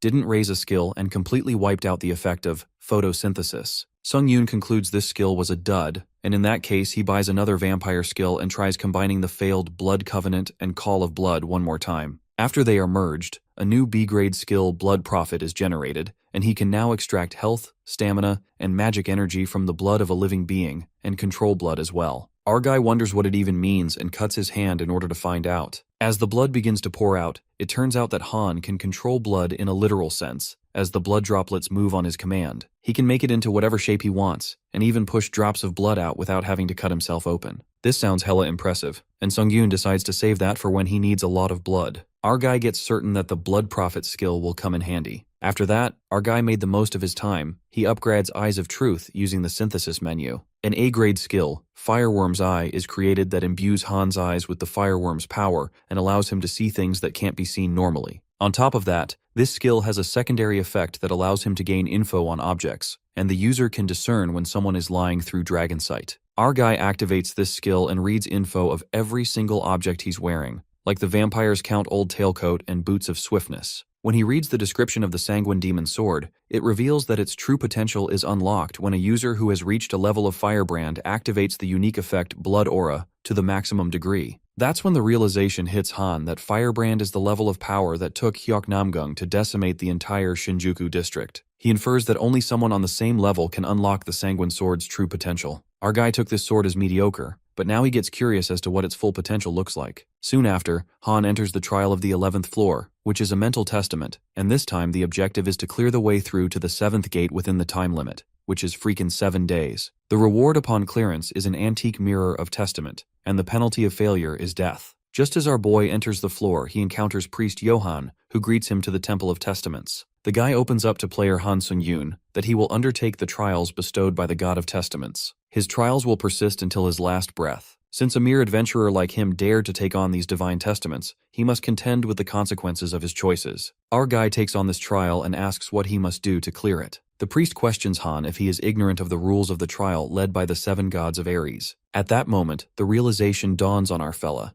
and he reckons that if this is the Ares dimension, then it's where the Black Knight who invaded his 5 trials came from. Johan is surprised that a clueless excuse for an adventurer like him made it into this dimension, but nonetheless, he explains how this trial works. He reveals that the trial takes place in the Temple of Testaments, testament of the body, mind, and faith. After player Han undergoes the first testament of body, he advances to the ultimate yet most difficult trial, the testament of mind. Now about the gates. There will be a high priest in each trial chamber whom he must persuade or kill in order to advance to the next chamber. Bluntly put, Han needs to do whatever it takes to get through the gates. The priest smirks and thinks he has divulged enough, so now the answers are for Sung-yoon to find. With that, the first testament begins, and Priest Johan turns out to be our guy's opponent. He immediately leaps towards our fella, and not to mention, his power seems terrifyingly strong. At first, Han halts that punch with his hand, and soon after, his punch clasps with his opponent's hand. As their hands clasp, our hero ascertains that this big guy is equal to the challenger who's achieved pioneer status in the hard level. Promptly, Sung-yoon activates his skill, Blood Prophet, and discreetly pushes blood out of his finger. He then makes it into the shape of a bullet and shoots it straight into the opponent's forehead, killing him instantly. Just like a cinch, our guy kills the priest and is impressed by how overpowered the Blood Prophet skill is. Anyways, Han thanks the dead guy for the explanation and absorbs his dead spirit. After this,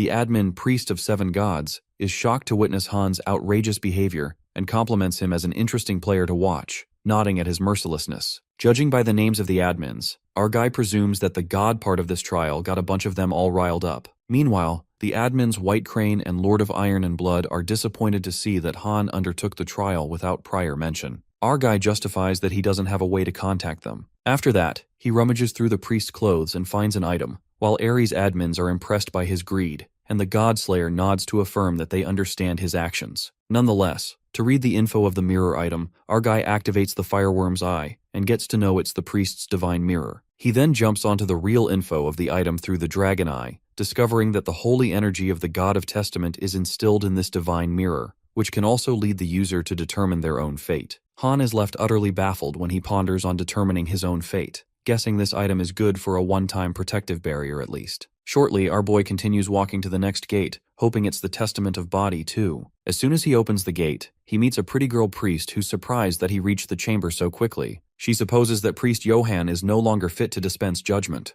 The girl reveals that she's Jane, priest of the Second Testament. Unexpectedly, she frantically flings a chair at him, and Han is not so pleased by such a violent welcome. Our guy believes it's another Testament of the Body, while Jane agrees and aggressively comes flying toward him. She strikes the sword at him, but Han evades it impressively. Whilst dodging, our guy notices that Jane's sword aura is a lot like the one he used to use. Han activates his weapon with 2 sword auras and slashes Jane's arm. She's banged against the wall and is in utter shock to see an aura user. The priest does not find it possible for a mere adventurer to have full command of an aura. Our guy responds that he uses the aura the same way as she does, asking why that surprises her. That's when Jane reveals that their holy energy is bestowed upon them by the God of Testaments, a blessing through which they wield his immense power. So it's only natural she's shocked that a man like Han, entirely devoid of holy energy, could wield a sword aura of such overwhelming force. While Jane heals her arm with holy energy, Sungyun presumes that it should have been a fatal wound. Nonetheless, the priest leaps again, while our guy can tell this holy energy is going to be such a pain. Their swords clash, and Han starts questioning in the middle of the fight. He mutters that he was told by the first priest that he could pass the gate without having to kill the priest. But he asks Jane if there's really a way to convince her to let him pass. Jane smirks and assumes that his gift of blabbering will have to be smooth enough to impress a god. Ignoring her bullshit, Sungyun asks her how many gates are in the Testament of Body. But our fella's attitude annoys Jane very much, and she gives him a death glare as she sees that he's brimming with pomposity. She bluntly tells Han to save his cliché questions for when the battle is over. Our guy stands stiff and activates instant acceleration. In a blink, he yanks away the priest's sword and slams her against the wall. He grabs her hands and arrogantly says the battle is over. As promised, our guy wishes to hear more about the testament process. The priest nervously asks Han if he's going to have his way with her. While the admins anticipated our guy's response and some gazed at him with narrowed eyes, Sungyun makes it clear that he's not going to do anything of the kind. Jane laughs and thinks how fortunate she is, while the Lord of Iron and Blood heartily agrees with the priest, and White Crane expresses relief. Our guy doubts anyone who's capable of something like that can make it all this way, and Jane unbelievably asks him if he truly believes his words. If so, she calls him exceptionally naive for a hunter. Either way, Han lets her know that she's going to tell him everything as promised. Being a good girl, Jane spills that there are 2 remaining goods in the Testament of Body, and the Testament of Faith will begin at the 5th gate and end at the 6th gate, which means the Testament of Mind takes place at the 7th gate. Before he reaches the 7th gate, Jane advises our hero to consider abandoning this trial altogether. She unfolds that the 7th gate of the temple has never been breached by a single soul. All those who step through the gate either go mad or die bleeding from every orifice of their bodies. Sungyun uses his Dragon Eye skill and figures out that she isn't lying about this. Now that the priest is done with her piece, Jane says her final words and pays Han gratitude for a battle well fought. At that moment, our boy asks her one last question, wondering if there's a way to pass this gate without killing her. But Jane believes that such a feat would surpass his current abilities, which makes our guy wonder if she isn't afraid of her own death. Jane smiles like a maniac, with not a hint of fear on her face, and believes that death, too, is a testament that brings them closer to God. Just like that, Han kills her on the spot because dragging this out would only be an act of cruelty. He then absorbs Jane's spirit and convinces himself that he did what he had to. However, he can't help but feel like a scumbag. With that, Han enters another chamber and meets Rusilian, a sword to be wielded by the gods of testaments. Rusilian then tests Han's prowess as a warrior and raises his sword to unleash the aura. A glinting fire aura emits from the sword, leaving our boy's eyes widened. It's not as stable as it should be, but Sungyun realizes that the guy is a firebrand user, Our boy is nervous at the fact that he has to face a firebrand user only 3 gates in. This means that Han will have to put his life on the line. He goes up against his opponent, and as their swords clash, Rassillion drifts away. Right at that moment, Han feels something's not right. The old man's physical stats are lower than his. Not only that, the impact that he feels from his attacks is weaker in comparison. But still, this old man keeps breaking through his sword aura. Our boy recalls when he saw Hyok Namgung use Firebrand and naturally assumed that it was superior to a sword aura. He dwells on the possibility that homicidal maniac Hyok was just unusually powerful. In reality, maybe there's a chance that the Firebrand skill isn't just the stronger version of sword aura.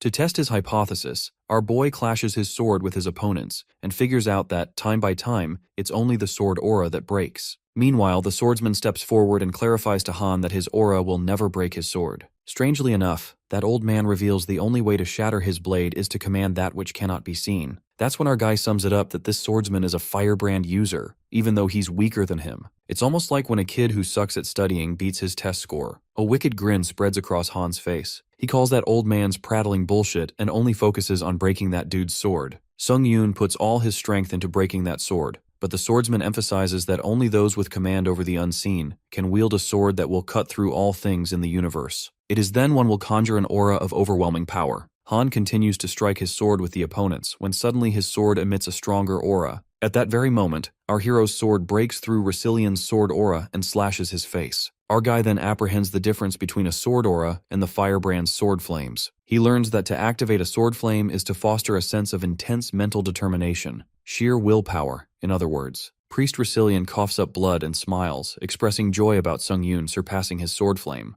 The man oddly looks happy for our guy for wielding the true Firebrand and praises him. Our guy is baffled, as he wonders why the old man is happy about it. Strangely, the priest is more interested in someone else's growth than his own death. The priest trembles, overwhelmed by euphoria to think our guy would learn it so quickly. With that, our guy proves his worth as a warrior, and in that split second, Han mercilessly decapitates the priest in a single slash. He then absorbs the dead priest's soul, and the proficiency of his innate trait, necromancy, reaches 100%. Just then, the trait necromancy upgrades to grade B, and he is curious to see what new abilities he's unlocked this time. He unlocks the skill Secondary Effect that allows the user to extract a power from a target upon absorbing the dead spirit of a stronger enemy. Our guy hits the jackpot because every time necromancy upgrades, it never disappoints. What's more is that it's already this powerful at only grade B. He anticipates the perk he'll gain at grade A or S. After that, Han opens up the status window and notices that he's closer to 3-digit stats already. Our guy recalls his trainee days when he used to think that was something only a prodigy could achieve. In the meantime, Han Sung-yoon absorbs all the priest's dead souls, including Jane, Johan, and Rassillion.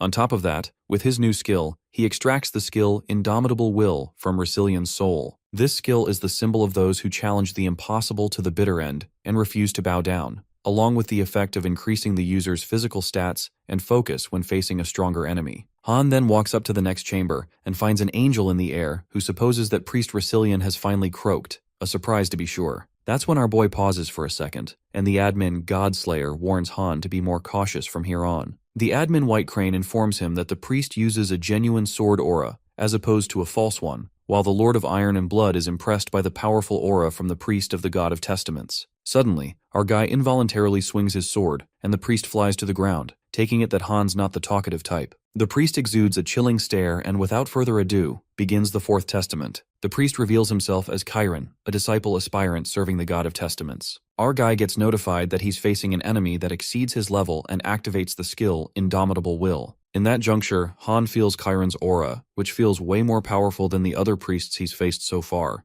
Chiron summons a piece of broken mirror that emits a blinding aura. As our guy evades that lightning bolt, the aura from Chiron's weapon is reflecting and aims to hit Sung Yoon. Han freezes in shock and immediately activates the Dragon Eye, which helps him counteract with his sword aura. Our guy finds that beam of light annoying since it keeps reflecting off the mirrors, and feels the urge to attack the priest before he overwhelms him with those beams. As they are about to confront each other, Chiron flaps his wings, which reverberates a merciless force, making our guy drift away and tumble. Han manages to live as he blocks those beams with his sword as it clashes with the glass. Our boy is shocked to see another sword user. He then witnesses Chiron flying away and is intrigued by the winning strategy he's got, his wings. Han anticipates that at long range, Chiron will use those beams to attack. Even if he dodges the initial blast, it'll be amplified by mirror walls to catch him from out of sight. But when Han manages to close the distance, the priest uses the gust from the wings to break the enemy's balance, counteracting his sword flame. That sounds complicated, but despite that, our guy is amazed since beams and sword flame are one hell of a combination.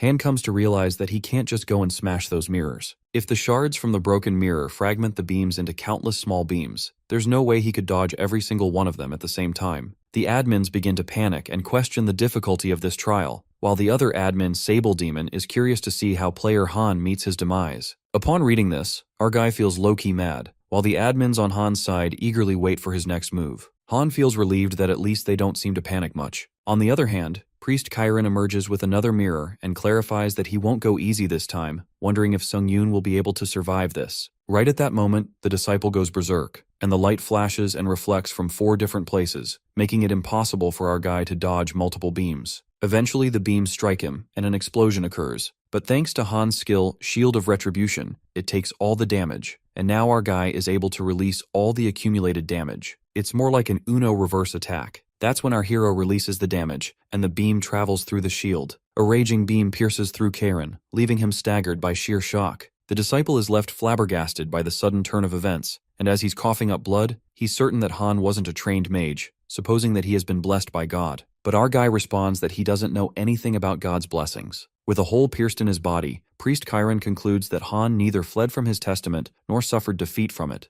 Hereby, he's proven himself worthy. After this, the priest collapses, and Han absorbs the dead disciple's body. He also extracts a power from Chiron's dead soul, who was more powerful than the user. Abruptly, our boy's soul gets imbued with the power of holy energy that he gets from the priest, and he realizes that must be the power the priests here were using, just like hunters use magic energy. Our boy feels a certain energy in his chest, but he finds it hard to move, sensing that it's totally different from magic energy. The admin White Crane wonders why Han's central energy core has been imbued with holy energy, and the Lord of Iron and Blood is flustered upon witnessing that his heart bears no traces of any god. After a while, Han walks to the next chamber and encounters an old man who calls Han the one who's driven by the frenzy of battle. Our guy appears confused and asks the old lady what he meant by that. The old man mentions Han's ultimate calling, which is to keep marching from one victory to the next until he achieves boundless growth to become the pinnacle of strength. It's as if the old lady spoke to Han's mind, but our guy presumes that wanting to be the pinnacle of strength was an overstatement. Suddenly, the woman walks past him and responds to Han that it's not an overstatement,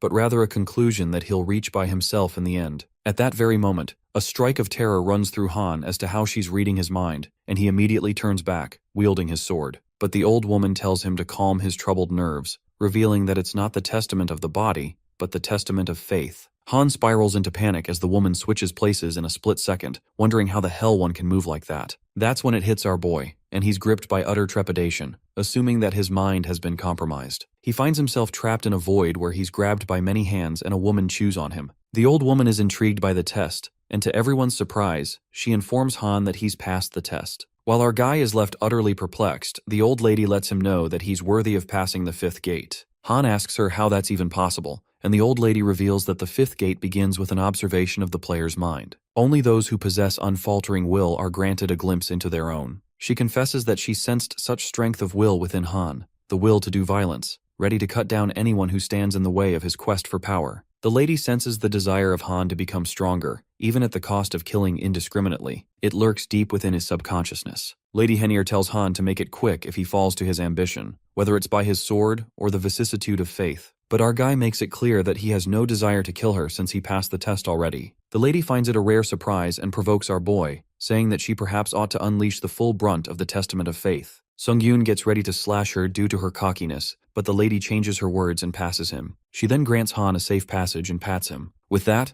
our fella strides for the next testament and finds himself engulfed in darkness as he goes further. Soon after, he notices the mirrors turning black and finds himself plunged into total darkness. Right at that moment, a woman whispers in his ears, scaring the shit out of him as he swishes his sword. He hopes it's not the same shit again, but the Holy Maiden disappointingly informs Sung-Yoon that he's already lost in the prison of his mind. The woman reveals to Sung-Yoon that Lady Henier planted a clever little seed to guide him deeper into his own mind. Our guy realizes that Eileen's talking about the old lady from earlier who patted him on the back, but she actually planted a seed. It appears the Holy Maiden is inside Han's mind. Our guy seems to be trapped by strange strands, and she assures him that she's keeping a very close eye on his mortal shell in the real world. That's what worries Han the most, and Eileen tells him that he's certainly stuck in the mud. She's offended by our guy's conceited attitude. Abruptly, the maiden aims a dagger at his throat and warns Sung-yoon that she could pierce right through his throat with a flick of her wrist. Our guy gets humbled real quick and apologizes to her, justifying that all he wanted to know was how he's supposed to prove his faith.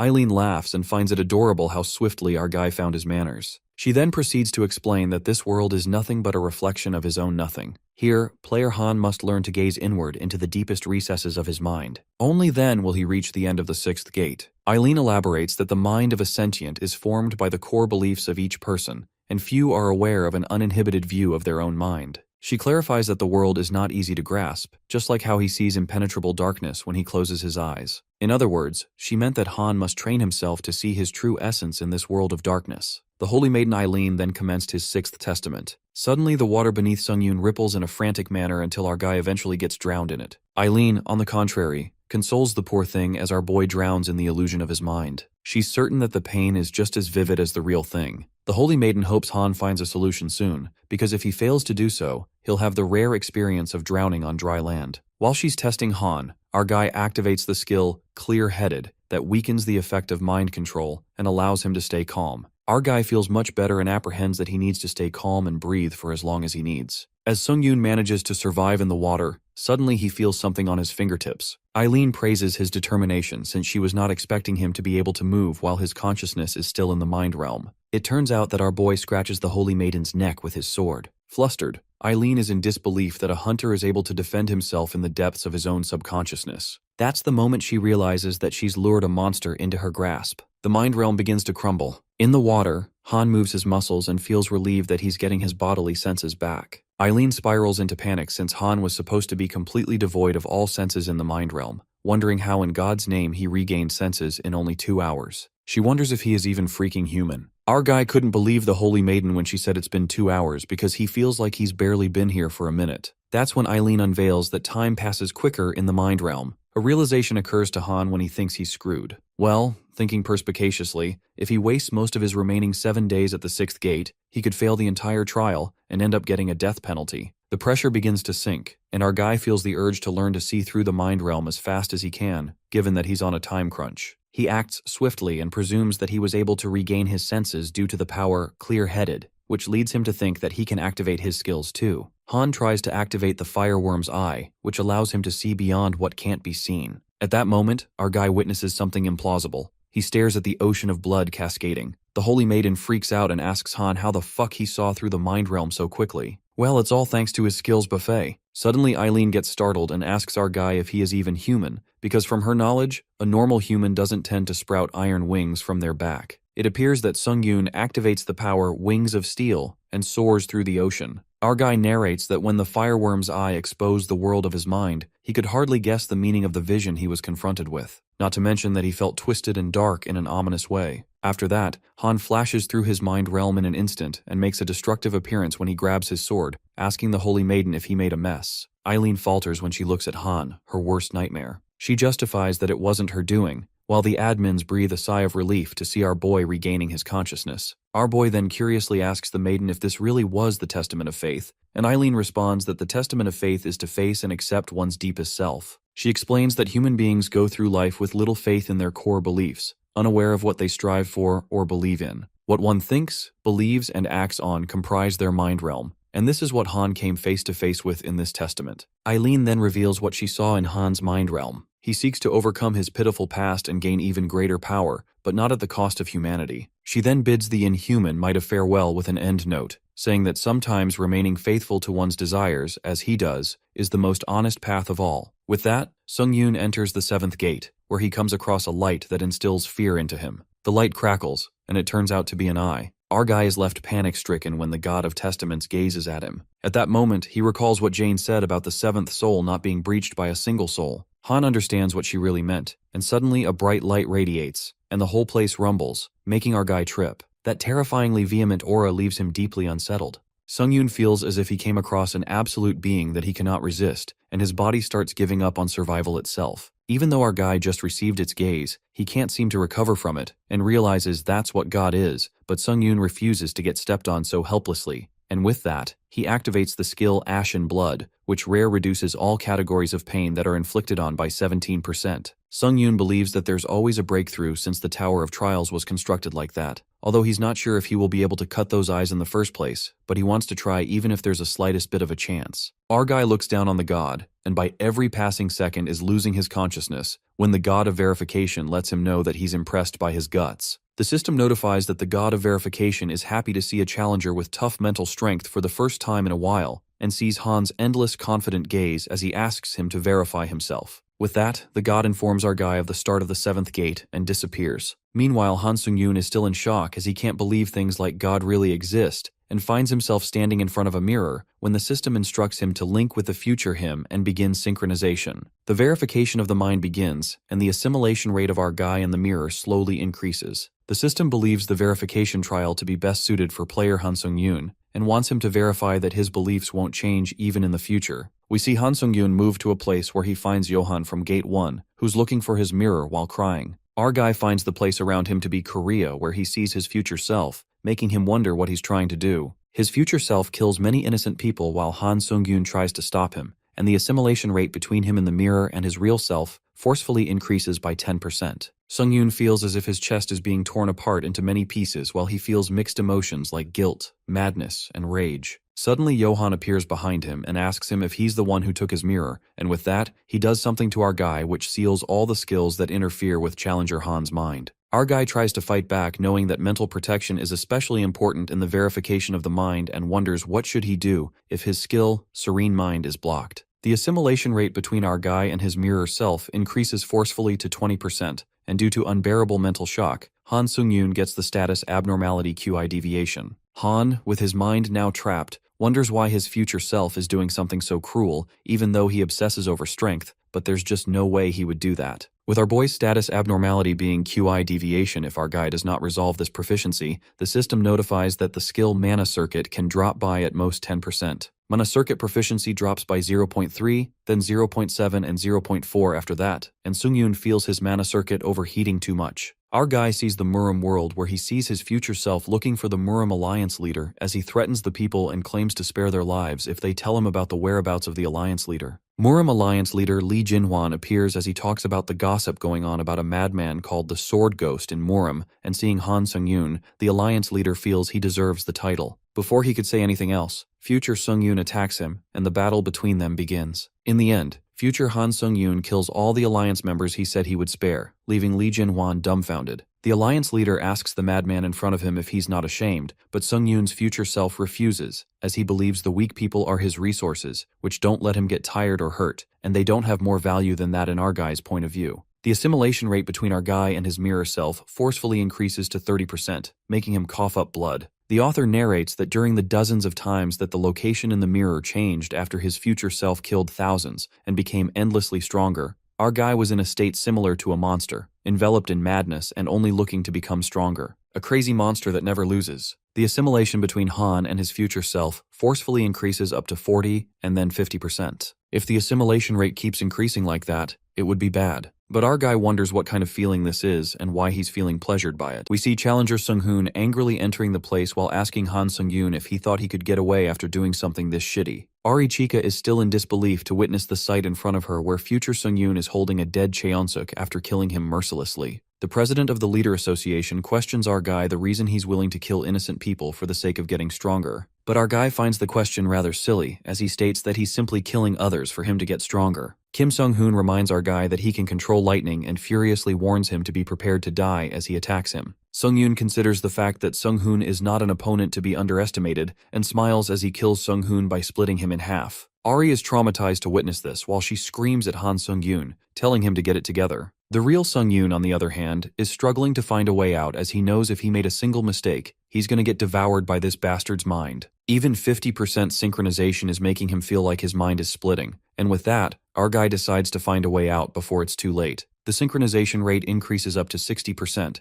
and skill Mana Circuit proficiency drops by 0.1, then 0.5, and lastly by 0.2%, while the assimilation increases to 70%. Our guy starts giving up since he's not able to hold on much longer as the mental shock is too much for him, and he can't differentiate between pain and pleasure anymore. Sung-yoon slowly sulks in deeper, but then he remembers Johan's high priest's mirror filled with divinity, which is a mirror imbued with divinity every single day by the high priest Johan. Argai activates the high priest's mirror, and a divine barrier protects him and gets rid of all mental corruption of a certain level, with status abnormality and energy deviation now being undone. Han Sung-yoon successfully breaks through the trance he was in and has now accomplished Mind of Steel, with his stamina being increased by 1. Argai proves that his faith has not changed, and verification of the mind has now ended, with the administrator's iron-blooded monarch, White Crane Swordmaster, and Fallen World Soldier relieved to see their challenger is okay. The god of verification is satisfied with Han Sung-yoon's performance, and would like to meet Argai as he forcefully summons him to the divine region. Argai is confused but is notified that the god of verification uses divine power on the Tower of Trials for temporary authority, and the administrators can now no longer watch their challenger. The Tower of Trials permits summoning as long as the player is safe, and with that, Argai enters the divine region of verification. The god of verification ascends as he questions Argai, asking him who he is and why does he feel divine power from him. Sung-yoon stares at the god, but the god tells him not to stare at him like that, and assumes that the challenger sees him as a bundle of light anyway. The god finds it strange to see Argai in real life and asks him if he's a divinity copy created by the tower, but Argai seems to be clueless about it when the god tells him it's the administrator he's talking about. The god asks if Argai is a being who obtained divinity through a contract in the tower, and Sung-yoon lets him know that he's not an administrator, rather just a challenger. The verification god lets Argai know that he possesses a divine power that is solely his own and finds the tower getting interesting in his absence, ranting about how the tower system realized that they cannot create the real thing using divinity copies. But in order to create a real one, they have to use an apostle of a divinity copy. The god learns that challenger Han Sung-yoon is no normal being. Sung-yoon, on the contrary, is in confusion as he thinks about how the god makes it sound like he's done something amazing, but all he did was just kill Chiron and coincidentally obtain divine power. Argai asks the god if this divine power is that important, but the verification god is shocked to find that Sung-yoon is actually clueless about it when he has extracted the divine power himself. Seeing how oblivious Sung-yoon is when he reveals that he just happened to obtain the divine power, the god taunts him about how he managed to perfectly remove the traces of God from the divine power he bestowed on his followers. The god reveals that extracting Chiron's divine power was no coincidence, and he can sense that there is a clear cause and effect, which makes him certain, considering how the Tower of Trials has such high expectations of Argai. Argai is shocked to find that out, and the verification god regrets telling him that because he was not supposed to, and the tower is engaged now. The verification god bids farewell to Han Sung-yoon and lets him know that he will be watching him. But Argai still has some more questions to ask, as he asks what happened to his future self and what this divine power and effect the god is talking about. Suddenly Argai feels a stinging pain in his head, and the god realizes that he has seen too deeply into his future self, because when you look into that void, the void also looks back at you and is always looking for a chance to pry into our mind. With that, the verification god warns Sung-yoon to look out for that, and breaks it to him that he will soon return to where he came from. Sung-yoon wants to talk more, but the god has no choice since the tower is a difficult being to deal with for any god, and reveals that if Argai visits the Temple of Verification later, he may be able to answer some of his questions. Giving one last piece of advice, the verification god tells Sung-yoon not to trust any god because they will now consider him their enemy. The 11th floor is cleared, and the old mirror of verification is sent to Han's inventory, with him obtaining 70,000 points and 30,000 SP as a reward, along with an extra reward. With that, Han returns to the lobby and realizes that the god told him that the divine power he extracted from Chiron wasn't a coincidence, and that he could see a clear cause and effect. That means that the Tower of Trials wanted Argai to extract the divine power and make it his. Sung-yoon thinks about everything he just learned and is in a total mess as he doesn't get it, and that makes him frustrated. At the very least, Argai is relieved that the gods can't do anything to him, even if they consider him their enemy because of the tower. The system informs that it's expanding, with Earth now being registered as an official climbing dimension in the Tower of Trials, and as a benefit of the registration, there will be added protection from dimensional invasions. Now the challengers of other dimensions will be met with a penalty when coming to Earth, and as a benefit of the registration, challengers other than pioneers can now earn a halo. Challenger Han Sung-yoon is now visible to the administrators once again, and the Iron-Blooded Monarch and White Crane Swordmaster are relieved to see him. Argai first smiles but then remembers the verification god's words about the administrators also being a kind of divinity, which makes him skeptical if he could trust them or not. Sung-yoon realizes he can't trust anyone at this point, and finds the situation shitty as hell, and with that, he enters the world of Iron Blood. The administrator, the Iron-Blooded Monarch, when trying to show her concern, is welcomed with an attack by Sung-yoon, who asks her if all of these administrators are working with the tower in order to use him. This makes the iron-blooded monarch realize that our guy is still affected by the verification of mind. Han Sung-yoon blindly attacks the administrator, the iron-blooded monarch, while she tries to calm him down, telling him to get it together. But our guy isn't ready to listen, as he reminds her of the relationship between the administrators and the tower to exploit the challengers. The administrator defends herself while she explains that it doesn't make sense and reminds Han to get a grip. Sung-yoon wonders why she keeps telling him that, since he believes that he has it totally fucking together right now, and launches an all-out attack. The Iron-Blood Monarch tries to stop him from doing that because her house is in the way, but it was too late. This makes the administrator lose it, and it's her turn to show her strength now as she attacks Sung-yoon. After a while, we see Han hanging upside down, tied with ropes as he apologizes, and lets her know that his sanity has now returned so she can untie him. The administrator assures him that she will untie him, but she's worried the next time our guy visits, her house will evaporate. She believes that the Sung-yoon she witnessed when he claimed that he had it together showed the remnants of the abyss that hadn't been completely removed yet and become permanently fixed into his personality. Even if our guy becomes twisted, that's another version of him.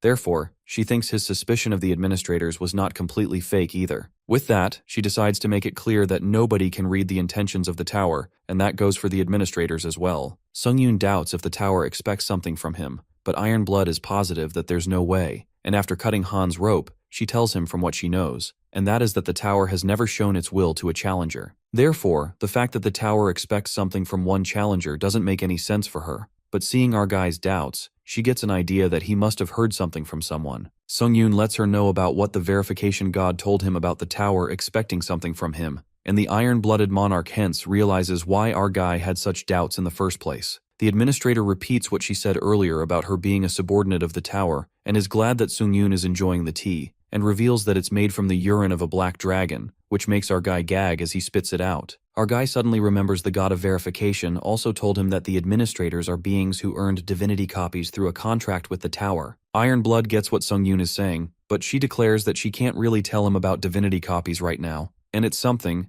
even if he doesn't want to know, he will find out quite soon. Sung-yoon has one last question about Iron Blood's earnest wish she mentioned before and reveals what the White Crane Swordmaster told him, that it's a right that the tower grants to the administrators, and that you can fulfill what you want to accomplish through the challengers who signed disciple contracts. The red-eyed administrator looks pissed that her fellow administrator told Sung-yoon everything about an earnest wish. Our guy asks her why she didn't tell him about this earlier, and Iron Blood reveals that she felt fear because she believes Sung-yoon is currently underestimating himself, and she saw how obsessed our guy was with his growth. Therefore, for his growth, she thought he would fly towards the earnest wish trial and challenge it like it's nothing. Han Sung-yoon agrees with her because he knows he doesn't have another choice, because he certainly believes that he has no talent. The administrator wonders what his definition of talent is, but she warns him that he will soon learn just how much our guy is underestimating himself. In addition to that, the red-eyed administrator also reveals about the 12th floor trial, and with that, our guy returns to the lobby. The author narrates that talent is an attachment of which you cannot change, as it's a gift given by the sky and is separated into 3 aptitudes in the world of hunters: skill acquisition, stat increase, and trait enlightenment. These are the hunter's 3 gifts,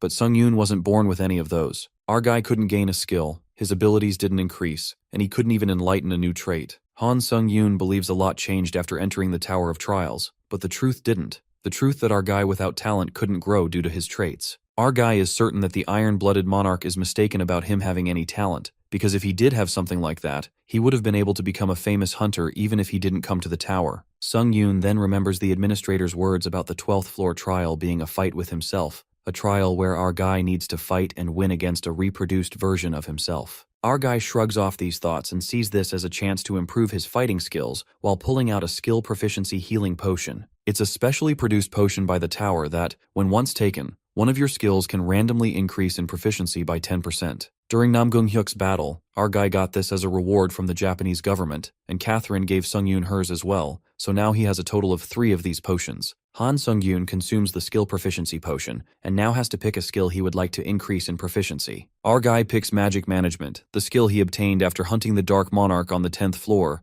and it becomes the foundation of all other skills. Therefore, Sung-yoon thinks it's worth investing in. Sung-yoon pulls out the old mirror of verification, the reward he got from the 11th floor trial, and when you put magic power into the mirror, the exclusive effect, Remaining Thoughts, will activate, limited to the first time. Skill, Flame Dragon Eye, activates, and since it's limited to the first time, our guy can acquire the skill that is ingrained in Remaining Thoughts. However, The user cannot decide the acquirement of the skill ingrained in remaining thoughts. The system notifies that the god of verification has specially changed a part of the effect for one challenger. And with that, the exclusive effect, remaining thoughts of the old mirror of verification, activates, and as it activates, Sungyun randomly acquires the skill ingrained in remaining thoughts. Our guy inherits the skill Fighting Concentration A+, and the system ingrains remaining thoughts fighting experience into the skill. The system notifies that the fighting experience of remaining thoughts increases in proficiency by 11%, and Sungyun is satisfied with the skill. With that, the system alerts our guy of the 12th floor trial starting with 48 hours remaining, in which our guy has to kill the duplicated version of himself in the given time. With the conditions to fail the trial being the death of the challenger or time running out, while the completion reward is an ancient emperor's ash crown A,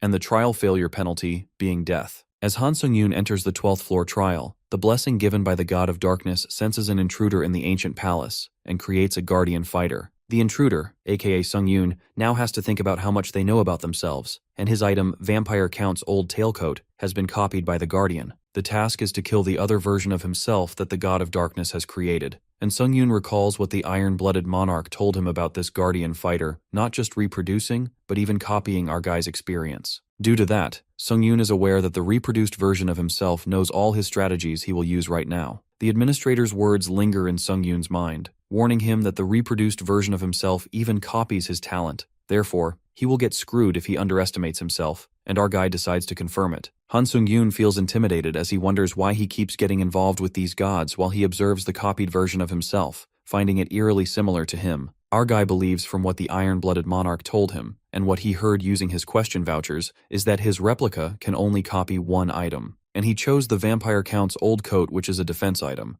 Therefore, our guy assumes that if this replica really copied him properly, this is a good opportunity to judge himself accurately. Sungyun activates skills, instant acceleration, and wins grace, hence resulting in all his speeds increasing by 70%. Our guy decides to confirm his talent and activates the skill, Fighting Concentration, which increases his concentration by 2x, and then he activates the power, Burning Sword Intent, as he leaps onto his opponent. His replica pulls out the iron-blooded sword, and Sungyun feels this move was way too obvious, and predicts his next move to be using a counter shield. Sungyun assumes this move to be the replica's only choice, but what catches him off guard is the replica changing the counter shield into a sword. It's a dual sword art even Han Sungyun has never used before in an actual fight since it requires a lot of mana and mental power, therefore our guy doesn't use it. This makes Sungyun wonder why he chose such an inefficient method, but is not able to understand it. As they both fight, Han Sungyun realizes that his copied version is better than him when it comes to pure skill as he wonders if it's indomitable will. Our guy knows he holds dominance when it comes to items right now, but the indomitable will, which he absorbed from Lucilian, activated for his replica. Sungyun believes if his replica's abilities are higher than his, and if he's raised Fighting Concentration to the max, and is currently demonstrating Transcendental Concentration, then it does make sense. But the bigger problem is the swordsmanship the copied version is using right now as it's being performed through double swords, but Sungyun is aware that it's definitely Namgung Hyuk's swordsmanship. Our guy has met him only once, but he clearly remembers the terrifying godliness that helped him understand his arrogance in looking down on skills. Sungyun knows it wasn't skill or power but pure technique, and that made our guy wonder if, as Namgung Hyuk said, they could surpass skills as a whole because his swordsmanship wasn't utilizing skills, and our guy judged he wouldn't be able to learn it on his own. Our guy now understands that the true talent the iron-blooded monarch was talking about was this. The system notifies Sungyun that he has met a strong opponent, and that our guy will have a hard time dealing with it, while the replica activates the skill, Indomitable Will. Our guy realizes that the system has judged that he's at a disadvantage, and Sungyun now wonders if this is it for him.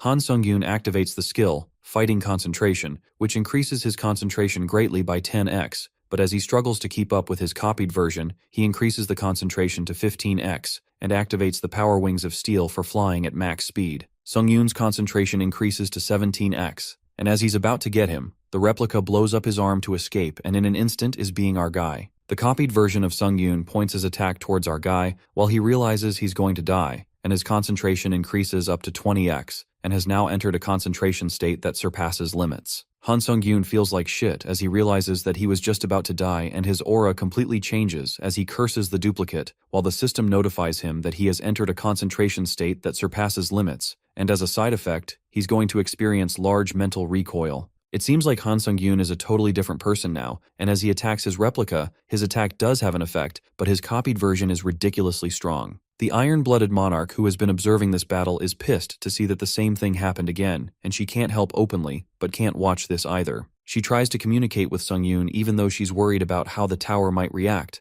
but the system temporarily deactivates her message to prevent an advice type of message. The administrator excuses herself mockingly while stating that she was just offering a cup of tea to her contractor. Meanwhile, we witness Han Sung-yoon hitting himself, and it turns out it's his future self who's taken over his body while our guy struggles to have his control back. Sung-yoon screams at his future self, telling him not to interfere with his body since our guy thought he was done with his annoying future self after the previous trial. Future Sung-yoon complains that he fought for our guy because he was about to die, but he's not even thankful, but our guy isn't ready to listen to any bullshit and snaps at him as he asks why he's not leaving his body. Our guy's future self calls him an idiot as he tells him to watch the situation carefully and reminds him that even though he's trained for so long and even up to this point of climbing to the 12th floor of this tower, he can't even look at himself properly, hence calling him a pathetic bastard. Sung-yoon feels frustrated and tries to punch his future version, but his future self traps him and leaves him shouting and screaming. Before leaving, Han Sung-yoon's future self decides to teach our guy something and advises him to let go his habit of fully relying on his skills because he can't use the real techniques. With that, he tells him to stay down for the rest of his life, because from now onwards, he's going to take over his body. Returning back, our guy's future version continues to fight, and as soon as he felt that he's getting a hang of it, the administrator iron-blooded monarch sends an item to him, a product of Black Dragon. Our guy struggles to take control of his body back and tries to drink the product of Black Dragon. As he does that, the real Sung-yoon returns back and takes control over his body as he announces that he's back. Our guy realizes that while the other him was fighting, he definitely felt the feeling of letting go of his tendency to rely on his skills. Because Sung-yoon believes if the replica can do it, so can he, and with that, his concentration increases by 20x.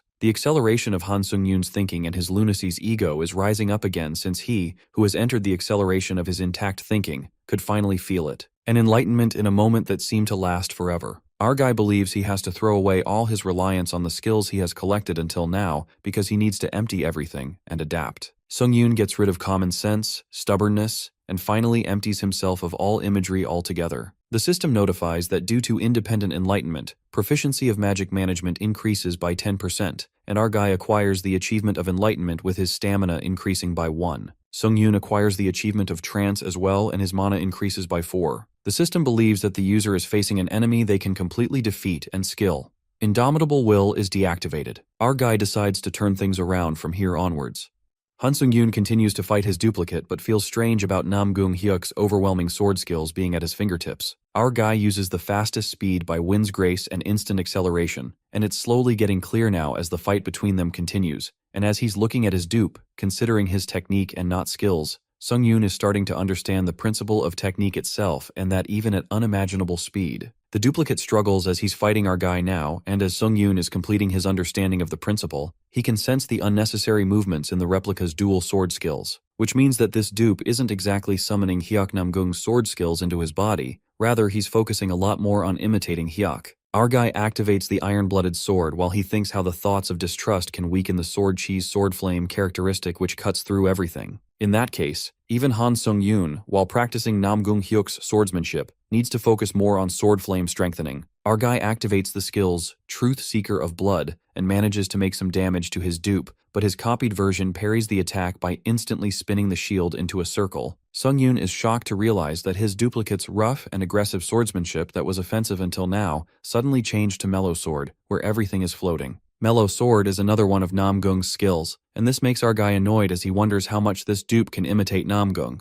Sung-yoon realizes he can't win unless he endures all the dangers and activates the skill Counter Shield as he attacks. Just as our guy thought, the dupe's sword recharged before his, and in that case, Sung-yoon decided to pull a trick. Our guy believes that his duplicate received that with the Counter Shield that transformed the Counter Shield, which means that Han's Counter Shield will recharge at once, or so he thought. And Sung-yoon is certain that if the dupe is actually him, then now, when the energy releases of the counter sword and their most lethal attack is dissipating, his copied version will see this as an opportunity. Han Sung-yoon praises himself for being stupidly strong, and with that, he stabs his dupe with the iron-blooded sword, and he's glad his plan worked out. As our guy decides to finish this off and rushes to the copied version of himself, he witnesses something unexpected. His dupe transforms into a monster, leaving him baffled as he's confused as to what's going on. Sung-yoon's clone goes berserk, transforming into a literal titan monster and leaps towards our boy. While our fella dashes away, the clone bites off its fingers and tosses them at him as they turn into explosives. Han gets kinda nervous by the sudden monstrous attack, plus the attack patterns have completely changed, making it 10 times more painful. The colossal hand bursts forth and our guy struggles to escape.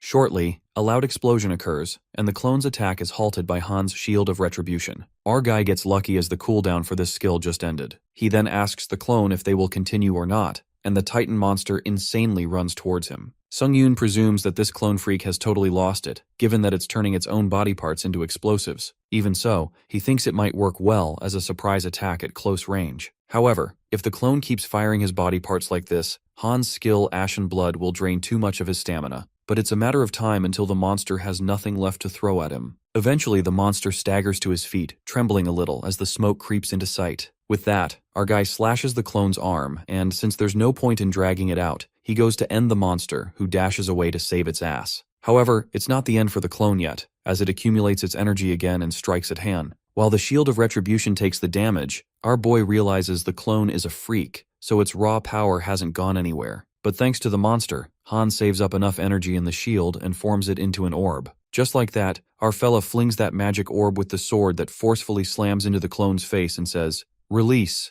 At that moment, an immense amount of energy cascades from the orb, blowing that monster into pieces. The monster gets killed and our guy completes the 12th floor trial along with plenty of rewards. Han's skill Shield of Retribution increases by 1 grade, hence becoming a B grade skill. Also, his skill combat focus deactivates, and he experiences the after effect of extending his focus beyond the normal limit. Our poor fella spurts out blood, but thanks to his Ashen Blood skill, he gets healed instantly. He did have a hunch that this skill could overcome the after effects of the combat focus skill. Our boy realizes that without the skill Ashen Blood, he would have never gotten this far. Still, Han covets that things could get a little easier inside the tower, not that he has any hopes that it will. Suddenly he notices his clone's dead soul looming and finds it intriguing. He's interrupted by the admin, Lord of Iron and Blood, as the connection restores since it was deactivated to exchange unfair advice. The admin grumbles at the restriction placed on her for merely treating their contractor to a cup of tea. To be clear, that cup of tea was a black dragon's essence that increases immunity and mind clarity. The admin scolds Han to show a bit of gratitude for God's sake, and our guy thanks her for her help earlier. He recalls when the Lord of Iron and Blood sent him the Dragon Essence item, and learns that even admins can be placed under restrictions for interfering too much with their contractor. Abruptly, our guy is bombarded with countless admins' messages praising his monstrous talent. Even Han is shocked to witness that several admins were watching him. Some were astonished by his talent or the sheer difficulty of the trial, whereas others seemed fed up and questioned whether he even belonged on level 12. Strangely, the admins silently stare at him like sneaky weirdos, and our boy is creeped out because usually the admins used to get bored and leave after they said their piece, but now they are hanging around for no reason. He gets frustrated and asks the admins what the hell they want from him. Our boy presumes that they should know he's under contract already, but they are acting like they're here to call dibs. Right at that moment, the thought crosses his mind that maybe his tower system is about to expand in a way that can benefit them somehow. It's just a guess, but Han could tell by the way they're being so clingy that he's onto something. A devilish grin spreads across Sung-Yoon's face and, playing his cards right, it looks like he's about to get a system expansion that will benefit admins he's not even under contract with. Our guy suggests that instead of sending him vague messages like they're on a dating app, it's better to come clean and spill what they want. He makes it clear that if they want something from him, he demands they grant him a power as an advance payment. Han acts cocky and promises the admins to return the favor once the system expansion kicks in. However, the admins don't take this well and are displeased with the arrogance Han has shown. The admins reject his offer and urge him to be humble. Han, on the contrary, creates urgency and lets out that his offer is only open to 3 of them. It's more like first come, first served. Our fella knew what shit he was up to because the moment he says that, the admins are thrown into a frenzy, wishing to add power to his store. Now onto a more pressing matter. Han's clone, which was exactly the same as him, down to his skills, stats, and powers. He can't wait any longer to see what happens once he absorbs the dead spirit. With that, our guy absorbs his clone's soul, who has an identical soul composition to him. The system attempts divinity extraction, leaving our boy shocked. His power, holy energy, upgrades to B, and he's confused about what this holy transformation and divine accumulation is all about. He recalls that he got his divine power from Priest Carrion and was too afraid to touch it, mainly because he doesn't know what to do with it. But our guy sees this as an opportunity to put it to good use. With that, Han enters the lobby of the 13th floor, and after the system expansion, he gets to know that the community function, which had been divided among various nations on Earth, has been fully integrated. Also, teammates in group trials will be assigned with no restrictions based on nationality. Our guy presumes that he'll start seeing foreigners in group trials now since it's an anticlimactic expansion. But there's one more thing he's learned. It's that the other dimensions might eventually be integrated with theirs too. Shortly, Han witnesses the scoreboard, and his eyes are left widened. Our boy reckons about the unparalleled might. That was arguably his main goal ascending in the tower and, at this point, his life's pursuit. He's taken yet another step forward towards his ultimate goal when he took the first position on the scoreboard. For now at least, he's the most powerful player in the Earth dimension. That's something to be boastful about. Still, the Tower of Trials has existed in other dimensions such as Ares, Kalian, and Murim for much longer than it has on Earth. Compared to these other worlds, Earth has only just earned recognition as an ascended dimension, and its combined might is far weaker. Unless Earth unites to reinforce its strength in battle, it's only a matter of time before they become the target of another dimension. Whatsoever, none of this changes what he wants and always wanted: the overwhelming power to defeat whoever stands in his way. Our guy then opens his inventory and stumbles upon the Skill Emperor's Ashen Crown that increases charisma by 30%. What's more intriguing is that the user can reign as the Liege Lord of Dead Spirits upon wearing it. Since it's a high-grade item, our guy thinks it's powerful. He then proceeds to the bonus clearance reward and acquires the skill Last Stand that nullifies serious wounds that would otherwise prove fatal, but uses up 88% of stamina. This skill leaves Sungyun utterly astounded because it literally lets him cheat death, albeit only once. While the cooldown time of a full week isn't exactly ideal, it's barely a penalty considering what the skill does. Han smirks because, on top of all regular rewards from the last trial, he still has new powers extorted from the admins. He then opens the list of powers and chooses patron powers. Our fella comes across 3 skills. Given that these are some good C-grade skills, Han doesn't ponder much and purchases these 3 skills. Soon after our guy purchases these skills, the admins begin to pester him and eagerly bid him to remember their patronage, making him hella annoyed. He then presumes about the clone's dead soul he absorbed earlier, and is shocked at how that divinity extraction process kicked in without warning. He vividly remembers the moment divinity extraction activated. He could sense a potent force that wasn't there before settling into his heart. A light emerged from within his chest, and Han understands this is what holy energy really is. But then he tests out his powers in the lobby, only to discover that there's not even the slightest difference in his powers. All this holy energy seems to do is make his body glow. He concludes that there are no special abilities or anything. Sungyun ponders how the priest in the 11th trial used it to heal and boost their weapons, but he failed to do that either. Our guy fumes with anger because he got his hopes up high for nothing, which makes him even more pissed. Han tries to calm his anger by taking deep breaths and to avoid that asshole from coming out again. But speaking of the devil, the admin White Crane appears and offers our guy to train him in the use of holy energy and invites him to her admin area. Our fella respectfully passes, and White Crane is shocked by his blunt rejection, asking why he refused her offer. Sungyun assures her that he'll come to her if he needs help, but for now, he wishes to see how far he can go without it. The White Crane understands Han's resolve. To be honest, holy energy isn't Han's priority right now, and at that moment, the thought of Swordmaster Hayek crosses his mind. Our guy gets determined to focus on whatever makes him stronger in this moment, at least until he kills Hyuk Namgung. There's not even an inch of doubt in his mind that Hayek will be back. Now then, Han proceeds to check the admin powers he has purchased and activates Divine Sanguine Heart style when suddenly he's enfolded in a dark, monstrous aura. Our guy couldn't comprehend the feeling. It's as if he's been transformed into some kind of killing machine. A sudden jolt of power rushed through him as he could feel his blood pulsing. Our guy expresses this is exactly what he needed, but then things take a drastic turn. Han's clone materializes in his body and pinches his cheek. His clone calls him a greedy bastard and questions if he'd let him have all the fun to himself. On the other hand, our fella is thrown into turmoil as he wonders what the fuck is even going on. His clone, that asshole of an alter ego, manifests in his body at the same time as him. That's never happened before. Abruptly, the asshole makes Sungyun grab the sword and holds another sword in the other hand. This way, they both have a duel, self versus self, and our guy calls him a moron because if he dies, the clone dies. But Han's clone's cockiness is at its peak and calls him a moron instead. The clone bastard grins evilly and lets out that it's pretty obvious that if he can't have it, then no one else will. Our guy is stuck in a tough situation since he needs to fight himself again, and he hardly blocks the clone's sword that clashes with his. At that moment, Sungyun's blood aura that he summoned through the Divine Sanguine Heart style gets absorbed into his sword. And this was more than perfect timing. Han's sword is charged with a sanguine demon blade and grabs the blade to pour out blood. Our boy's sword fights with the clone's sword, and in the next second, he stabs the sword right into his chest in order to use the blood aura to sweep that bastard alter ego out of his body. The sword stabbed into his chest gets cloaked in his blood while our boy screams in pain. However, the pain was worth it when the conditions to unleash the true power of the Sanguine Demon Blade were completed.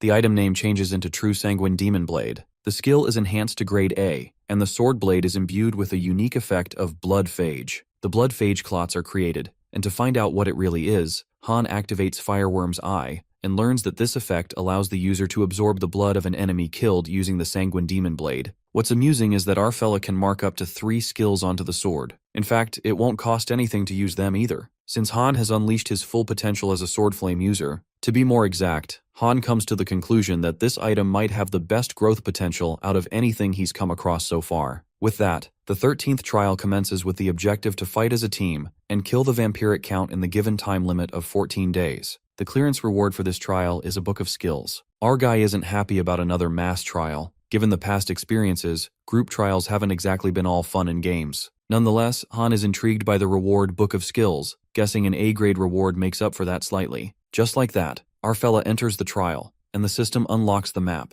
marking the city occupied by vampires and priests who have infiltrated the city under vampire occupation. Han anticipates that they're supposed to rescue some priest, which is frustrating, wondering why the hell they can't just march into the city and slaughter all the vampires. He earnestly desires to do this the quick way since destroying a city single-handedly is easy work for him. In the meantime, all the teammates arrive, and a boy, Tarkovsky, realizes that the system expansion was for the mass trial. As the 2 members, Fabled Ninja and Clock Tower Sorcerer, show up, these names sound familiar to Sung-yoon, and he recalls that they're all top-ranked players on the scoreboard. The sorcerer takes a glance at the place and says this place reeks of blood. Well, it would be a surprise if it wouldn't, because what they witness is a brutal annihilation of people on the dining table splattered in blood. It appears that the vampires had a veritable feast. Right at that moment, the evil-looking vampires creep up on the Clock Tower Sorcerer. While the old man gets panic-stiffened, the vampires confess that they killed those people, and now the desert court has served itself on the silver platter, referring to the old man. The vampires lunge at the old man, but Tarkovsky and the ninja guy emerge in the meantime,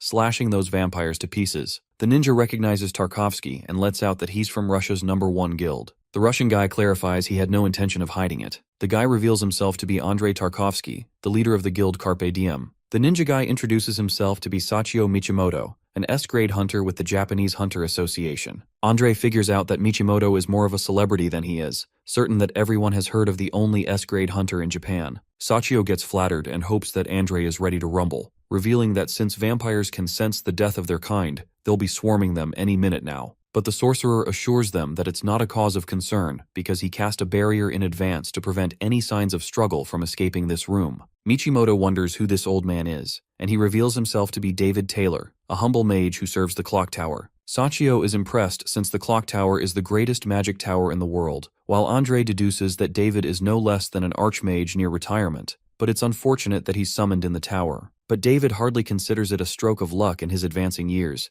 and to the well-organized mind, the tower is the next great adventure. Now the only one left is Han Sung-yoon, who reveals that he's a C-grade hunter from Korea. After that, based on what the admin told him, the sorcerer elucidates that even the weakest vampires far exceed C-grade hunters in combat, whereas the vampiric count easily rivals the strongest of S-grade hunters and cannot be slain by simple means due to their ability to regenerate. In that case, the wisest course of action would be to save the priests taking refuge around the city and enlist their aid in defeating the vampiric count once and for all. But Tarkovsky raises concerns and asks how they are going to make their way in when the city is swarming with vampires. The old man admits it posed far too great a risk to march in heedlessly, and Sachio infers that they'll draw the enemy to them before they ever set foot in the place. They go on about planning the most efficient energy to defeat the enemy together as a team. The other teammates infer that if it all goes well, they'll complete the trial within 10 days or so. But this doesn't sit well with Han, as he presumes their bonus clearance reward is on the line if it takes them 10 whole days. That's when our boy intervenes and states that there's a misunderstanding of some kind,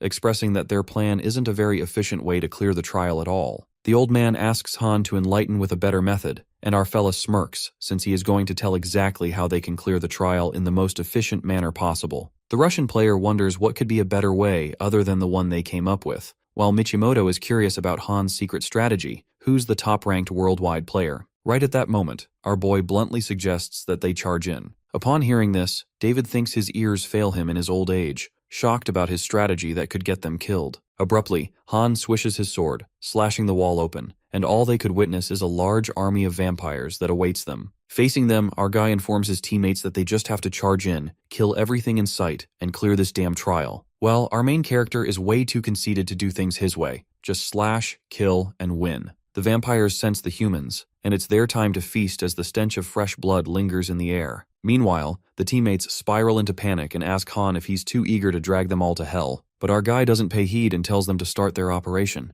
Kill everything. With that, the vampires lurch at them like possessed freaks along with their weapons. The blood arrows burst forth, but suddenly, one of the vampires warns the others that these humans have a mage among them. At that moment, Andre gets to know that David cast the mass invisibility, but it's difficult to maintain. The clock tower sorcerer grits his teeth in anger, presuming that somehow with every mass trial, there is always one player who spoils any semblance of teamwork. That's when the stupid old hag suggests that they abandon player Han Sung-yoon and retreat to fight another day. This sounds like literal betrayal and an act of cowardice, while our guy is thunderstruck as he witnesses that the vampires can control blood by default, just like his skill, Blood Prophet. Meanwhile, the vampires are desperate to eat Han, attacking him with their blood arrows. During this, the coward David Taylor and the Russian guy retreat from the battlefield, but Sachio is left to ponder why Han would do something so reckless. Suddenly, the Japanese player stops everyone and screams to look back. It appears to be our guy, who activates the skill Blood Prophet, leaving the vampires in utter shock. The enemies are thrown into turmoil to witness blood manipulation done by a human when only their kind has command over blood. They freak out because Han's blood manipulation is much stronger than theirs, leaving them baffled. Our guy shows that he's the boss and creates blood arrows that pierce right through the vampires. Being the real devil, he single-handedly annihilates them and absorbs their souls. Chaos erupts among the vampires, and they believe that Sung-yoon is not a freaking human at all. On the contrary, the mage, David Taylor, watches the massacre, flummoxed by the sight. It stands to reason that one must strategize and fight meticulously in the face of such overwhelming numbers. But he's rendered speechless when he realizes that Han's brutish method proved to be awe-striking. This makes the old man question his abilities, wondering if he just lacks raw might. It is then revealed to us that David Taylor was a high-level battle mage, with a lifetime of experience on the front lines. His renown was only rivaled by his intellect, as his capacity for advanced strategizing earned him accolades inside the Tower of Trials, where he blazed through a series of trials to become a high-ranking player. As always, he had devised a brilliant plan to clear the 13th trial. It was apparent that his plan was an optimal strategy for the trial, and yet, our guy tramples his perfectly devised strategy by suggesting that they just charge in. The old man could see the arrogance of youth making fools of them all. According to him, there can be no solution to a problem without a premeditated plan, but Han Sung-yoon meddles in with his attacking idea to kill everything in sight to clear this damn trial. In the present, our monstrous hero slashes through the vampires like child's play, while Andre and Machimoto gaze astonishingly since they've never seen anything like it. Just then, the Russian guy thinks they're long past the point of plans, and suggests that it's best to support Han from the rear instead. Sachio also agrees to this. David, on the contrary, thinks rationally, although he can't deny that Sung-yoon has exceeded their expectations in terms of raw power. However, their enemies comprise legions capable of occupying an entire city. Hence, no player can hope to defeat them all single-handedly. The old man admits that there have been countless hunters with unimaginable might in the past, and yet there is a reason why it's conventional wisdom to form a party. No matter how strong, one faces myriad variables in the heat of battle. He concludes that for one player to take on every fight alone is nothing short of arrogant folly. On the other hand, our guy relentlessly slashes the vampires when, shortly after, he's grabbed by a bunch of them. Abruptly, Han's arms swell like an air balloon and, at that moment, the swelled arms explode, making the vampires fling away with brute force. It appears that our fellow used the skill Body Explosion and thinks it's a pretty good skill, except for the cost. Nonetheless, he also feels the urge to constantly use his recovery items, given the countless enemies' attacks. The vampires are hopping mad, and call Han a meddlesome mortal scum for daring to interfere with the blessings of the god of battle himself. Strangely, that vampire, trembling in fear, murmurs "angel." That's when the vampires take Han as an angel, thinking the god of humans sent an angel to protect them. After all, the slaughter they've wrought here must have angered their god, but they believe the god of battle is on their side, so they must seek his blessing. Even our boy is baffled since he never knew vampires were so easy to fool. At that moment, a giant vampire smacks his weakling dumbass fellow and asks them to look at Han, who's panting like an old hag. He makes the fellow vampires realize that Han ain't no angel but a mere human. The vampires gain their courage and take their chance to strike Han, But our fella throws an Uno reverse card when multiple soul orbs are stuck between his fingers,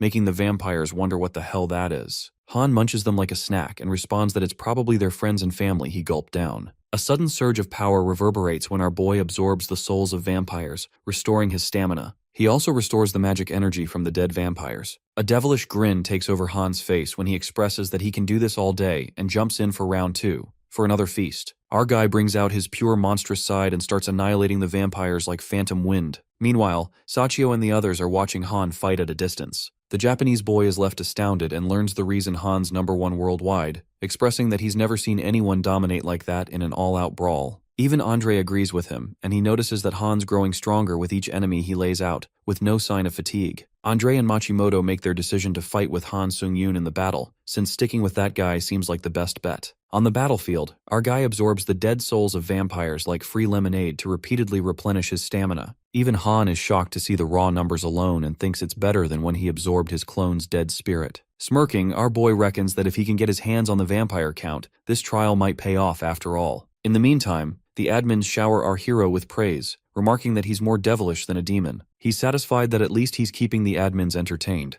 After all, there's no harm in staying on their good side. Our guy is then interrupted by his teammates. While he thought they went to rescue the priests, Sachio lets out that they owe him an apology, and from this point on, they've decided to follow Han's instructions. Even Andre apologizes for questioning Han's judgment, admitting he was foolish to do so. Our guy feels glad that his teammates see the benefits of charging in without a plan. Well, that's totally beside the point of an apology. Later, Han activates the third eye to scan the vampire city and the terrifying aura that lingers around it. Our guy smirks when he senses that it's the vampire count. The Russian player feels pessimistic about this higher spell, recalling that the tower said nothing about the vampire count wielding high magic. David Taylor conjectures that it's an innate boon bestowed upon the vampire race. To their detriment, it appears their leader is powerful enough to rival the potency of high magic. Sachio freaks out and wonders what the heck they're supposed to do against it, because at this rate they'll be dead within minutes. Deep down, Han ponders how he used to look up to top-ranked hunters like them, but now he feels like it's up to him to keep them safe. His cocky ass thinks it's another sign of how strong he's become. Well, he's not wrong though.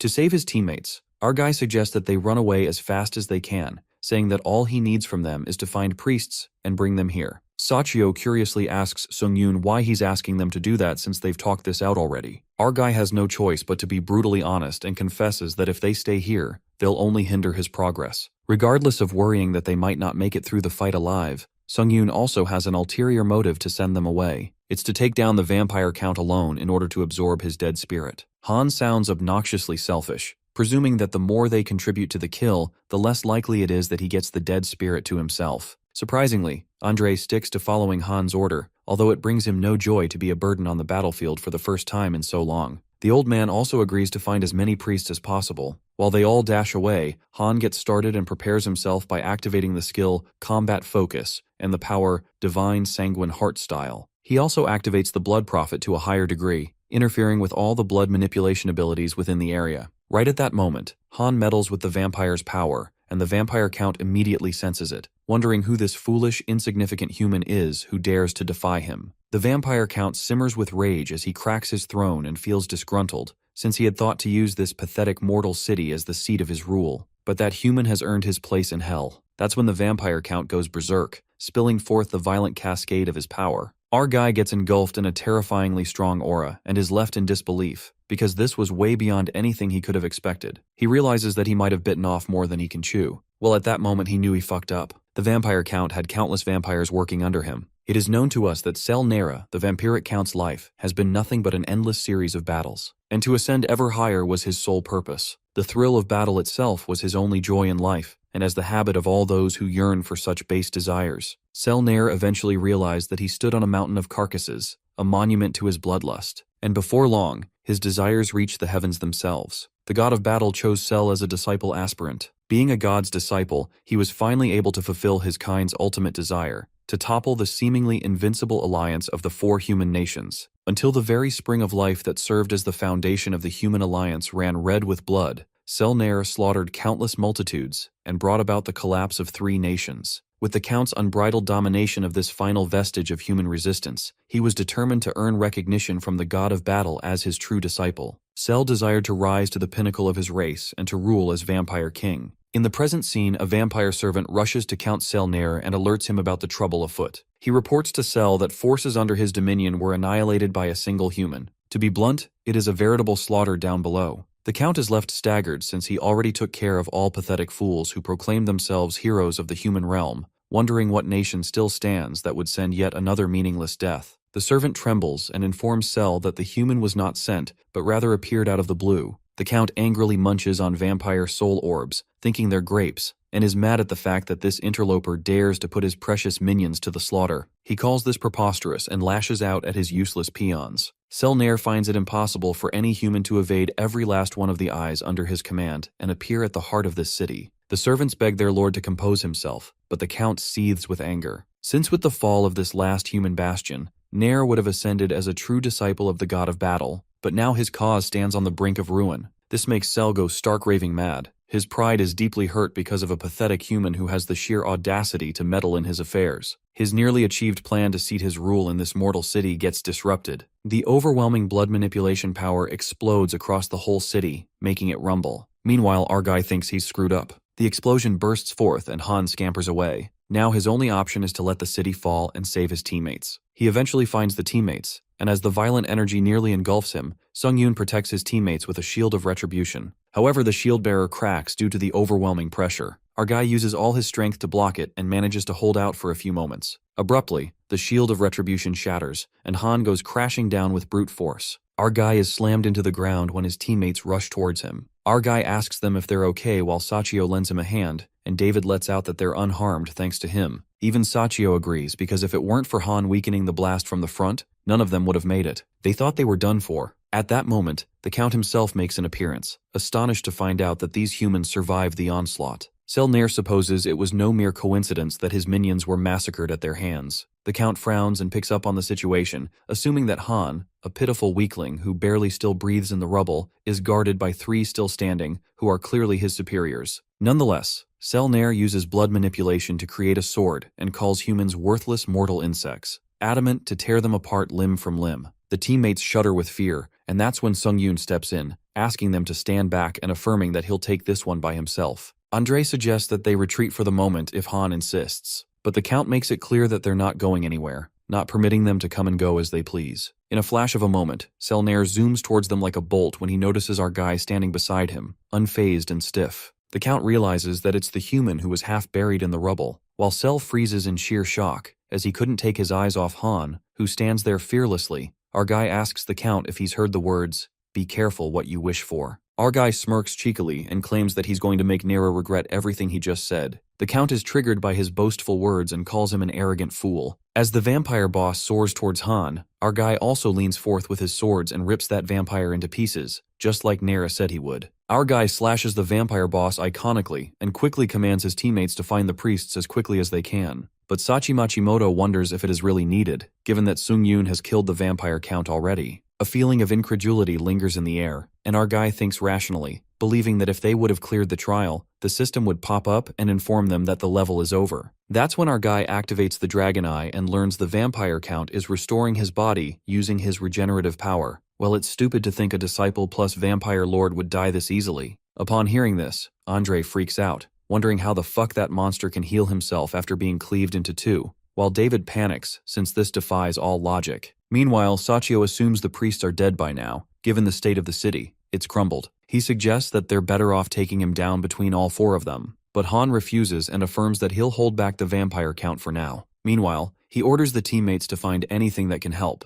even if it's just the priest's sacred relics. In reality, Han wants his teammates to go away since the boss is only his to kill. The teammates agree to whatever our boy is saying. Eventually, Cell Nair's body is fully regenerated, and this time he's raging with immense anger, determined to kill that insolent human. Our guy is amazed to see his self-healing powers. Although Han also got similar regeneration and blood manipulation skills, still Cell Nair's seem to be slightly more efficient than his. Whatsoever, our guy presumes that his combat ability is clearly a step above Cell's. Just like that, the vampire Count dashes towards him, flaring with anger, and attacks with several encroaching blocks created by blood manipulation. Those blocks explode like fireworks, and Cell gets his hopes up high, thinking that little vermin would bow before his superior blood control. However, it turns out Han evades each attack smoothly and emerges from behind, thanking Nier, because he definitely learned something from this fight. but the vampire count couldn't handle this mockery and screams. Right at that moment, our guy slashes Nier into shreds as the blood cascades frantically. The vampire is mincemeat compared to earlier, but our guy is surprised that he's still regenerating. For a vampire, that's pretty spooky. Suddenly, a realization dawns on our hero when he ponders on the possibility of this trial being designed in a way that, without priests, there's no way to kill the count, no matter what they do. Given the entire city has been dismantled, it would be a surprise if any of the priests survived. In the meantime, the count regenerates again, perfect as ever. That's when Han rethinks his life decisions because this is less than ideal. Selnair snickers at the mortal human's futile attempt of granting him eternal rest. Han's folly amuses the count while our guy grins like a demon, wondering how many times he'd have to butcher him before he's finished for good. That chilling grin leaves the count dreading. He begins to quiver and questions himself if this is fear that unsettles his cold veins. The reality hits him hard, and his pride is shattered to think that the Lord of Vampires is afraid of a mere human. Selnair grits his teeth in anger and asks Han not to mock him since he's the future sovereign of all vampires. Meanwhile, our guy thinks maybe slashing the count a third time's the charm and rips him to pieces again. As he's slashed piece by piece, Sel screams in agony and tells Han that he will not subjugate him with mere pain alone. Our guy is persistent as he keeps slashing him, while the vampire lord laughs and states that it's of no use. He mocks our fella, saying that he's no true hero, and clarifies that nothing he does will end his reign. Nonetheless, Han keeps up with his slashing count as it continues, and Nier keeps blabbing that mortals like him will soon reach their physical limitations, and it will not be long before sheer exhaustion brings him to his knees. But the vampire lord is left in disbelief when he notices that even though Sung Yun keeps slashing him relentlessly,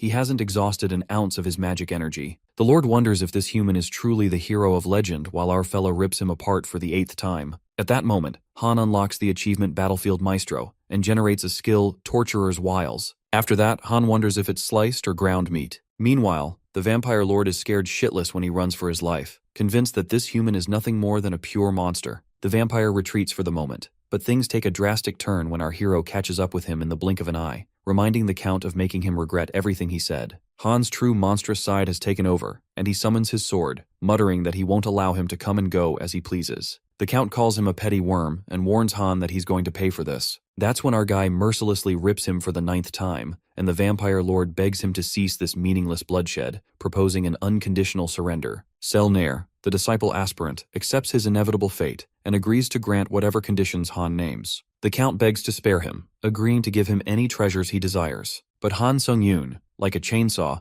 continues to slash the vampire lord, who begs him to end his suffering as he cannot endure this for all eternity. Sel realizes this human ain't no hero but a blood-crazed murderer. Our guy tells him to die already cause he's sick of his yapping and regenerating again and again. That's when an idea flickers in his mind, and Han smirks like a devil. Han calls the vampire lord, who bows before him, and our guy states a way for him to escape this never-ending torture. Selnair asks him what he must do, and our guy activates the Shield of Retribution. A large cross strikes the ground, and it appears that he can convert the shield to another form. He calls the cross the training dummy of Retribution, and orders Selnair to hit this thing until he tells him to stop. Han tells him to hurry and end his suffering. The vampire lord walks toward the cross, pondering that from beginning to end, the series of events that reduced him to this pitiful state are entirely beyond comprehension. Poor vampire is scared to death to manifest what's to come. With neither a warning nor an omen, this murderous human butcher appeared out of nowhere and single-handedly massacred the greatest army of vampires ever assembled. With that, the vampire lord starts hitting the cross,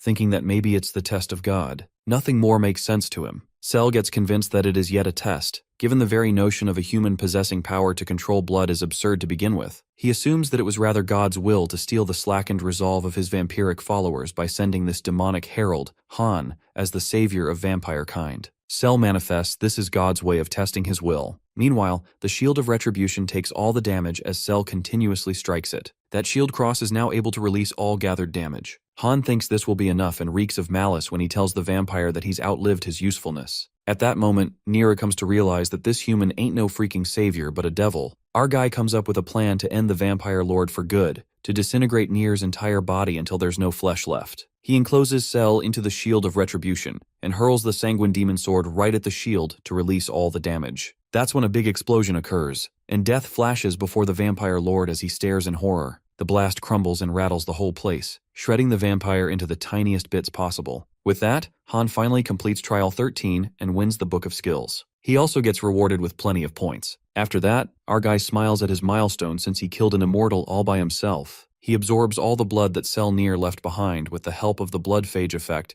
to absorb the blood of an enemy killed using the sanguine demon blood. With that, Sung Yoon absorbs the vampire's blood with the sanguine demon blade, inscribing the marked skill Blood Strengthening into a blood phage slot. Our guy activates the marked skill Blood Strengthening of the true sanguine demon blade, and the blood moves at the flick of his fingers impeccably. It turns out that our hero can now control blood even better than the Count himself could. It's almost like he's the vampire king that Cell so desperately wanted to be. Han iconically controls countless blood swords that linger in the air, and personally, he doesn't get a bad feeling about this. Our boy smiles briskly, and the only downside is that he looks like a supervillain. Well, I almost thought he was one. Soon after, Han absorbs the vampiric Count's soul, and divinity is detected in his soul. His power, holy energy, activates, and the divinity gets extracted. Our boy remembers seeing the divinity extraction when he absorbed his clone's dead soul. He can now accelerate the growth of power, holy energy. A bright light descends upon Sung Yoon, and he didn't realize at that time, but the condition for extracting divinity is whether the dead spirit he absorbed possesses holy energy or not. Given that the low-level vampires didn't have any divinity for him to extract, Han can only extract divinity from enemies with a similar level of holy energy to him. Our guy realizes that there's so much he's unaware of. Just then, the judgment process for extracting the power begins by absorbing a dead soul more powerful than the user. Han feels biased about this because there's no way the vampiric Count was stronger than him. But our guy presumes that it's not hard to guess what the standards are. He speculates that the system probably evaluates dead spirits with links to beings like gods and angels as superior to others. Nonetheless, the skill from the vampire's dead soul is extracted, and Han gets the power Faith Harvest. While our guy wonders what this power is, he's interrupted when his teammates find him along with survivors. Sachio lets out that the priests were using their protective blessings to keep the people safe. Hence, there were more survivors than expected. The survivors spring with joy when they get to know that the vampiric Count has been defeated by a lone warrior and believe that Han must be the hero of legend. They thank their lord for sending a hero in their hour of need and delivering them salvation. The panel detects a potent faith towards Han through the Power Faith Harvest. Our guy glimpses at this wholesome moment when the survivors shower him with their faith. Han presumes that misguided faith is also counted as faith after all. Nonetheless, our fella smirks since he's definitely not the one to pass up an opportunity. He then activates the skill Charisma, and his presence becomes larger than life, and his influence on others grows. Still, Han believes that he's not lying to them about anything, and that's how he unlocks another achievement. At least I didn't lie. Using Faith Harvest, the faith gets harvested from the surrounding area, and the power Holy Energy activates, generating a myth based on actual outcome and believers' faith. At that moment, the myth Vampire Slayer gets generated. The holy power is imbued with the effect Anti-Revive and Anti-Demonic. Our boy puts an end to the vampiric Count's infinite resurrections, which explains the effect Anti-Revive and Anti-Demonic that is simply from slaughtering every vampire he came across. Han finds it interesting and apprehends what this whole myth accumulation thing is about. To put it simply, his power, holy energy, seems to be fusing with new faiths that he harvests to create these myths, essentially using one power to create more. Judging by the way, Han can feel all this untouched holy energy draining out of him. It appears that activating a myth uses up the reserve of holy energy inside his heart. After that, our guy just about harvested all the faith that people have been sending him, and that brings trials safely to an end. After Sachio and Andre move into the lobby, the old man David approaches Han. The old man admits that he had mistaken Han's confidence for the arrogance of youth, yet it appears it was his own arrogance that made him underestimate our guy. David apologizes to him, and Sung Yoon gladly accepts. Suddenly, the god of battle makes an appearance as he had been alerted to the death of their disciple servant. The god becomes aware of Han's existence and dejects the holy energy within him, becoming hostile. Acting swiftly, our guy kneels before the god, and David is left confused at the sudden posture. Nonetheless, they could not escape the wrath of God when the ground trembled and crumbled. It is revealed by the Tower of Trials that they have entered the divine realm. It's as if hell has broken loose as the ground tears apart and people fall into scorching lava, screeching with terror. Enraged, Han wonders what the hell is even going on. When he just thought the trial had ended, another trouble toppled over. The people are thrown into utter chaos, and they run for their lives, away from the dead end where the lava awaits. David Taylor, amongst the crowd, appears tense since his portal, which leads to the lobby, is on the other side, and lava torrents in between, making it impossible to cross. That's when our guy gets into action and asks the old man if he wants to shake hands again, addressing him as Professor Dumbledore. Han unexpectedly grabs Dumbledore's hand and forcefully tosses him to the other side of the ground. The old man screams out of fear while our guy agrees it indeed is a surefire solution. After safely tossing the old man into the portal, the ground breaks even more, and lava seethes. Han warns all the people to stand back and smashes the ground, hence activating the shield of retribution. It turns out that Han curates his shield into bridges that extend to the other side. On the contrary, Old Man David, who's soaring towards his portal, ponders about Han. He could not say whether our fella is truly a fabled hero they claim, but if such a champion of virtue exists in this desolate world, perhaps it would seem much like Han. With that, the Clock Tower sorcerer bids our boy farewell, addressing him as, "O hero of Earth." In the meantime, our guy commands the people to run across the bridge he created with the shield, since it won't last long. Behind this act of kindness, our cunning fellow was actually hoping to squeeze out a little more faith from them, but he's no luck. He kinda wasted his time by putting on a drama of a savior hero. While he hurries back to his portal, abruptly, the god of battle gets affronted by Han, a mere mortal who dares to wield divinity. That's when an overwhelmingly crushing pressure is felt by the humans, and their heads explode, splattering blood everywhere. Han's eyes snap open in shock upon witnessing such a horrific sight, a reckless massacre. The god of battle warns Han, the pet hound of the tower, that he's crossed the line. An unsettled rage flashes across our fella's eyes, and he responds that the god himself crossed the line too. Our guy makes it clear that as long as he's under the tower's protection, it won't do anything good to keep messing with him like this. He then proceeds to go into the portal if the god has nothing better to say. As Han strides into his portal, the god flashes a smile tinged with bloodlust. The god of battle looks forward to savoring Han's mortal end. Well, our boy finds another reason to get stronger, determined that he won't let God push him around either. Just like that, our fella entered the 14th floor lobby, and he couldn't help but think about the people who were annihilated by the god. He ponders that the tower might have created that vampire city just for the trial. The truth is that even he doesn't know if it was real or not. Han feels guilty as hell, but he realizes that there's no point in getting emotionally invested in something that happens in the trials whatsoever. Sungyun now knows the thing that called itself the god of battle now carries a grudge against him. The tower trials inform him not to put faith in any other god because of the encounter with the god of battle, as he's incurred the animosity of other deities. Our guy believes that things were bound to turn out this way regardless, but decides not to waste any more time on things that are out of his control. After that, Han gets his new cloak and he purchases the power Sword Demon's Path. This is a rare power that is granted to wielders who became enamored with the pursuit of power above all else. Later, Han arrives at the deep woods and meets Admin White Crane, who sorely missed his presence. The admin heard from Han's patron that he made an enemy of the child from the Namsung village. Even our guy isn't sure how, but it just turned out that way. Given the situation, White Crane assumes that Hyuk Namgung is the reason why he spent his special points to purchase her power. Our guy nods and says she's right. The admin smiles and assures him that he's chosen wisely. She tells Han that he's what a layperson might call a savant. Given that our fella perfectly mimicked the strokes of a sword style that was unknown to him by pure instinct alone, White Crane believes that Han's prowess already exceeds a mere imitator's capability. For example, how he understood the true intentions behind the sword style he sought to imitate and successfully modified it into a dual-wield style. Regardless of what a savant is, our guy realizes that he's a good copycat for sure. The admin also mentions that Sungyun was able to master some of the Namgung clan's techniques, albeit a small part of them, which demonstrates his potential as a grandmaster. It signifies that he would be well within his rights to found his own martial arts sect. Our guy wonders if that is really a big deal, but as the admin says, Han made an excellent choice of power with this latest trial, and now all he learns and realizes for himself will be elevated into legitimate skills recognized by the tower. The admin agrees on teaching him all that he needs to know, but there's a catch. In order for Sungyun to learn from him, the admin and the contractor must form the pact of master and pupil. Our guy gladly admits to being her student. The admin gets a little flustered, and Han assures her to think of him as her #1 student. If this is truly what he desires, far be it from her to dissuade him. Deep down, Han reckons that White Crane was a player herself who climbed more than 40 levels in the tower, and he'd be a moron to turn down a chance to train with her.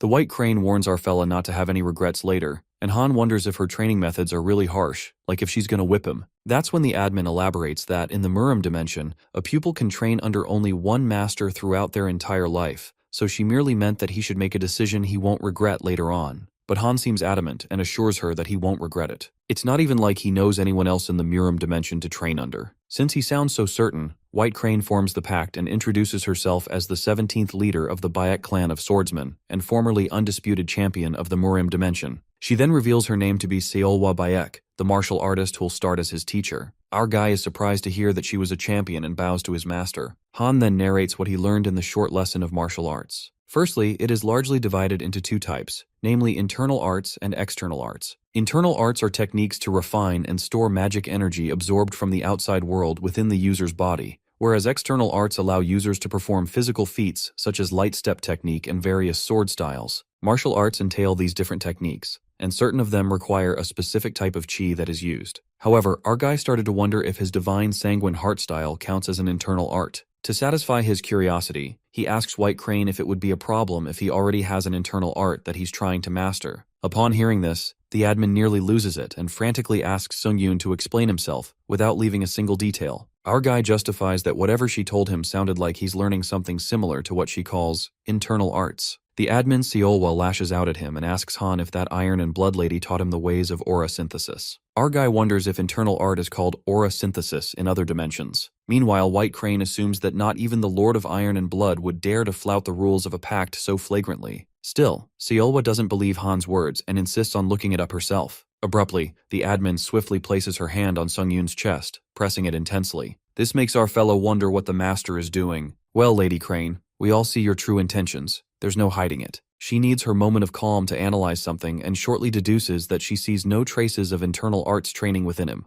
other than his magic energy. Our guy then opens up about the divine sanguine heart style that was given to him on level 12 by an admin called Fallen Air, not to mention that he lured those admins into giving him powers. Plus, activating this power enhances his combat sense, so he's been using it since then. Seolwa Baek spits out her anger as this was clearly misunderstood. She explains to Sung-yoon that this power was granted to him by the tower, not an internal art, though it was once an internal art mastered by his sponsor and then converted into a power. After that, our boy awkwardly asks the master to switch to literally another position, and it is at that moment she realizes that she crossed the line and dashes away, becoming a blushing mess. She justifies that she got too hasty to confirm her suspicions, that she lost all sense of decorum. While our guy lets out that he wasn't complaining, however, Seolwa appears to be rather displeased by it all. She expresses her rage, saying a filthy mud of the blood demon cult has no right to defile him with such a lowly art. Upon seeing her reaction, Han gets reminded that this admin really isn't as fluffy and innocent as she looks. After that, White Crane clearly gives her pupil a warning that he'd better not be learning any internal arts. She asserts that Sung-yoon already has a way of amassing magic energy without mastering internal arts, and those he does master through his powers will allow him to cycle through a variety of internal arts without conflicts. Our fella didn't know this was an option, but the admin tells him to be rest assured. She states that the art she wishes to teach does not rely on internal arts. Nonetheless, she proceeds to give him a demonstration of her sword style, telling him to observe and follow. Han activates the combat skill and Seolwa wields her sword style, exuding a pink aura. He realizes that she's only ever shown him her gentle side, and gets convinced that she really is the master of the Miram dimension. Among the 7 white blade styles, Seolwa demonstrates the very first blade, White Blade Gleaming Sea. She swings the sword with poise as if starlight is flowing, while our guy awe-strikingly glances at her, clicking every move in his head. Seolwa apologizes for going steady since this is the minimum speed required for the White Gleaming Sea, but Han confidently assures her that he'll be able to manage that. He reckoned the White Crane's movement, and it looked like she was bending space itself to trap and slice right through. With that in mind, he wields the sword, imitating exactly what the admin did. Our guy asks if he did well, and White Crane is left wide-eyed, wondering what in the 7 blades was even that. It is then revealed to us that in an era or dimension, gifted savants have always existed. Their kind possesses a natural aptitude for learning that allows them to achieve far loftier feats than most. Savants effortlessly display a peak capacity to understand, evaluate, and absorb information on any given subject. However, geniuses like them must nonetheless hone their skills diligently in order to exercise them to the full extent. In the present, our guy asks White Crane if he did something wrong, while Seolwa spirals into panic. She gasps in disbelief because Han literally mimicked the White Blade Gleaming Sea like it's a child's play, and in a single try. Nonetheless, she calls out Han and lets him know that he has no grasp of the enormity of his deed. She compares her 7 white blade style to Hyok Namgung's divine heavenly blade forms. It is no exaggeration that her style is far more sophisticated. White Crane reminds our fella that he imitated 2 techniques of the Namgung family's treasured style, the heavenly gliding blade and heavenly soaring blade. They too comprise a part of the divine heavenly blade forms. Seolwa states that her transcendental art is composed of complex principles that grant dominion over space itself, and yet Sung-yoon emulated her White Blade Gleaming Sea on his first try with considerable ease. With one demonstration, he performed the very same technique almost flawlessly. Upon hearing this, Han is hit with a shock since Seolwa calls them fundamental concepts, but it doesn't feel easy to grasp. Lady Crane accentuates that Sung-yoon is the savant of intuition. It's because of the innate intuition that he uses to comprehend its essence at a glance. She admits that it's rather unheard of, While our guy doesn't get a word she's saying, Seolwa makes a shocking revelation, muttering that it should take only 1 day for him to learn most martial art techniques. Every martial art style has its own principles, which a pupil must study in order to understand and absorb the style. Furthermore, since our fella has no use for any theoretical lessons on principles, it turns out that he can simply see and replicate a technique as he pleases. However, the Lady Crane still trains him in the use of magic energy. After training, our guy narrates that he mastered as many techniques as he could, including body, light step, and empty hand technique. But the most useful among them all was the 7 white blade itself. Among them are the white blade gleaming sea, a technique that defies evasion by bending space itself to cut through the target. White blade piercing sky, a stabbing technique used to penetrate through an enemy's defense, and white blade space fold, a defensive technique that distorts the space around the sword. With that, the training session comes to an end, and Han expresses gratitude for his master. Lady Crane is glad he's calling her master, and our boy takes his leave. She thinks he's going too soon and assures Han to stay as long as he'd like. But he leaves, saying that he has a feeling that he'll be back. After he leaves, Seolwa is over the moon and smiles sneakily as Han called her master earlier. She's also certain that he'll improve at a dizzying pace with diligent training, given his natural talent. After a while, our guy enters into the 14th floor lobby and feels guilty since he couldn't master all 7 techniques of the White Crane style at his current level. In the meantime, he's been making the most of the skill Demon Slayer style and improving it whenever he can. But when it comes to Master's 7-blade style, or Namgung's divine heavenly blade forms, it's just not strong enough to incorporate these new styles. For this reason, our fella decides to make a new skill with his power Sword Demon's Path that allows users to develop unique sword-based skills. By activating Iron Blood Sword and Combat Focus, Han has managed to improve the divine heavenly blade form and the 7 white blade styles by dual wielding, but neither of them are close to being promoted into skills. Later, Han recalls when Seolwa granted a clue about a skill that can only be created with a solid basis of recognizable structure. Our guy thinks of modifying White Crane's blade styles into a base style to use the heavenly blade forms on top of it whenever he wants. At the same time, he keeps in mind the principle behind dual-wielding swords, namely that a strong offense is the best defense. Countless sword strokes traced gleaming arcs with myriad thoughts racing through the expanse of his mind. And then, after a thoughtful process, he creates a new skill, Hybrid Origin Blade with outstanding effects. It adds supplementary buffs to techniques of both component sword styles when wielding swords. Our guy is surprised to see the skill, and, while he does like the sound of added buffs, he supposes that it could have been better. That's when Han opens the inventory and stumbles upon the book of skills he got from the 13th trial. This book allows a user to obtain a grade B skill. With nothing to lose, our guy decides to give it a try and flicks the pages. Eventually, a skill, Blood Spirit Demon Blade, is generated that imbues the user with demonic energy. And upon using this, the unique effect, Double Strike, is activated to double the effectiveness of the technique. To make it stronger, Sung-Yoon uses skill synthesis, merging the skills Hybrid Origin Blade and Blood Spirit Demon Blade. That's when the skill Demonic Origins Blade is created. Just like that, Han enters the 14th floor with the trial objective to hunt all monsters in the lake within 7 days of the time limit. He faces an enemy that exceeds his level, and Han activates the skill Indomitable Skill. Upon entering the floor, things take a 360-degree turn when our guy encounters Hyuk Namgung, who's been waiting for him. Given that he awaited Han, he'd annihilated all the trifling monsters on the 14th floor on his behalf, yet he never showed. Hyuk thought he came to the wrong place, but his enemy showed up just at the right time. They both grin diabolically like freaking maniacs, making it obvious that they have been waiting for this moment to come. Our guy goes all out as he activates all the skills, and they both leap towards each other, charging their swords. The battle between Han Sung-Yoon and Namgung Hyuk begins. Our guy uses Sword Flame, which leaves Namgung in utter shock as he wonders how he's using it. Sung-Yoon asks him if he's already surprised because he has a lot more to show, and with that, he kicks Hyuk after being able to make a cut on his cheek. Sung-Yoon's improved skills and techniques surprise Namgung to the core, but he doesn't show it. Our guy asks him for his feedback on his newly made S-rank swordsmanship skill, which is a demon sword art developed by combining several absolute divine arts. The author narrates that dual consecutive hits can fire off 2 more attacks at the same time as the sword's original attack, and at the exact same power as the sword attacks performed. Han Sung-Yoon is proud of this skill as he feels like it's already too powerful, but our guy warns Namgung Hyuk about the scar it made on his face, stating that it's going to bother him until he dies. Namgung heals the scar while he leaps toward Sung-Yoon in order to attack him, and the guy is not able to digest the fact that the swordsmanship Sung-Yoon is using right now, the Qinggong technique, it's Murims. Hyuk wonders why Sung-Yoon hid his martial arts before, but our guy lets him know he didn't hide it but was actually scared he might die. Therefore he reveals that he learned this all day yesterday. This pisses off the Blue Heaven Sword Dragon, who believes that our guy is rude as ever, seeing how he's saying bullshit about learning martial arts in a single day. Sungyun proudly claims that someone said that he's a genius, and with that, our guy pulls off the moves of the Namgung clan's swordsmanship,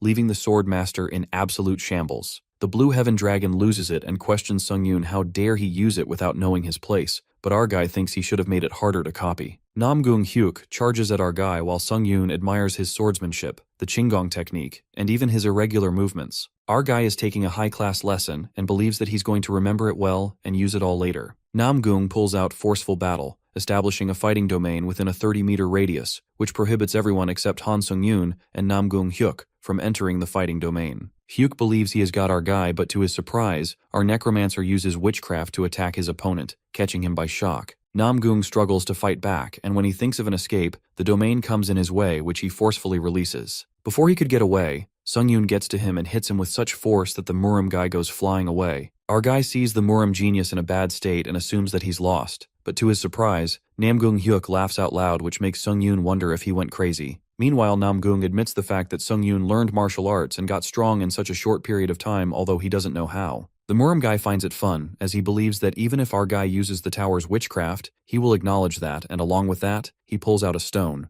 Han Sungyun swings his sword as he wonders if this guy actually thought he would let him do this. The floor-invading penalty relief stone is consumed by Namgung before the sword could hit him. A huge light appears as this is happening, and after a few moments, we see Namgung Hyuk walking out of the light as he questions Sungyun if he ever wonders why he's called the Blue Heaven Sword Dragon. Sungyun believes he's cooked as he lets out a nervous laugh. Namgung Hyuk walks in furiously and believes strengthened sword chi isn't something a bastard like Sungyun should witness, as he states that our guy should consider it an honor. Sungyun's flashback takes us to the time when the White Crane Swordmaster was telling him the use of chi, which is basically the concept of using magic powers on your sword. It's a technique that adds properties that interfere with the laws of the sword itself, while the sword flame is a stage where you can add another one of those properties, and strengthened sword chi is the next stage, a type of ultimate essence that allows you to flexibly utilize the surrounding magic power as well. Back to the present, we see Sungyun in disbelief as he was not expecting to witness the strengthened sword chi this quickly, and to his surprise, this skill is ridiculously strong. The sword's reach rapidly increases in strengthened sword chi and makes it difficult to even approach it. Plus, the strengthened sword chi's strong yet flexible movements all are irregular and threatening, as if the sword is turning into a living dragon. Our guy realizes that he underestimated Namgung and remembers about the sword enlightenment. When he was listening to the White Crane Swordmaster's teachings, Sungyun felt that Murim's master got to skip a few growth stages throughout their enlightenment. Seeing Sungyun tensed up unlike before, the Murim guy taunts him while our guy regrets not finishing this with full power as soon as he started because he's aware that it's going to get messy now. Han Sungyun activates the authority, Heavenly Blood Cultivation Art, as he warns Namgung to prepare himself since he's going full force. As Namgung Hyuk is approaching towards him, Sungyun utilizes White Sword Fold Emptiness, leaving the Blue Heaven Sword Dragon in utter disbelief as he wonders where else did Sungyun steal martial arts from. The Murim guy is confident that all struggles are worthless in front of strengthened sword chi, while Sungyun activates skill, fighting concentration, hence increasing his focus by 20 times. Our guy manages to sneak up behind Hyuk but ends up damaging his gut badly, and before he could even get up, the Murim guy mercilessly attacks him. Luckily, Han manages to dodge the attack. Our guy is surprised to see Namgung's strengthened sword chi adjust to the White Sword Fold Emptiness, and with that, he activates the skill, Ashen Blood. But before he could even use it, the Blue Heaven Dragon kicks him with all his strength, making our guy go flying back. The intense hit to the ground makes our guy cough blood out while Hyuk doesn't plan on sparing him and attacks him again. Han withstands that powerful attack, and this leaves the Murim guy in utter shock because he didn't actually think our guy would be able to fight him evenly. With that, the Swordmaster decides to finish this off as he strikes the sword towards our guy who's not ready to give up. Not yet. Sungyun uses the skill, Counter Shield, and releases all absorbed damage at once because after how hard he worked to get up here, our guy cannot go down this easily. Sungyun's attack doesn't affect the Swordmaster, and that takes him by surprise. And before he knew it, Hyuk's sword slashes his head off his body. The skill, Last Stand, is activated, which nullifies Sungyun's critical wounds, amplifying all of his senses for a short time, while this skill has a cooldown period of 1 week. Due to this skill he got as an additional reward on the 12th floor, our guy's head is connected back to his body, and as he regains his composure, he utilizes another reward he received on the 12th floor and activates the Ancient Emperor's Ash Crown exclusive effect, Ghost Magic. Because of the Ancient Emperor's Ash Crown, Han's mind will slowly be contaminated. Therefore, the authority of a serene mind is strongly activated. Our guy decides to use everything he's got and uses necromancy to beat the Murim guy, who is pissed off to witness this witchcraft as he quickly gets rid of it and grabs Han Sung-yoon by his neck. The Murim guy chokes Han with one hand and uses the other to slash our fella's head with a sword yet again. But before he's able to do that, his body starts trembling and he can't move. Abruptly, Hyuk collapses on the ground while our guy reminds him about what he told him about the scar on his face. The scene flashes back to Hyuk's past, where we see a little Hyuk standing with guilt in front of his parents, whereas his father is shouting at his mother, asking her why their son can't even do basic moves and doubts if the kid is truly his blood. Meanwhile, the purple-eyed kid feels that he enjoys conversing with his sword, and one day he meets his grandfather, for the first time, who finds him developing a path of the sword before following any fixed moves. The grandfather thinks his grandson is a genius, and from that day onwards Namgung was raised by his granddad, the contemporary sword supreme, and as a result of that, the Murim kid began developing dangerously in an unprecedented manner. After getting stronger, Namgung proudly goes to his father to let him know that he's dealt with the blood cult who were traveling in disguise. The poor son expected his father to praise him, but instead his father tells him to devote himself to cultivate his heart instead of slaughtering, and insults him. This leaves a deep scar in Hyuk Namgung. Back to the present, we witness the ancient emperor's ash crown being destroyed after its durability has been fully utilized. Namgung lays groaning in pain and tells our guy to end it, but Sung-yoon sits across from him, finding it fascinating that originally they would have never met, but two different people of different dimensions had a battle like this. Sung-yoon admits the fight to be painful, but it's funny that our guy felt fun while fighting. Our guy believes if they both had been friends, they would have shared their achievements and accomplishments instead of fighting like this. And this leaves Namgung first shocked and then in disbelief. He can't believe Sung-yoon still has such thoughts while climbing the tower and decides to tell him something fun. The Murim guy reveals the reason why he stopped climbing the tower and invaded the dimension wasn't just to enjoy murdering our guy, but because after gaining divinity, he became enemies with a certain god and felt a threat to his own life. According to him, the chosen ones inevitably have to deal with divinity, and the moment they do, they have to face gods in various forms. The Swordmaster lets Han know that he will soon have to deal with divinity, but if he climbs the tower with that stupid mentality, then even with divinity, our guy won't be able to prevent the gods from destroying his Earth. Han Sung-yoon, after hearing this, refuses to agree as he believes this will not happen, because those who tried to destroy the base of his life will all be killed by him. And with that, our guy attacks Namgung one last time, hence killing him. The skill, Truth Seeker of Blood, activates, and the system congratulates Sung-yoon on completing the 14th floor of the Tower of Trials. The pass reward of Boots of the Wind Spirit is being transferred to Han's inventory, and along with that, our guy obtains 10,000 pass reward points and a pass reward of 4,000 SP. As an additional reward, our guy gets 4,000 SP, and Burrowing Heaven's sword is transferred to his inventory. The system instructs Han to get to the waiting room where the basis of a myth has been successfully arranged, and Authority Divine Power is strongly activated. As the system calculates myth based on the actual results and the faith of the believers, Myth Battle-Tested Warrior is complete and accumulates divine power. From now on, the effect of Indomitable and Reverse will be bound to Han's divine management. Our guy absorbs the spirit of Challenger Namgung Hyuk, increasing his proficiency by 47%, and unique trait Necromancy rises up by 1 rank. Blood consumption of the True Blue Heavenly Sword's exclusive effect activates, and Namgung's blood is absorbed in it, causing the item to grow to A rank. The system notifies Hyuk's blood being absorbed, engraving the skill Strengthening Apprehension into the blood consumption exclusive slot. Our guy believes he's got a good one that he can put onto the sword flame as well, and with that, he realizes his clothes cannot be restored. Therefore, Sung-yoon decides to go shopping on Earth. As our guy is thinking about it, the system interrupts him and notifies him that the admin Iron-Blooded Monarch is stating that she has some decent armor that she wants to sponsor to her contractor, and White Crane Swordmaster states that the contractor's fighting methods are more suitable for martial arts robes. Sung-yoon, after seeing this, goes to the Iron-Blooded Monarch and is amazed by how the administrator designed her house. As he enters inside, the admin compliments him for his good work and, to celebrate upon crossing a difficult level, she gives him a present which seems to be like a pendant. Our guy thought she was giving him an armor but is cut off when Iron Blood interrupts him and lets him know that once he puts a bit of magic power into this necklace, the armor will naturally equip. The admin warns Sung-yoon to use it outside the tower just in case, and our guy, after thanking her, leaves to meet the White Crane Swordmaster. Our guy greets his master aka White Crane, who looks disappointed at Sung-yoon not visiting her first, while he apologizes. The administrator wants to ask Han permission to do one thing, and hesitates as she states she wants to do our boy's hair. Our guy, after processing what she just said, feels uneasy because he believes that hair should be done by a hairdresser only, and states that she doesn't even have tools. White Crane Swordmaster reveals that White Sword 7 techniques will be enough for that, and with that, she warns Han to stay still if he doesn't want to get hurt. Before Sung-yoon could protest and stop her, his hair is already cut and, to his surprise, the hair looks pretty decent. Our guy compliments his master, who gets nervous but tries to act normal, and after that, she starts shoving Sung-yoon towards the exit while handing him the item that will make it easy to wear the martial artist robes that she mentioned earlier. The White Crane Swordmaster nervously wishes him good luck, and Sung-yoon feels this situation to be fishy. Sung-yoon enters the 15th floor waiting room as the system starts to finalize and the command quest opens. From now on, our guy can receive several quests from the administrators, and the quests will replace personal trials and will be based on the administrator's record of life. Upon clearing the quest, Sung-yoon can receive rewards from the administrator who issued the quest. However, he can only obtain one quest per floor. Now our guy realizes why the administrators were being so nice to him. It was so that they could commission him for their quests. But since Sung-yoon has a lot on his plate, he decides to think about this gradually, and decides to take a look at his newly obtained myth. Myth: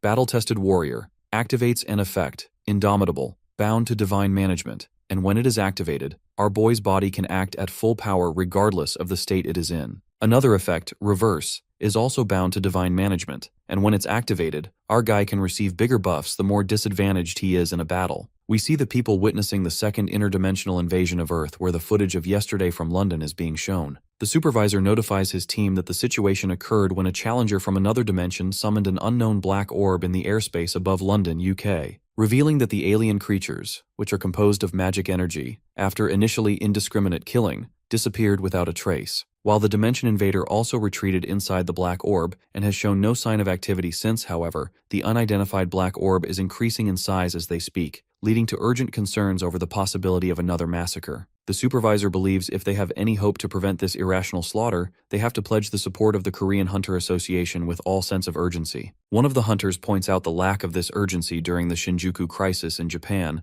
and wonders why the association is feeling so generous with its support this time around. The supervisor tries to explain when Han Sung-yoon interrupts him as he announces that it's all about money, since the Shinjuku crisis came with a lot more prominence. Our guy believes that ever since that, the business has been pretty good for the association. All heads turn towards Sung-yoon as he speaks, while the challengers gossip about him among themselves. After the meeting, our guy meets Haeyeon as he apologizes for heading back to the tower without saying anything and feels good to meet her. Haeyeon accepts his apology but states that she would appreciate it if our guy would be a little more considerate of his partner. With that, she asks him about his combat gear, and Sung-yoon lets her know that he's wearing it on the inside. Their conversation is interrupted when a guy announces that all challengers who are wishing to join the London relief mission need to board the charter flight this way, while guiding them the way. Sung-yoon turns around, all ready to board the flight when Haeyeon grabs him as she reveals she has a better idea. Haeyeon has a little upgrade of her own from climbing the tower, and states that some of the support spells she's picked up relate to spatial manipulation. The black-haired girl breaks it to Sung-yoon that she can now teleport anywhere she would like with the right coordinates,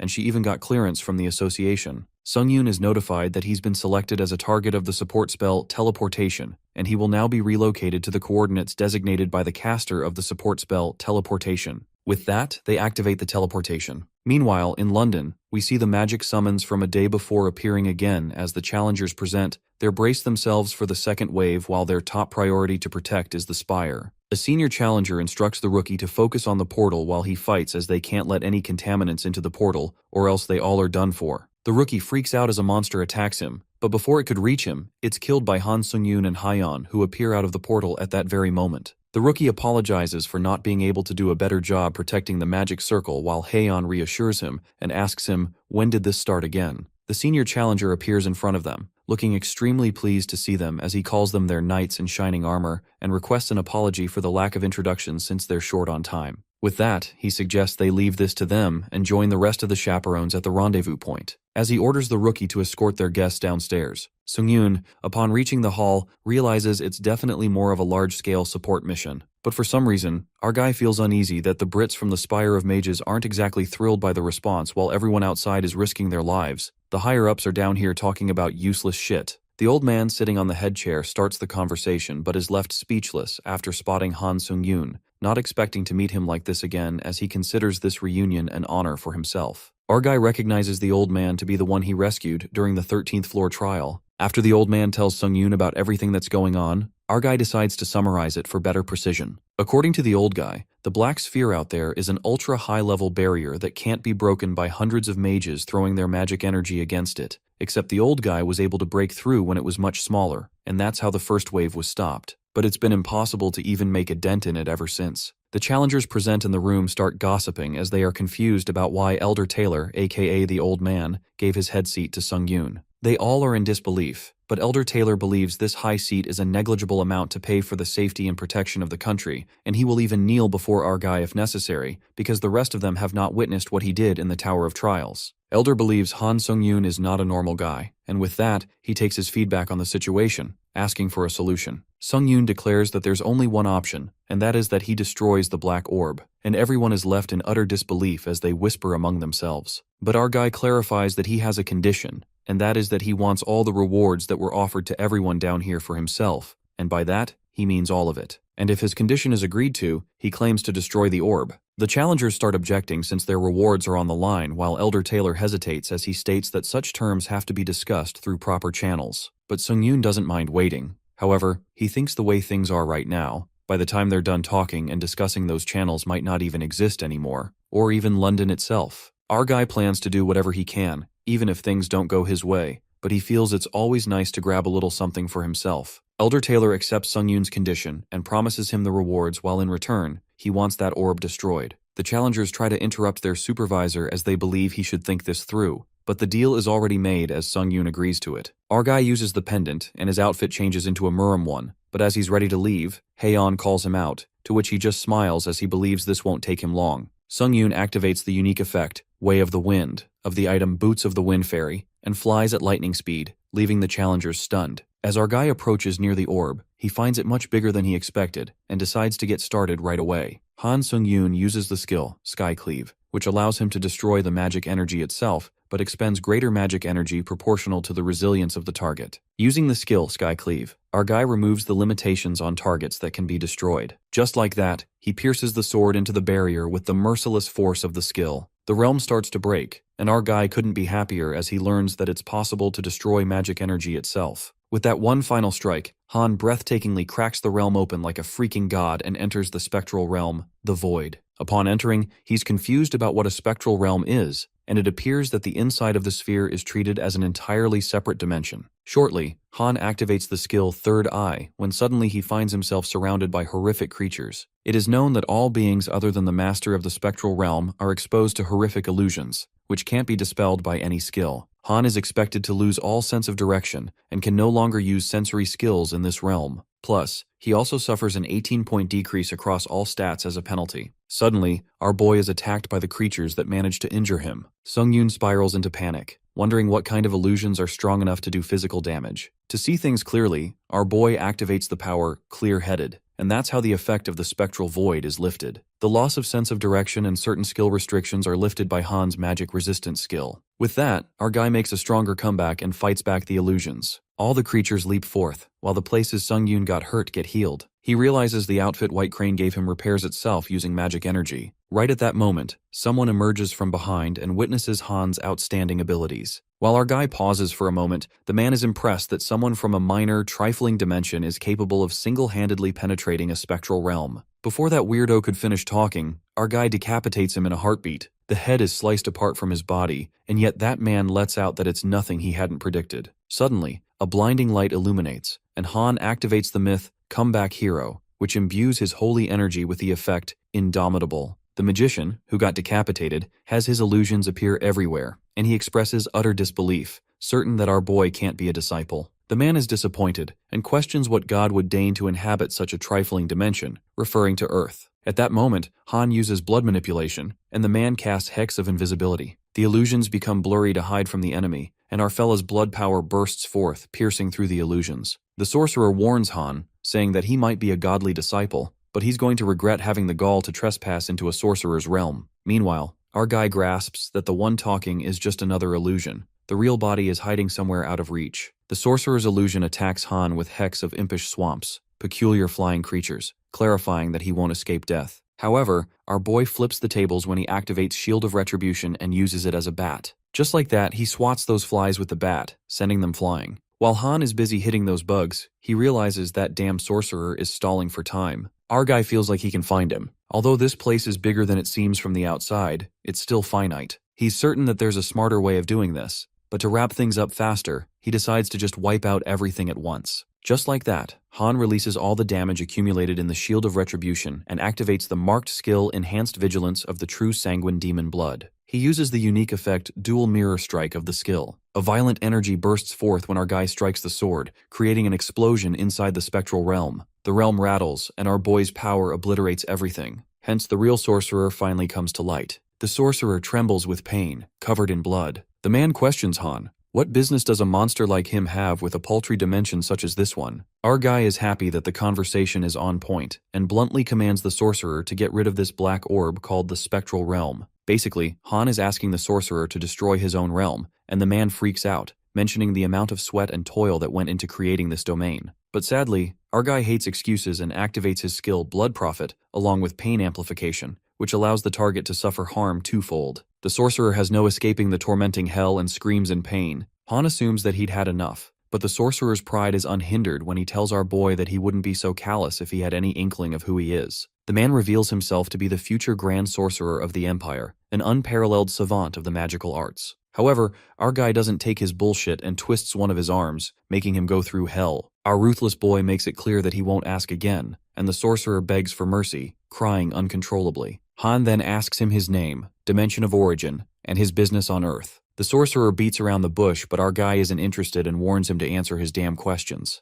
The man reveals himself to be Sindel from Ari's dimension, and his mission on Earth was to garner faith from the beings of this world. Han asks him what that's supposed to mean, and Sindel humiliates our guy, asking if he came to him without even the slightest knowledge. But our boy starts to lose patience with him and strikes him down with a kick, breaking his ribs. Sindel begs to stop this madness and explains that ancient records found in hidden repositories reveal that wondrous mages and wizards ascended above their mortal limits through their reliance on faith. The faith devoted by these believing masses accumulated in their hearts as holy energy that formed circles, eventually allowing an exceptional few to reach the sixth circle, the honor and glory of the vaunted title of Grand Sorcerer. Our guy questions Sindel how he gains faith from people. The mage answers that one form of faith is the sheer dread evoked through absolute domination or mortal fear through indiscriminate massacre, the most expedient method indeed. Sindel also confesses he chose the Earth dimension because holy energy tainted with the presence of another god cannot be used to elevate the abilities of a mage. There's no reason why the sorcerer would debase himself gracing a godless dimension with his presence. Han sums it up that the sorcerer committed mass murder just to improve his skills, calling him a piece of shit. He proceeds to the next question and asks Sindel what he knows about the God of Testaments and the God of Battle. The mage confesses that it's beyond his knowledge whether such deities even exist. However, he seems to have a death wish when Sung-Yoon catches him lying through his teeth with his dragon eye, even on the brink of death. Our guy realizes that Sindel definitely knows something about the gods, and a murderous intent creeps in when our guy picks him up. He understands that no one would give up important info like that without a fight. Hence, our guy decides to increase the intensity of pain and activates Torturer's Wiles, an efficient method of interrogation. Poor Sindel's body twists, and he goes through horrendous torture as his bones crack one by one with blood spill. Han literally goes insane and waits to see how much more he can take. Eventually, Sindel is sucked to the bones and implores Han to end this torment. Our guy manages to squeeze the info out of him, but in a gruesome way. Han Sung-Yoon then narrates how he learned so much about divinity, magic, and the God of Testament, thanks to Sindel, not to mention various tidbits about Ares' dimension. Our guy then appears tired after tormenting others and reckons that it's been 7 hours since he jumped into this realm. All that torture took its toll on his mental health. Nonetheless, Han begins to realize what divinity really is. First off, possessing divinity in itself doesn't make one a god. Second, divinity can only be amassed by unlocking a bodily organ for magic, what they refer to as Dantian in Murim and circles in Ares. Holy energy generated through divinity is the purest form of magic energy, serving the user's will with the highest level of responsiveness. In simple words, holy energy constitutes magic energy in its true essence. More importantly, gathering this energy allows the user to make exponential gains in power, since it reacts sensitively to the will of the user. This allows the user to reach loftier heights of skill than might otherwise be possible. Whatsoever, Han finds it disappointing since he couldn't figure out how to use it properly and realizes he has a long way to go from using sword auras. He also stumbles upon the 2 ways to store holy energy in one's heart. First, he could break down and refine magic energy, which is arduous and time-consuming. As such, one solution to this dilemma is to use faith as a resource. Whether it's through admiration or fear, being the subject of intense faith will channel faith into the heart, at least based on what Seindel learned from investigating the ancient records he mentioned. The scene takes us to a flashback, earlier when Han was torturing Seindel. He revealed that there was an oracle given to him by the priest who serves the god of battle. Our guy gets a fragment of information about the god of battle, and he had no idea they were so deeply involved in all this. Sungyun remembers when the God of Testament warned him not to place his faith in any other god, because there's a risk of incurring the animosity of other deities. Our guy is baffled why some gods would want to be his enemy when the only time he's known them is through random messages. But there's no questioning anymore that the god of battle's hostility towards him is bringing Earth into the crossfire. And this makes Han enraged because if things keep escalating like this, in the end, the god of battle will become his nemesis. Just like that, our guy absorbs Seindel's dead soul and his blood to inscribe the marked skill, Imbue Soul Ego. Han feels like if he's at least planning to go against the gods, he needs to gather as much holy energy as he can. Sitting in a mansion, our guy presumes that he has gotten rest over the past couple of days, which means the tower is about to summon him again. He then recalls what the girl said about this pocket plane pouch that settled beside him, an exceptionally rare item, and to take good care of it. Our boy grabs the big-ass pouch to check out the latest spoils. He finds a skill proficiency potion, a book of random skills, a stat increase potion, and so on. He thinks it was worth it for the Brits in the end. If anything, they got the better end of the deal. Han is certain that they'll get a whole lot out of studying that thing for research purposes, thinking he should have claimed a share at least. Later, he peeks at his hunter identity card and becomes an A-grade hunter. He remembers when he thought reaching A-grade was a dream come true, but still, Han appears disappointed, wondering if he wasn't good enough to be S-grade, cursing those association cheapskates. It is then revealed to us that after the mission, Sungyun was asked to host a press conference with the British Hunter Association, even receiving an offer to gain British citizenship outright. It was like he had become a celebrity overnight. Then the same thing happened when he went to Korea. He was showered with a bunch of incentives like tax exemptions and other benefits just to win him over. But the thing is, fame and wealth on Earth didn't really mean much to him anymore. Our guy ponders that no matter how rich or famous he becomes,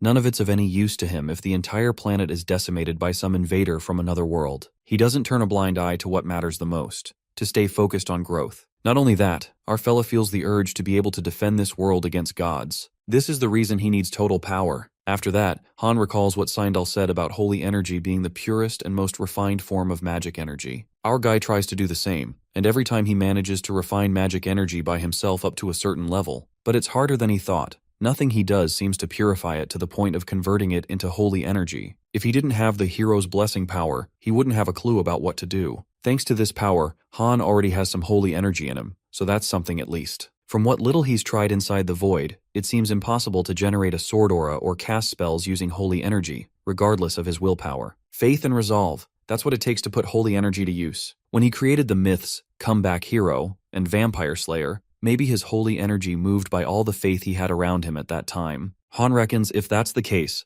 there's nothing he can do to use holy energy properly by himself right now. At that moment, his time on Earth ends and our guy returns to the Tower of Trials. Deep down, he knows the answer to his questions must be higher up the tower. With that, Sungyun enters the 15th level of the trial, Acolytes of the God of Darkness, that's what they call themselves, and smiting the filthy heretics who reject their sable savior is their mission. The hunters are creeped out by the sheer terror these monsters exude since never in their lifetime have they witnessed something like this. Those hunters seem to be from a party and wonder why their chief even took on a contract like this. Nonetheless, a big guy jerks open the curtain of the camp and yells in a frenzy at someone to get his ass up and out of this damn bunk. The big guy makes it clear that he'll not abide by lollygagging in his camp. Well, to our surprise, the boy who's being yelled at turns out to be Han Sungyun, disrupting our guy's leisurely lie-in. Our poor guy didn't even get the time to settle in and wonders if that big bastard is an orc or something. The soldier frantically asks Han if he hasn't heard the marching orders and questions his ridiculous outfit. The soldier alerts our guy that the crusade is about to begin.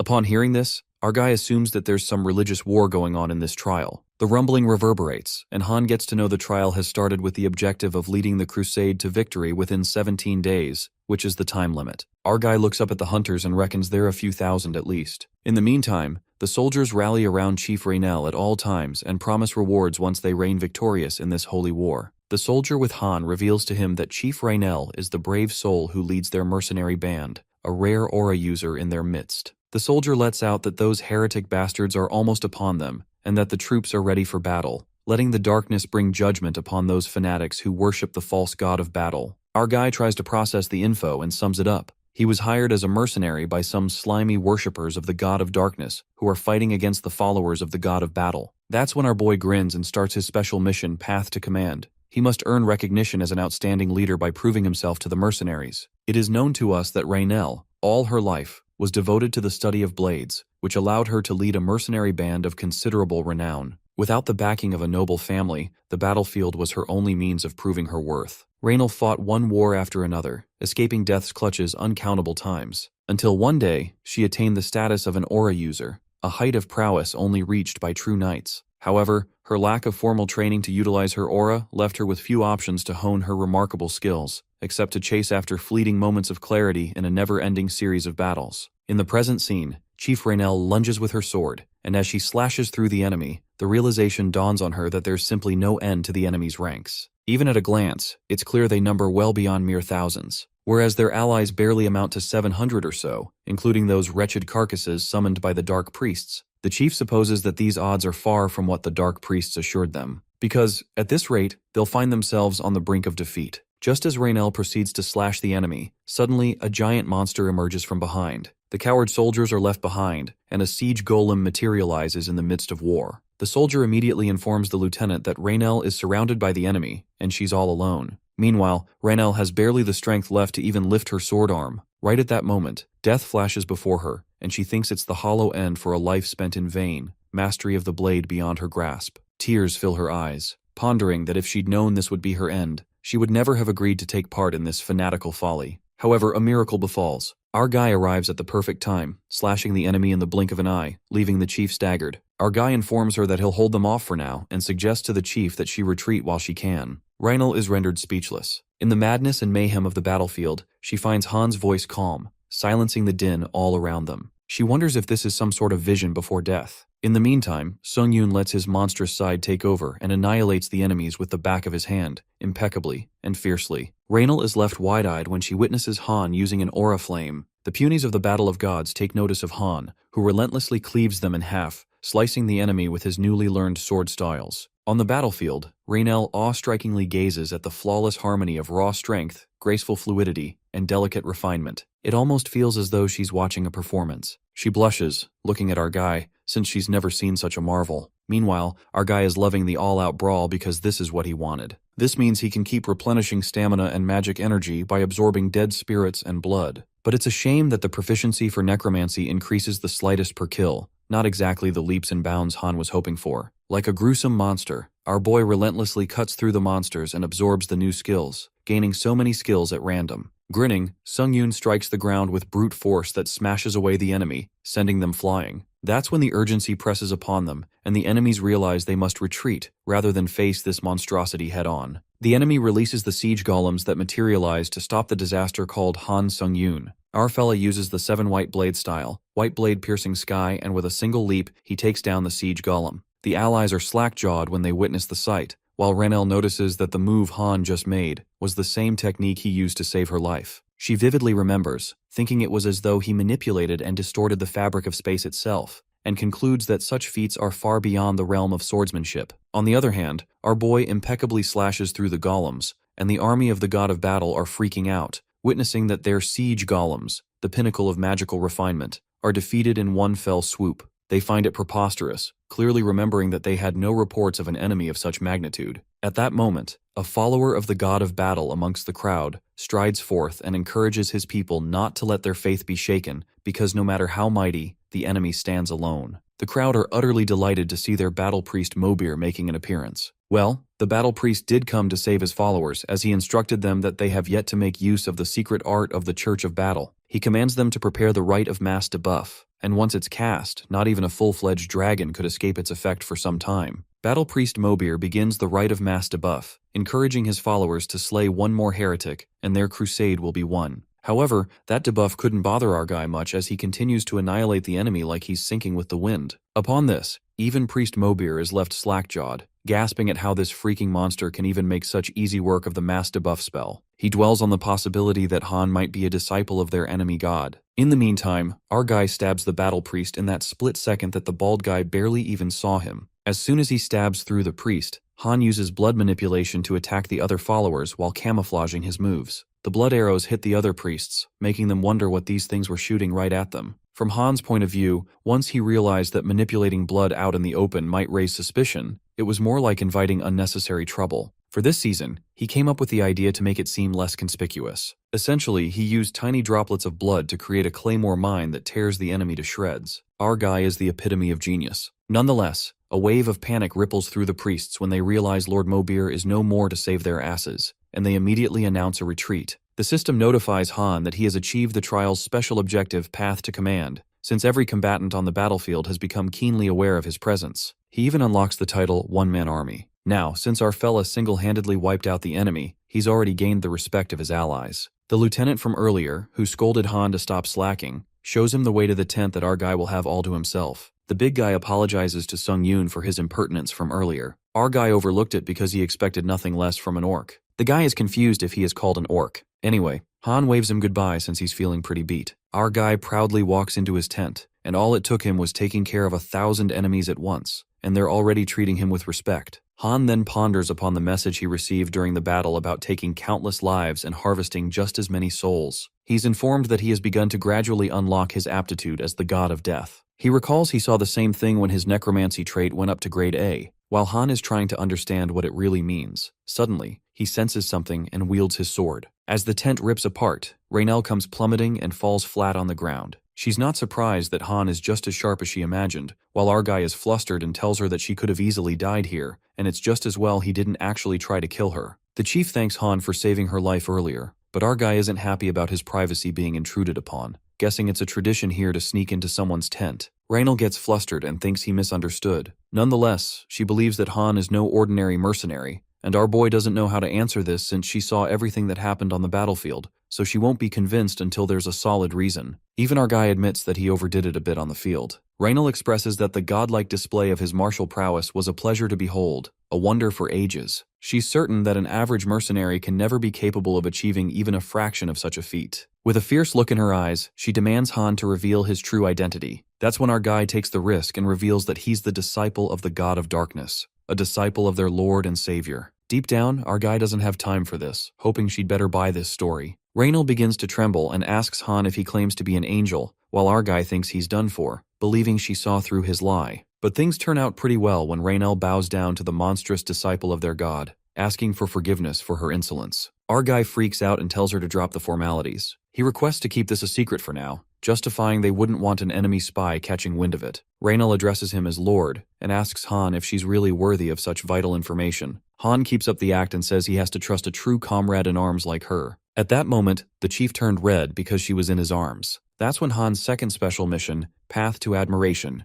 begins. He needs to establish a rapport with the top mercenary, and that person will be marked with an arrow that's only visible to the user. That arrow appears on Raynell's head, who's now the top mercenary in Han's army's camp. Since our guy has already taken care of Path to Command, it's about time he found somebody to help him lead this ragtag army of his. To make things work, Han holds Raynell's hands, having a feeling that this trial's gonna be a freaking cakewalk. Well, bro knows how to smooth things up. After that, Sung Yun smirks because he'd hit triple digits across all stats now, and also absorbed a bunch of new skills this time. He decides to sort through them properly while he has time and opens up the list of skills, but Han notices that none of them really stands out as particularly useful for now. That's when the skill synthesis comes in. He activates the unique power to make new skills, when suddenly the power, Hero's Blessing, interrupts, temporarily increasing luck to an enhanced degree. Abruptly, light flashes through the tent and creates 3 new skills. Our guy is glad this skill activated automatically, just like it did when he crafted the demonic origins of blood. That reminds him that he's not done yet,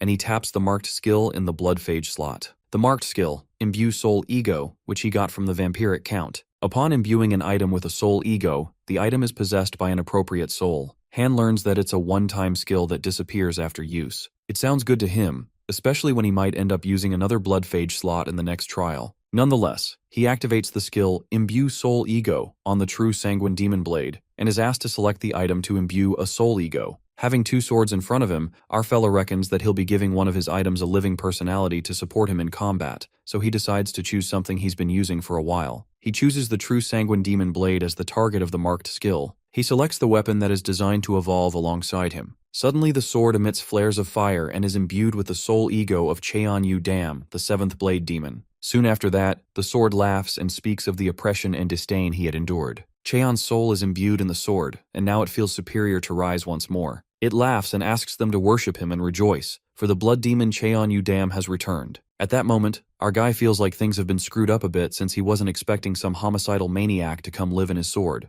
Later, some hunters are practicing their corpse combine technique when our guy walks in, stealing the spotlight. The murmuring initiates when they call Han a slaughterer, though he looks young. The other soldiers couldn't speak of what they saw on the battlefield, concluding this guy was a real demon. They believe that Han must have killed over 1,000 people by himself without even batting an eye. Those soldiers give him a wide berth since he's a bad omen. Our guy finds it ironic that they're talking about bad omens, coming rich from a bunch of darkness-worshipping cultists. Later, our boy takes a serene walk under the moonlight, unlike that homicidal maniac bastard in his sword, who begins blabbering. The guy asks Han not to ignore his words of wisdom, and reveals how countless followers of the blood demon cult clamored for a moment of his time. Our guy thinks this dude is talking to himself cause he ain't paying heed to a word he said. It's been a mere moment since Cheon was released from hellish torment, and now he has to deal with his insolent half-wit master, calling it misery. Our guy feels hurt and clarifies that he's not a half-wit, it's just that he doesn't enjoy useless chit-chats. Cheon is glad that he caught Han in a conversational mood and asks our fella if he's entirely untrained in the art of chi telepathy. But Han doesn't know something like this, and asks Cheon if he was a player before. The sword scoffs, responding to Han that he has betrayed his own ignorance once again. The guy speaks in a boastful manner, saying there wasn't even a soul alive who did not know the blood demon Cheon-yu Dam by reputation. Sung-yoon asks him how far he got in the Tower of Trials, and Cheon replies that his ascent through the tower came to an end at level 41. A grin spreads across Han's face because if this guy is spilling the truth, he could be a treasure trove of valuable information. Cheon's personality aside, our guy feels like he's going to be pretty damn useful. A sudden realization hits Han when he recalls that players who die at level 40 get to reincarnate as admins, and he asks Cheon why he didn't come back to life and work as an admin instead. The sword rumbles with rage and asks Han if he dares to suggest that he allow himself to be subjugated to the tower's will. Cheon chooses to rather face the oblivion of death, because a meager existence at the cost of his dignity is not a life worth living. Our guy is surprised by the bravado of this talking sword. Han gives a death glare to the sword and admits that Cheon-yu Dam used to be a big deal back then, but now he's just a soul ego bound to his sword, humbling this over-the-top dude real quick. That's when the sword flaunts its blazing power and clarifies that he's well aware. Cheon asks our fella not to mistake him for some delusional spirit with an inflated ego. Upon its rise, it pledges to lend its master, Han Sung-yoon, his strength to the best of its ability. Deep down, Cheon grasps that his master wishes to make his dominance clear, agreeing that Han has more grit than he gives him credit for.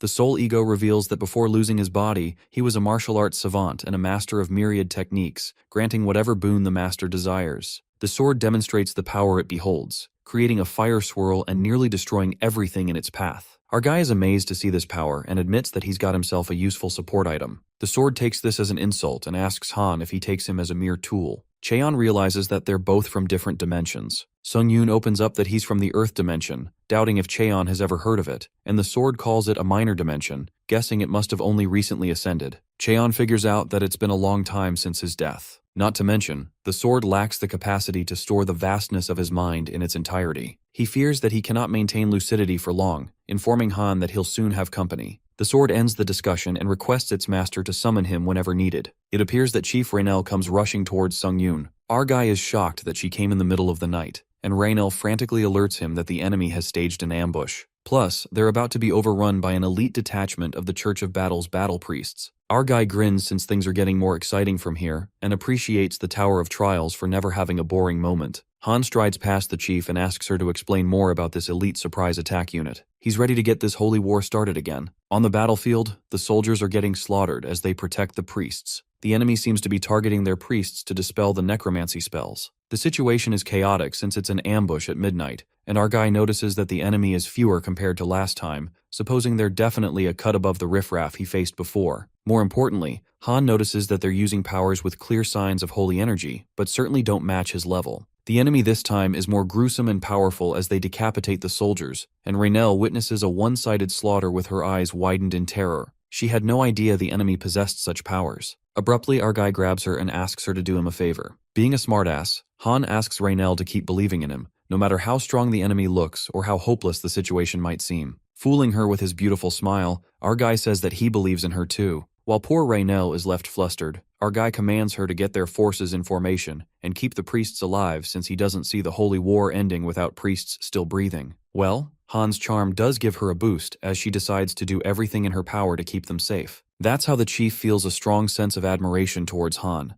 and with that, he achieves the special objective, Path of Admiration. Chief Raynell runs alongside our boy and lets out that if they meet again in this life, she shall owe him a drink at least. Our guy likes the idea and decides to make plenty of war stories to share over a drink. Leaping forth, Han activates the skill Dark Wolf Stride, which increases mobility by 100% in darkness. Just like the wind, our guy diabolically slashes through the enemy like he's invisible and makes the enemies learn a lesson. Attacking at night will be the last mistake they'll ever make. The soldiers are in a frenzy, and the enemies are storming their way through to the healers at the rear. The enemy brutally annihilates the soldiers, and the lieutenant, who's fighting with the opponent, commands everyone to get back to formation, because as soon as they break ranks, the enemy will pick them off like stray mutts. Just as the lieutenant gets stabbed, Chief Raynell slashes the enemy in half. Raynell seems dauntless as ever and believes the lieutenant wouldn't be bellyaching over a tiny prick on his stomach. The big guy appears just fine, and Raynell frantically commands her soldiers to get back in formation. The chief gets into action and instructs the tank units to take defensive points, archers to focus on their firepower, and melee fighters to guard the healers with their lives. Han's army morale is boosted by 100%, and a meticulous chain of command will prevent its formation from breaking. The opponents call them filthy insects, and make it clear that victory belongs to the Church of Battle. They march forward, focusing on taking the wench at the heart of their ranks, while the soldiers shoot arrows. The enemies are outnumbered, and while lads at the front lines won't seem to hold out much longer, the soldiers request the chief to send them to the fray. However, Chief Raynell stresses maintaining the formation since their only goal for now is to protect priests at all costs. She urges the soldiers not to budge an inch from where they stand, hoping that soon the tide will turn in their favor. In the meantime, our boy, activating the skill Dark Wolf Stride, ambushes the enemy with the speed of light, slashing them all like a monster. Raynell is delighted now that Han the Slasher has entered the battlefield. But the surprising thing is, our guy doesn't kill the enemies. Instead, he tangles them up with red magic ropes. Cheon, inside the sword, speaks up and calls it a ludicrous play. He asks Han why he wasted such power on tying up some raggedy prisoners of war. Whatsoever, even the sword has no qualms with the ruthlessness with which our fella butchered the enemy. Cheon believes that Sung-Yoon would have been a fine member of the Dark Path if he had been born in the Murim dimension. Suddenly, Han's eyes open wide when he witnesses a thin strand of magic energy that reaches him. Our guy then understands that it's chi telepathy, and assumes that it's just a way to send voice messages using magic energy. The soul ego, Cheon Udam, expresses his disbelief since our dude managed to master the technique of chi telepathy in such a short time, finding it impossible. While Han thought it was easy for anyone who uses magic energy, the soul ego tells him that he's basically deriding half the martial artists in Murim as talentless hacks. The sword has to admit that Sung-Yoon is a bold one, yet his arrogance is not unfounded, since only a true savant would be worthy of summoning his soul. Our guy has nothing to say to that, and with that, Cheon's soul withdraws as the demon of slumber takes upon him. At that moment, someone approaches Han, addressing him as Sir Swordsman, and asks our guy to come with him, informing him that the Archbishop has requested his presence. Upon arriving, the bishop calls Han Slaughterer of Many, and is grateful that he chose to come. Our guy suggests dropping that grandiose title and just calling him Nameless instead. The Archbishop finds it fascinating and realizes why the God of Darkness would be pleased to have a man like Han in the rank of his followers. While our guy is flattered, the bishop opens up to discuss the matter of his reward. They cut to the chase without further ado, and the bishop asks Han what is the extent of the reward he seeks. Our guy avails the privilege and activates his skill Absolute Charm.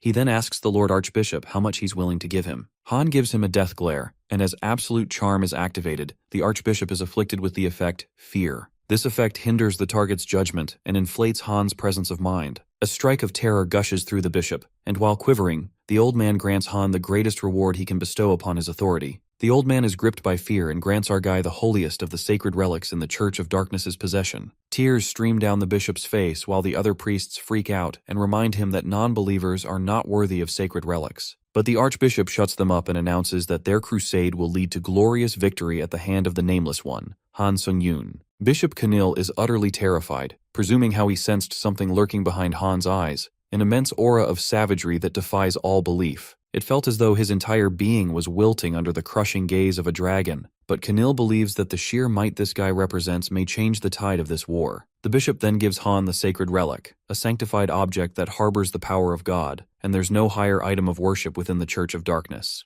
Our guy activates the dragon's eye to analyze the relic and learns that it's the seal of dark alms, which imbues a unique effect upon stamping the seal on the hand. The other relic is the ember-eating night shroud, and the unique effect expends all holy energy to return to life. Our guy is amazed to see that these are both SS-grade relics. However, disappointment crawls in when Han realizes that he can't take either of these items out of the level 15 trial, which is a damn shame. Hit by a reality check, Han would hate to look a gift horse in the mouth, but there's no such thing as lucky coincidence in the Tower of Trials. He conjectures that if he has managed to get his hands on 2 items at a grade he's never seen before, Sung-Yoon is convinced the tower is about to try and kick his ass. Our fella feels pretty tense already, and picks up the items while Archbishop Keneal trusts him to live up to the priceless worth of these relics. As Han is leaving, Keneal warns him and mentions that any soul that flees from this coming battle shall be punished with the full fury of the God of Darkness. Our fella smirks and responds that a mere mortal like him wouldn't dare run away before he's earned his keep. Han leaves, but the Archbishop is thrown into shambles, shattered into sobs over his sacred relics that he gave away. Meanwhile, Han seems happy after looting the bishop,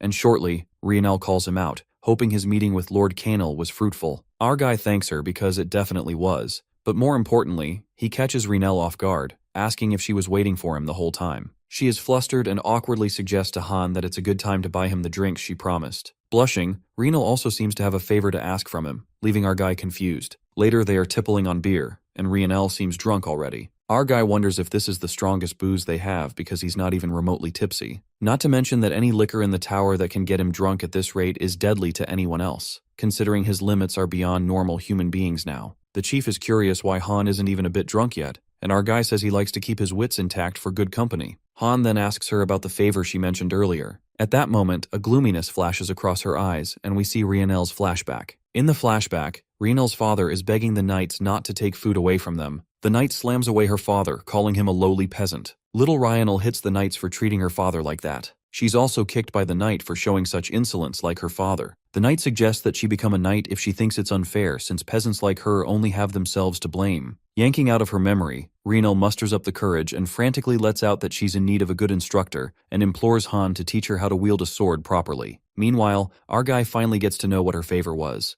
It's just a personal one with no special objective or reward to speak of. Han ponders that he's already achieved the special objective that got Rionel to command his army, so there's nothing else he can get from helping her. Besides, he thinks it's for the best not to get attached to someone who lives in a world that was created by the Tower of Trials. He thinks it's a waste of time. That's when Sung-Yoon gets up and bluntly answers Rionel, straight up refusing to help her. As our callous hero is about to leave, the chief stops him and pleads with him. She sounds desperate when she mutters that she needs to live up to her potential, no matter what it takes. She helplessly slams her head to the ground, bowing, and begs him to teach her, agreeing to anything in return. Han smirks, thinking the time enjoyed isn't time wasted. Later, Rionel looks very determined, but our guy tells her to relax a little. He finds it good that she's fired up, but he infers that she'll lose fluidity from all the tension. That goes for everything. Our guy then twirls her around and thinks what she needs the most isn't combat experience, but to strengthen her magic energy system, which is called aura synthesis in this world. Han places her hand on her back and infuses magic. Rionel feels the sudden surge of energy flowing through her, and he teaches her how to use magic energy. It's like he's guiding her by the hand. She senses something familiar about it, even with all these subtle differences. With each minor change, her magic pathways are growing more efficient than ever. Based on Rionel's characteristics and tendencies in her magic usage, Han affirms that he came up with the optimal magic circulation method for her, and now it's up to her to train this method of aura synthesis every single day. After training, Han heads back to the tent and finally gets some time for himself. He thinks of sorting through the rewards and pulls out his pocket pouch. We get to know that after our guy killed Seindel in London, the British Hunter Association gave him a treasure trove of rewards. He could barely count how many rewards he got, and the only problem is,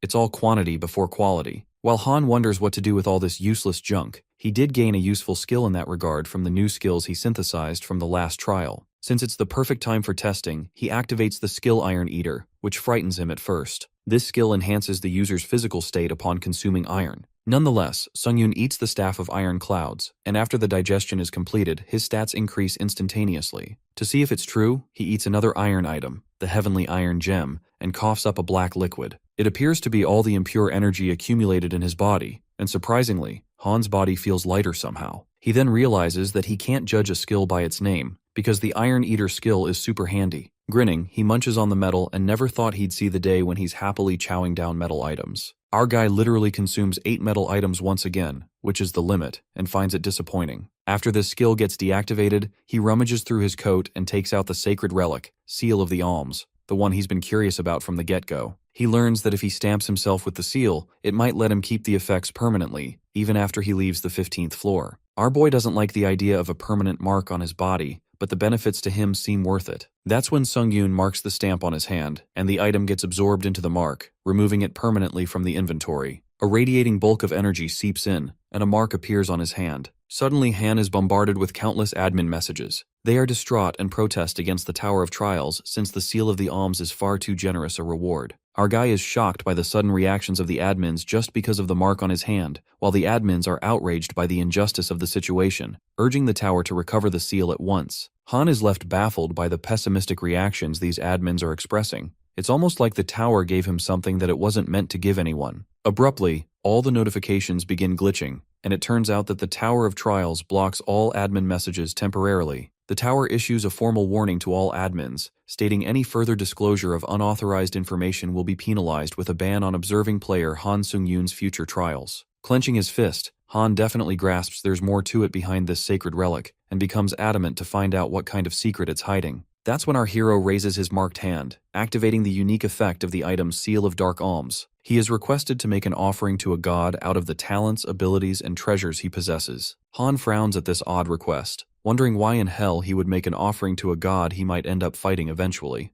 Having said that, he presumes it's a tradition at this point to try out every new function for himself. He then yanks out an item from the plane pocket, and luckily he's got a bunch of items he was planning to consume with Iron Eater. Our guy starts with the crappiest item he's got. Just then, he's asked to select a god to whom the offering will be made. At that moment, the system glitches, and Han notices there's something wrong with this. It appears that no trace of another god is verified in his holy energy. It occurs that Han is recognized as an independent possessor of divinity, hence presenting himself with the offering. The item Little Sorcerer's Staff is accepted by himself, and the next thing that happens leaves Han's eyes wide open. The item that was accepted converts into holy energy and is stored in his heart. A bright light emits from his chest, and our fella is utterly baffled. He can't make sense of things, that he somehow made an offering to himself. However, one thing seems simple enough. Han can basically farm all the holy energy by himself. Although he doesn't use it much, he bets he'll find different ways to use it as he gains new myths. For now, he gathers as much holy energy as possible, and as for the other sacred relic, Ember of Night Shroud, he keeps it within reach. Han feels like there must be a reason why the tower gave him these items in the first place. He's certain that there will come a time when he'll need to rely on them. And just like that,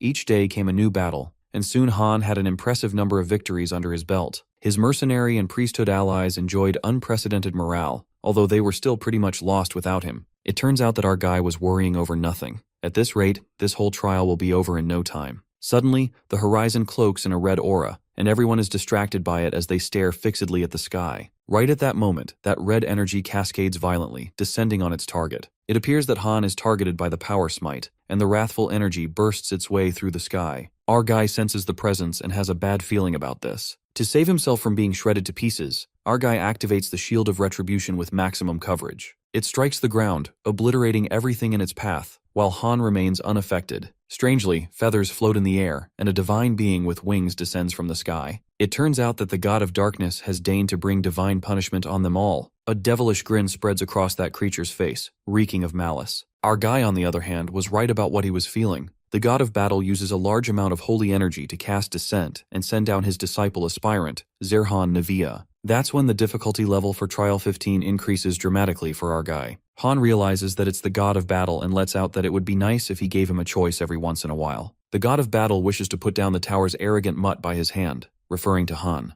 The god states that in death, Han will know humility, and his folly of coveting godhood will be his last regret. It appears that our guy has angered the god, and now hell breaks loose, because the god wants nothing but Han's life. Even our hero knows he won't make it unless he fights at full power right out of the gates. Han activates all the possible skills and braces himself to fight. Just when our guy thinks he needs to be fast, the divine being, in a blink of an eye, grabs his face and smashes him into the ground. The power smite plummets from the heavens and strikes Sung-yoon. Before we all know it, our main character dies on the spot. He meets his unfortunate end.